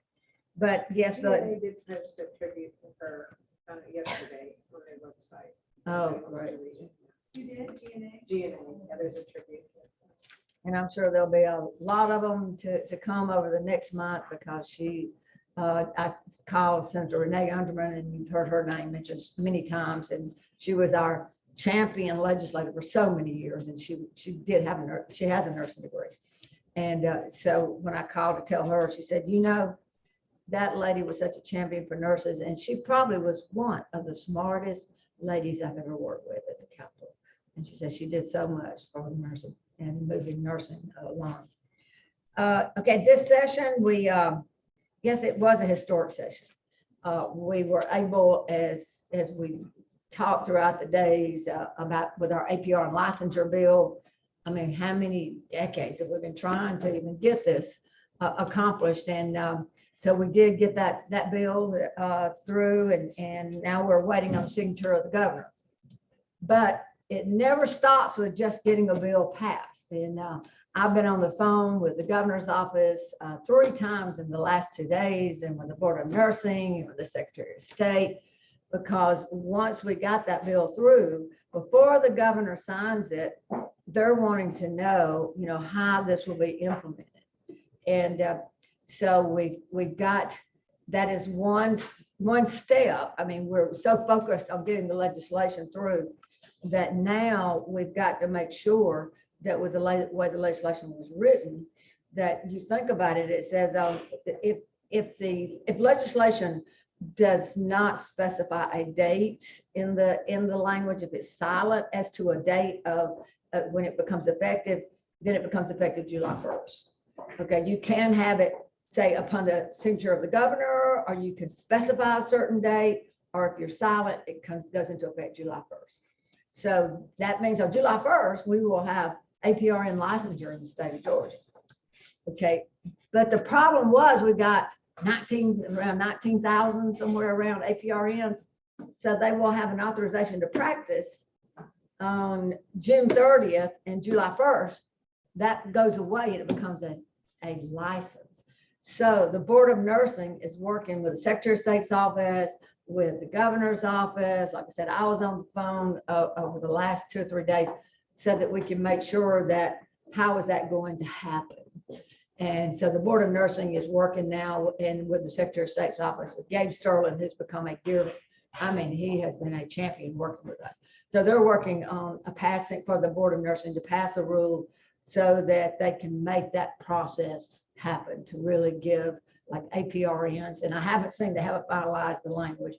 But as Gabe told me, he said, don't worry about it. We will make it happen. He said, I'm working with the Attorney General's office right now, writing that rule so that it kind of gives kind of like a grace period on that APRNs would be able to continue to work as APRNs, you know, until such time over the next 6 months that they're able to complete that license process. So, but I'll keep you all updated because we don't, you know, we don't take our final breath of relief until that rule is passed and we're ready and we know, and we have the date for the governor to sign the bill. So we will let you know when, because we're hoping for a bill signing ceremony. So if that does happen, if it's, sometimes it's only a certain number inside the governor's office. Sometimes he may have it out where we can invite the world. And so we'll keep you updated if we're able to, you know, make that open once we get to that point. Okay, a couple of other, and as I know, like Michelle and others, and Regina and Robin have talked about the importance of the relationships that we build. And as I said, I can't do it all. Yeah, I've been around 30 years. So yes, I know, I knew the governor when he was in the Senate. I worked on his campaign when he was the Secretary of State. And I know him, you know, he knows me by first name. I don't have his personal cell phone yet, but I'm working on that. You know, and I've worked with the First Lady because of her work was the sex trafficking. So, but when it comes to working not just with like the governor, the lieutenant governor, Secretary of State, the Board of Nursing, our officers there, the key staff of the Secretary of State, your Gabe Sterlings of the world, who actually do the work there at the Secretary of State's office. And because of the relationships too, by the times that just recently where Regina and Robin took one of their nights to go to an event, and where Michelle where Michelle knows, and she has actually been in a meeting, which really looked kind of good, I guess, when she was with her new president. And she said, oh, excuse me, I've got to step out and take this Brad Raffensperger. He needs me. So she steps out because she has his cell phone and he reaches out to us. So, but those kind of relationships I mean, they're not made overnight.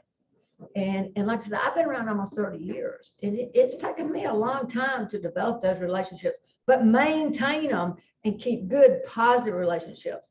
Yes, ma'am. I told Brad Raffensperger when I saw him that we were so proud of him on the stand he took when Trump wanted him to find all these seats. I said, it showed character. And I said, I know people who are not Republicans, but they voted for him because they like what he did. It showed character in our state. You know, so I don't know, it doesn't matter to me about Trump, but it showed character. I said, we're so proud of you. He was so glad to hear that, you know, because it speaks volumes when people are talking about the Republicans it is, or the politicians it is and everything. He proved character till his name is still being talked about on TV, how he did the right thing. Yeah. And so we're proud of him. We want to let him know that we stand behind him when he does things like this. So we was glad to hear that. Yeah, and we have we've been friends. We may reach out to like the Secretary of State and actually got to know him when he was running for office. You know, Michelle opened her home and we had several candidates come in, you know, to her home. Not that we were endorsing them. We never said we're supporting you. We said we want to communicate with you. We want to know what your position is. We are advanced practice nurses in the state of Georgia. So what is your position and how are you going to help us? And we were able to answer questions, personal questions, and get their commitment in supporting APRNs. So, but as I said, but one key, like I said, I've been around for almost 30 years, and somebody mentioned, like, there were several times during the session when I didn't have someone there with me, where I had to call on the phone and say, in the next 10 minutes, I need to know how many PAs are there in the state of Georgia? How many current active licenses are there for APRNs in the state of Georgia? And those kind of, I've got to have the facts, because when I tell a legislator and I give them information, when we write these bills, okay, we've got to have information sheets to go along with them. And it's got to have factual information. And I can only give information that's wrong to a legislator one time. And then they've lost confidence in me. So, and I've got to turn to you to give me that information and those facts. And and that's one thing that I commend with the organizations that I work for. Whenever, if I reach out, to when it's an APRN, a nurse, y'all are, I mean, it's like you drop everything, you make sure, because you know the importance of it, and especially those who have learned the process. But also by working with the Secretary of State's office, we were able this year to impact the state budget for the Secretary of State. They had a little reception the last few days of the session for the Secretary of State on the second floor there at the Capitol, and I went by. Do you know that Gabe Sterling and Gordon Fitch is the deputy assistant to the Secretary of State, and now I think Gabe is like the COO of the Secretary of State. But they both are right hand and report directly to the Secretary of State. And they told me, they said, we want to thank you personally because of your effort and the effort of the advocates, the nursing advocates that you work with. For the first time since we've been in the Secretary of State's office, we were able to get dollars in the budget for additional staffing resources that we desperately needed. And they said, that's because of you and the efforts of your advocates. And they said, thank you so much. And I mean, that, can you imagine? That was absolutely amazing to hear that. And that is true. They have fought to try to get dollars, but we didn't just go and say, hey, they need some more resources, So that's where all of you came in again. And I even had, like Robin, she was sending me pages of personal testimony that she got from nurses who were trying to get their license. They had horror stories waiting for months. They called, they couldn't get through. Now, it was in no way, no criticism of the staff at the Secretary of State's office. It was just there weren't enough of them. They did not have the adequate staff that they needed. And they can't spend, especially being a state agency, they can only spend what the state allocates to that department. So we put that together and we said, this is what they need. And here are examples of why they need it. And we actually had Jan Jones, the speaker pro tem, second ranking legislator in the House. She was, when we took this information and why, she came to me and said, she had a counselor, somebody trying to get their license, LPC license, and somebody trying to get their RN license. And she said, this is unacceptable. They're having to wait months to get this. What is the problem? And I said, the problem is you don't have the adequate staffing in the Secretary of State's office for them to be able to process these licenses in an acceptable time. In months, 3 and 4 and 5, and we even had, I think, it's just absolutely unbelievable stories. So we were able to put all that together and give that to her and other leaders, those in the appropriations that were writing the budgets. And that's what it took to get those dollars into the budget. And that we asked for 2 additional analysts for the nursing board and 1 education analyst. But they gave us 1 analyst and 1 education specialist. But hey, they would have gotten, because of our work, they were able to get that. So, and working directly with the nursing board. Now, also in working with them, we worked House bill. I'm sure you read about it, House Bill 520, the mental health bill. Absolutely heartbreaking that bill, it got involved. You always hear the legislation that gets involved in politics. It got involved in one of those, because it was such an important bill to the House.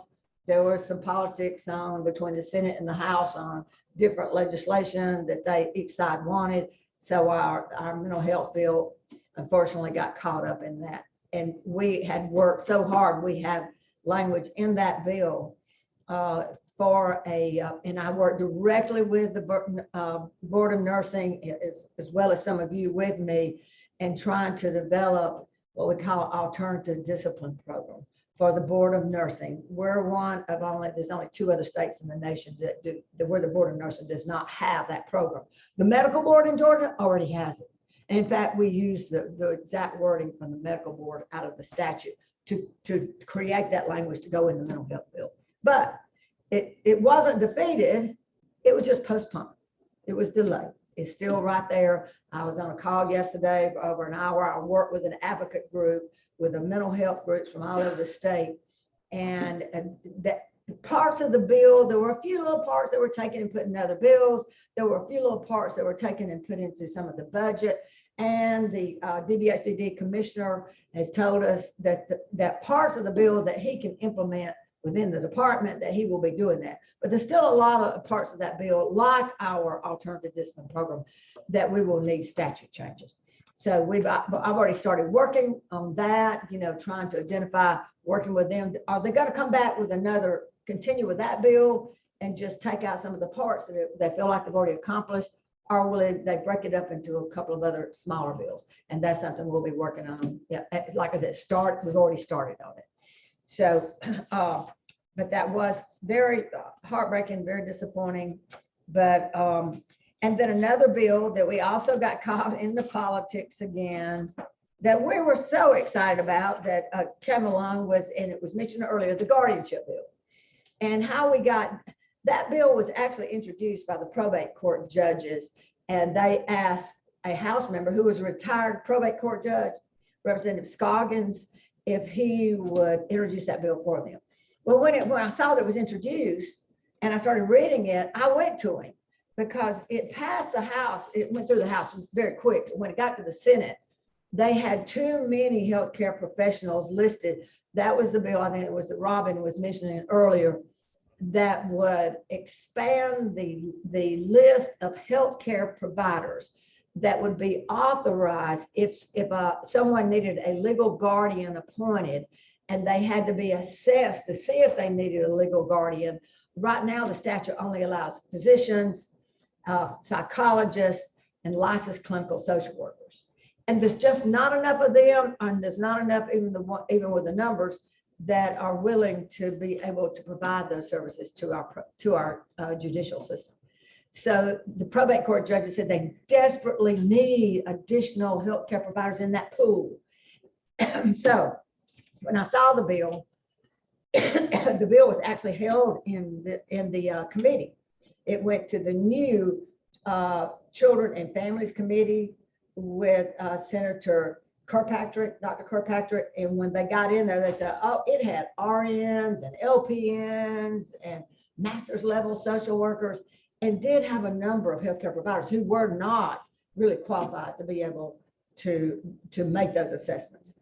So when I saw the bill was held, I went to him and I said, I tell you what, I kind of put myself on the line. I said, if you'll give me that bill, we will, and you allow me to go and work directly with legislative counsel, I will help draft a bill for you that committee, and I can bring our advocates in and we can convince that committee that you've got the right group in there.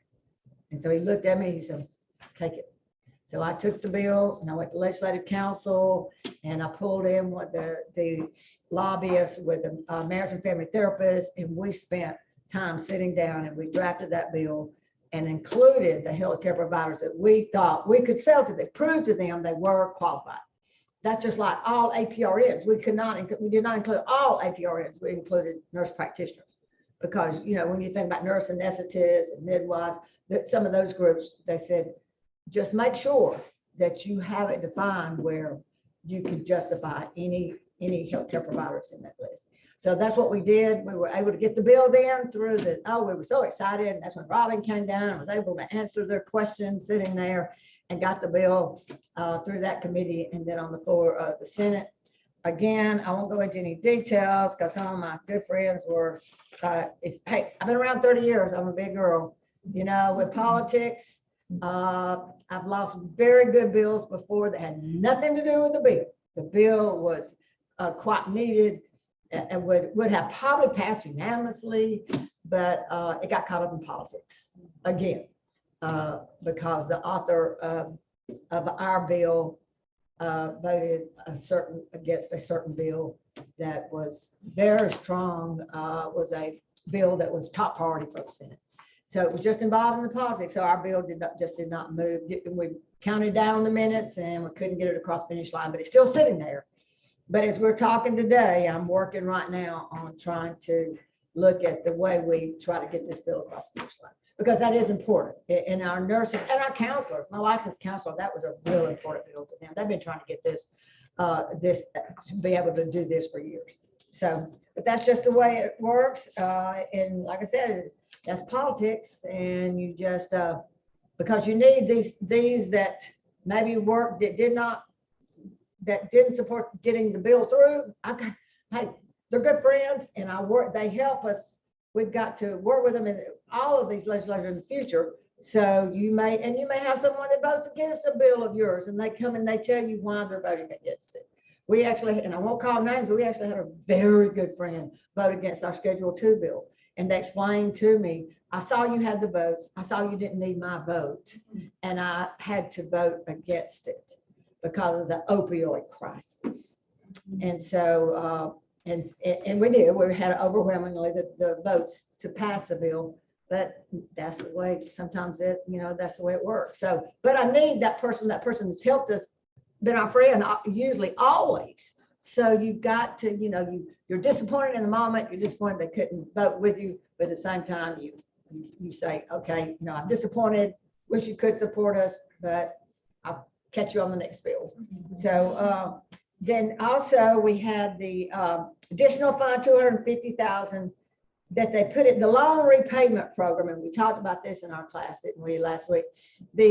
We have and this one went down. This was the last bill of the session in the House.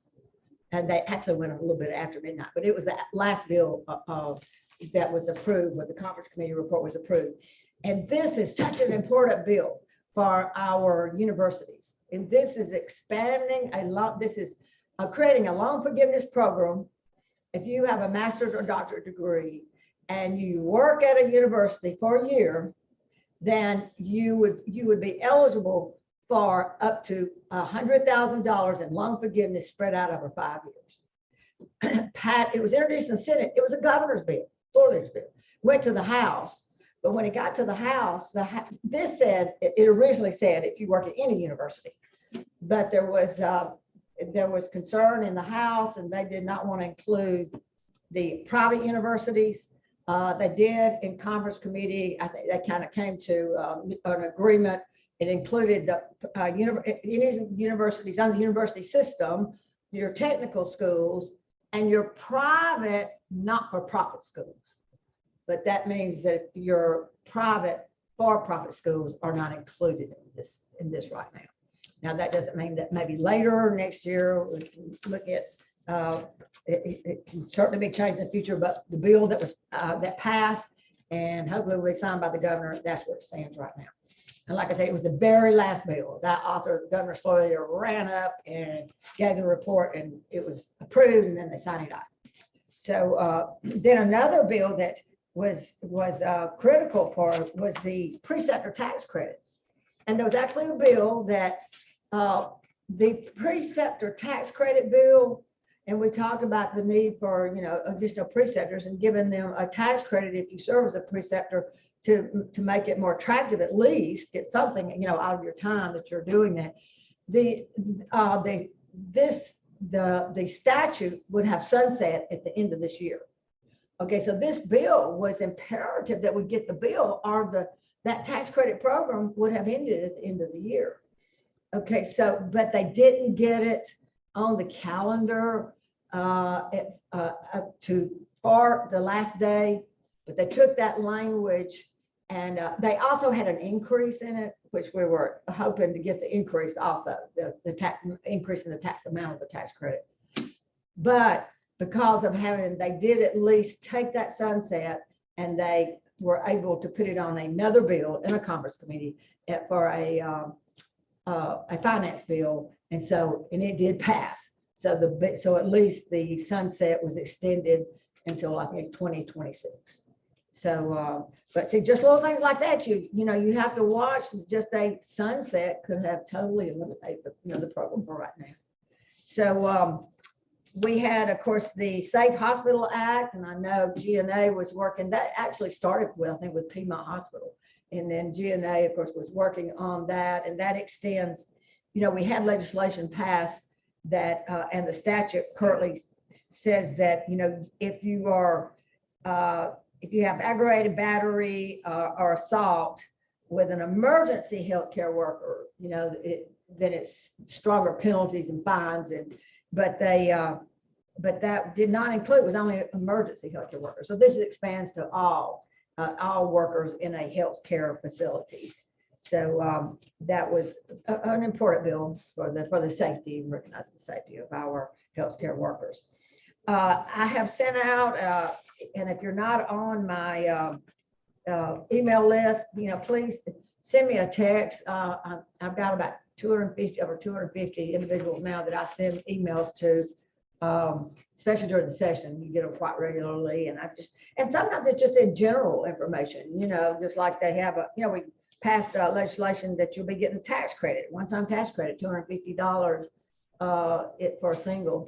So those kind of things are kind of important individually. So I try to also just provide, and in general, some healthcare bills. And we've got a number of good bills that passed this session. So please, I've just sent out my final summary of those. So if you didn't get it, please send me a text. My cell phone is 770-713-1249. And then before I end, there was one bill that we strongly opposed, but but we got ourselves in a situation, nothing that we did, but that was Senate Bill 197. And I've actually had some emails even sent to me because there's some people have, I guess, a little misinformation on how the bill actually reads. But this was the bill from the Medical Association. And it had to do with misleading terms or false representations by healthcare providers and practitioners, and advertising, and also the way you represent yourself. Okay, they put in that bill, and it did have, I mean, parts of it probably get, you know, talking about false advertising and things like that just makes sense. But they had two sections, one paragraph that related to APRNs and one to PAs. And it basically says that if you are in just the paragraph dealing with APRNs, which is the same language for the PAs, but you are required by statute to identify yourself as an advanced practice nurse whenever you're in a clinical setting with a patient. And if you have a doctorate degree and you use the title doctor, I'm Dr. Smith. Okay, now it's already in statute. You've got to have an identifying badge that says you're an advanced practice nurse. Okay, but now you've got to verbally tell that patient, I'm an advanced practice registered nurse. And if you start by saying I'm Dr. Smith, I'm an advanced practice registered nurse, then you must, according to the statute now, you must follow up and say that I am not a medical doctor or a physician. Now, but I have even had, because I actually had an email just in the last few days, said they had heard that you were not going to be able to call yourself Dr. Smith.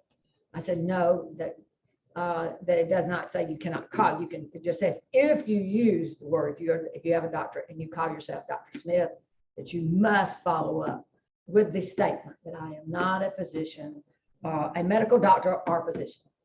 So now we did not, we told, verbally told the author of the bill, we told other legislators that we adamantly opposed the bill. We could not go, it put us in a situation where the author of the bill was the same author of our APUN license bill. And he's an anesthesiologist assistant from Rome. So the medical association went to him, got him to carry their bill, and he was already carrying our bill. So, and it was on the same agenda in the same committee at the same time as our bill. So it made it quite difficult for us to, you know, we had the support from the committee members that I had talked with. And so we were worried about putting our bill in jeopardy if we started a major fight and disagreement over that bill. Even though we let everyone know on things that, and in fact, I said, we are adamantly opposed to the bill because number one, I said, it is an insult and a slap in the face to our APRNs and our PAs. I said, but the most important thing about this bill is what you put is they have singled out APRNs and PAs. And I said, that is, and I expressed concern to the medical association, to their lobbyists. And I went down, he asked me to come down to their office there at the Capitol. And he called it was a female physician, and I don't know, she must evidently be one of their officers or on their board or whatever. He said, you need to talk with Dr. So-and-so.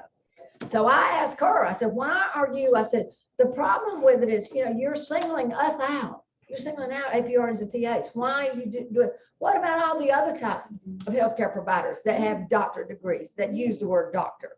I said, my ophthalmologist and optometrist. I don't know which one's which. They both say they're doctors. I said, you psychologists and psychiatrists.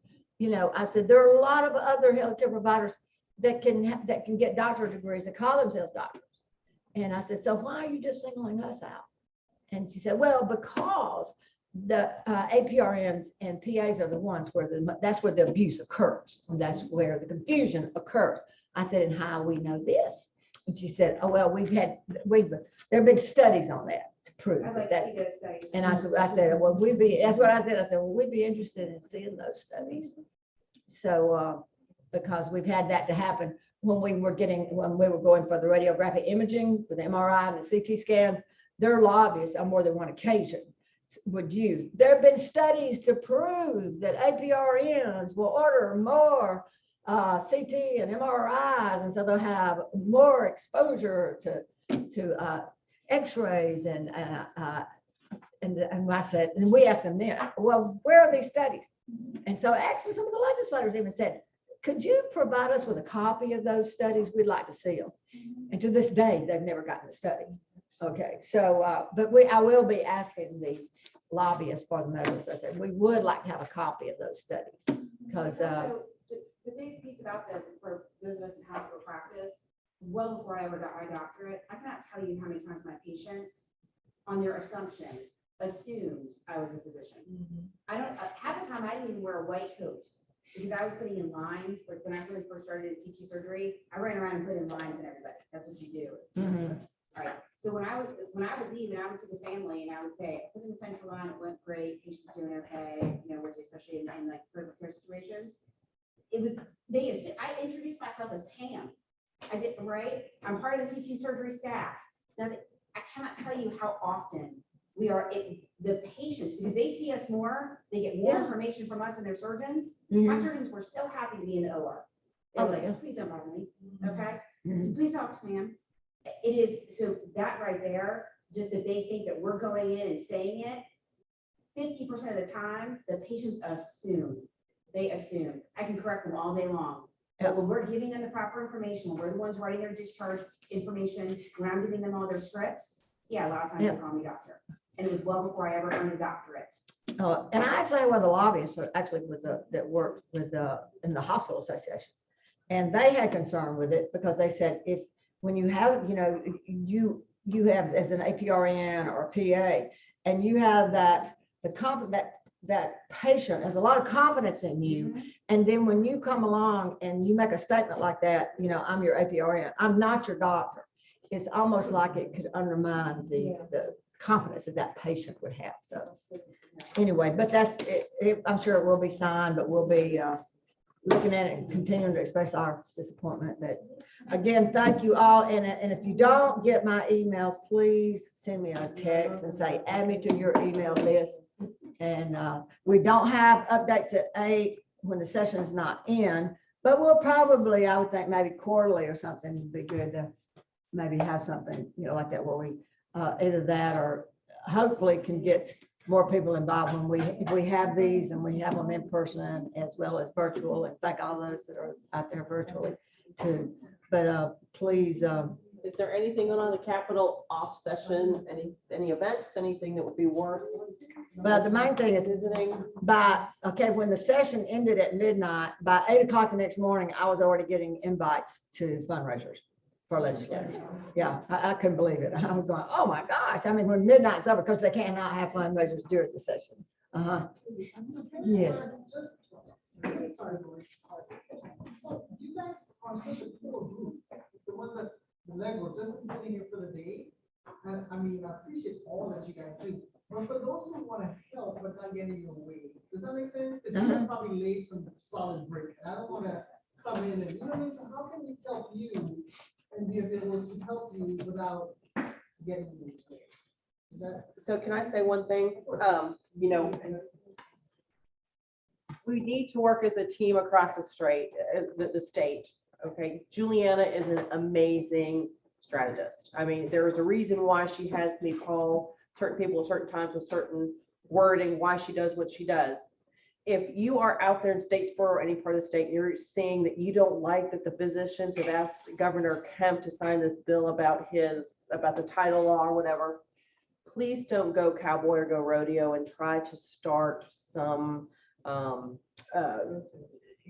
a petition or something like that, or letters to the governor. Always, always, always refer.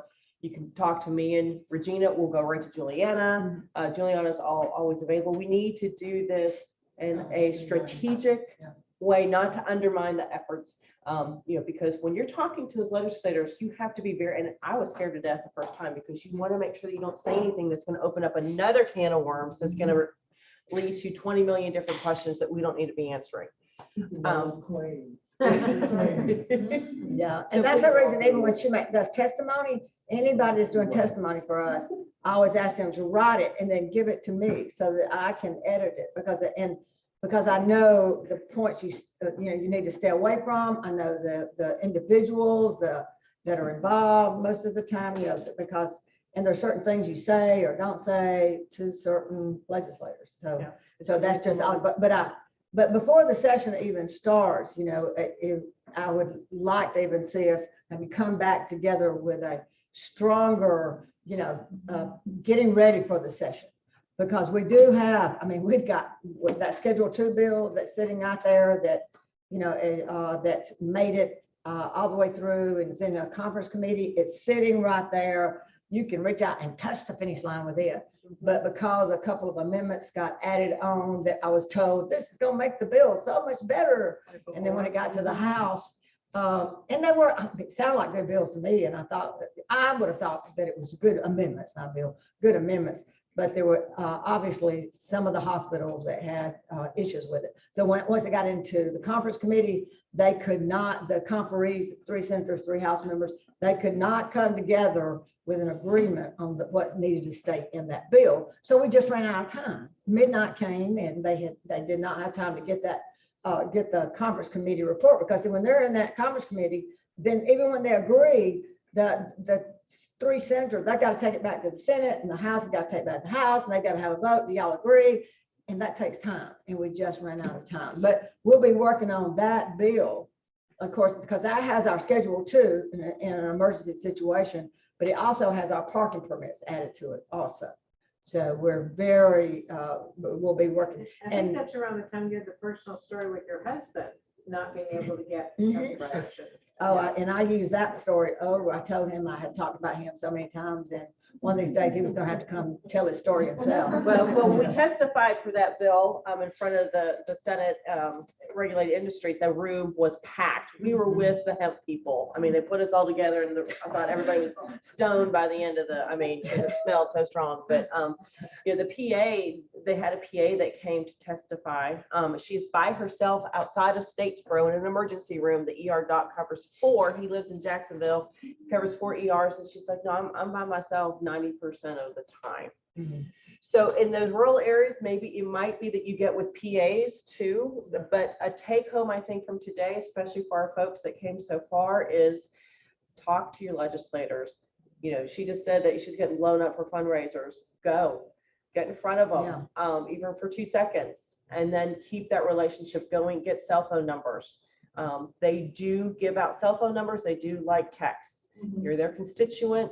They want to hear from you. And say, I use Robin over and over this past session because, and how does she develop that relationship with her senator, Greg Dolezal, who is now one of the king, he is one of the power brokers in the Senate now. He was very, very close to Lieutenant Governor Burt Jones. It was on his campaign from day one, and he is what's on what's called the Committee on Assignments. And those 5 senators, that's where decisions on, you know, committee assignments and chairs and really a big portion of the major decisions are made by that committee. Okay, and he's on it. And so when I needed to reach out to him, I would call Robin because she went to a couple of events and so we got to talk with him. She got to know him. I'm one of your constituents. And so now he knows her by name, and he gave her his cell phone number. Okay, and I have a lot of their cell phone numbers, but I can't share them unless they tell me to share them. But he gave her the cell phone number. So there were several times when I said, Robin, it means a lot more when she sends it in than me, the lobbyist. When she said, hey, it's Robin, your local nurse practitioner. I need your help, you know. And like she said earlier, we were trying to get that bill on, you know, get it on the calendar. And, you know, sometimes that little reminder will prompt them to move ahead with it. Those of you in mental health, you know, there's a big mental health legislation in the bill. Todd Jones, he's out of Forsyth County. He's a very big proponent of that. If you have one of your sons, look and see what they've been voting for. Look at what their platforms are and reach out to them. But mental health and Jerry Syke, I called, going to Columbus. I called Todd Jones at 5 o'clock in the afternoon when I had a 1013 go really, really, really bad. And he texted, he answered the phone. On a Friday night at 5 o'clock, he answered the phone. And I'm not his constituent, I'm in the next area over. But he said, yes, we do need to talk about it. We're going to connect hopefully soon. But y'all need, but it's important for you to have those relationships with your senator and your local rep, because and I know the majority, but there's so many new ones. You know, I'm having to constantly now build new relationships, but it means so much more when you can call and say, hey, I'm your constituent. Hey, you're my senator. You know, it's like, you know, in your family, when somebody gets ill and they're not a healthcare professional, and we have to navigate them through the healthcare profession, and it works. When we go a lot of times to these events, they're not healthcare professionals. They're not. They're in other industries. And so I always let them know, you know, I'm a healthcare provider. If you can any kind of understanding reference, because sometimes they don't understand our jargon. Healthcare has a whole new language that they don't even understand. But if that's a no, give me a call. I promise you I can get the information for you if I don't know it myself. And they like that. They like that you're so personal with them. And we built up some good relationships so that even when we were downtown, Burt Jones, I've been to a couple of events. Yeah. Then they had an event, was it February in African American Month? They had that event. So me and Robin went down there, downtown in Atlanta. And he, oh yeah, I know you, yeah, because I've been to a couple of events, you know, but he had the legislators there because they got to get engaged into the community too. So we're all there, and if they like to see a familiar face, and then the ones that are not in healthcare, if you tell them, listen, I'm available, if you have any questions, give me a call, here's my call. You know, and that's what you do. And it's building relationships. They had a poet there, his name is Hank Stewart, phenomenal poet. And he's like, I call him, he's a black man like Maya Angelou. Okay, she gave phenomenal. He was there. I built a relationship with him because he has a mentoring area. We had younger kids, and he said, I want somebody, I wanted to do a healthcare event at this school in South Atlanta. I took the day off and I went We down did, that was there. fun. But It's a there's great girls event. that want to be nurses. So I talked to them, you know. He was so glad just to have that relationship, and he puts on nice events. He has very nice poetry that he gives out in the community. He went up to the White House and wrote a poem about President Obama. You know, But when we went down to that event, me and Robin, he was right there. So see, and then, oh, well, let me introduce you to this one. So it's about building relationships. Get to know, go to these events, it works. And then when you have students who need help, it's not a student who don't reach out to me that I'm not able to help do something. I'm not at the clinic this semester. I'm not in the clinic. I'm doing virtual care. But I know somebody who is in the clinic, and I'll make a phone call, listen, they need so many hours. You think you can mentor this student? And so you build these relationships and it just gets bigger and bigger. So that's what we have to continue doing. If anybody can please, I'm sorry, to check who your senator is, Jason Estevez. He's a freshman senator. We met him at the biennial. His wife is a nurse practitioner there on the west side. They own their own practice. He threatened to sue Blue Cross Blue Shield because of the crap that we get from them every day. But anyway, he is a friend. He is a friend to us. So if he is your senator, please, please, please reach out. The second thing you guys can do for advocacy is, I know we're trying to restart some chapters, but you need to join or attend UAPRN meetings. If you're trying to start a chapter, we will come out and help. And the chapter, I'm an honorary member of the Gwinnett Forsyth, because Virginia never lets me miss one unless I have to give her a doctor's excuse if I miss one. But, Okay, that's for me. yeah, but they do have, yeah, and she's my nurse practitioner. Practitioners will So give you that easily as a doctor will. You're going to the meeting. she's my nurse practitioner now, so I'll call her and get it. But even after the session starts, like I said, get to know your local legislator. But even before the session gets going when it gets too busy toward the end, reach out and call me sometime when you, and I do this frequently and especially for a lot of your nursing students. They will come and they'll meet me there and they'll just shadow me for the day. And I teach them, because when we do need you to come down there in person, I can't stop and tell you where to park and where to come in and what to wear and where to go. You need to already know how to do that. And you learn how to do that on a calm day, at the first few weeks of the session. So, give me a call anytime you want to come in. Because I will tell you, there were several students that I worked with from Clayton State out of Dr. Lisa Eichelberger's class. And she asked if I would, and so they reached out and then they would come and spend the day with me. And she sent me a text last week and she said, they said that was the most exciting part of the entire class, was coming and spending the day down there with you and learning how the process works. So please don't hesitate to do that if you haven't. I know many of you have and know it well, but some of you may not have had that opportunity. So It's such an honor for us to feel, I feel connected to you and to share your number and to keep that contact going. It's honorable. Oh, no, thank you. It's an honor for me to be able, I'm an empty nester, so I always tell people, I was a utility lobbyist for many years and they were very good to me. But then years later, when I became an empty nester, now I'm trying to give back of myself so that I can make a difference. And groups like think about nurses and counselors, fighting sex trafficking, developmental disabilities, all those are populations that have they must have big needs. And I spend a lot of time and effort fighting for these individuals. But it's worth it to me because God has blessed me for so many years, and if I can give back and use my and the contacts I've been able to make and develop over the years, I'm very careful. That's one thing I tell them too. You don't want to you can't like the relationship that Robin built with Senator Dolezal. It's not like she could send him text every day. We had to be very strategic about when we're going to use that text. That's just like Burt Jones, Lieutenant Governor. He and my son were very good friends in college. So I've known him since when he was an early senator. But I only sent a text to him one time, and that was the last day of the session when we were running down within hours of the end of the session. And I sent a personal text to him at that point. But that was the only one, because I've got to be very strategic about it. It's like you only have so many chips, and the higher up they are, the less chips you're going to be able to use.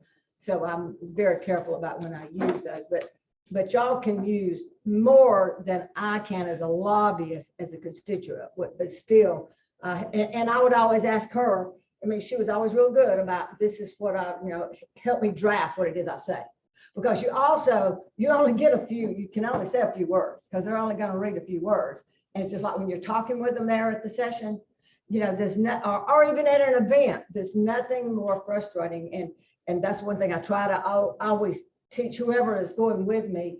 You can't monopolize their time. You only get a few, and you don't talk about business except for just something like, oh, I'd love to come by your office sometime and talk to you about our APRN bill that we've got, that we're drafting this session.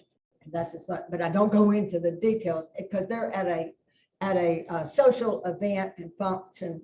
So you have to be very careful about that, and don't take too much of their time because they've got to speak to everybody. So, so you want to be respectful of their time. So, because if you take too much of their time, then the next time you see them, they're gonna go, oh my gosh, I remember last time I got stuck with them and they talk for 10 minutes. Well, Okay, thank you well, all for thank coming you. out. And that's a long time. We'll keep you all posted when the next event is gonna be. Okay, check with your chapters to see when the monthly meeting is gonna be, and we'll let you know what's next, okay? Y'all enjoy the rest of the Saturday. and Take our thank you for cards, coming. be sure to reach out. So I was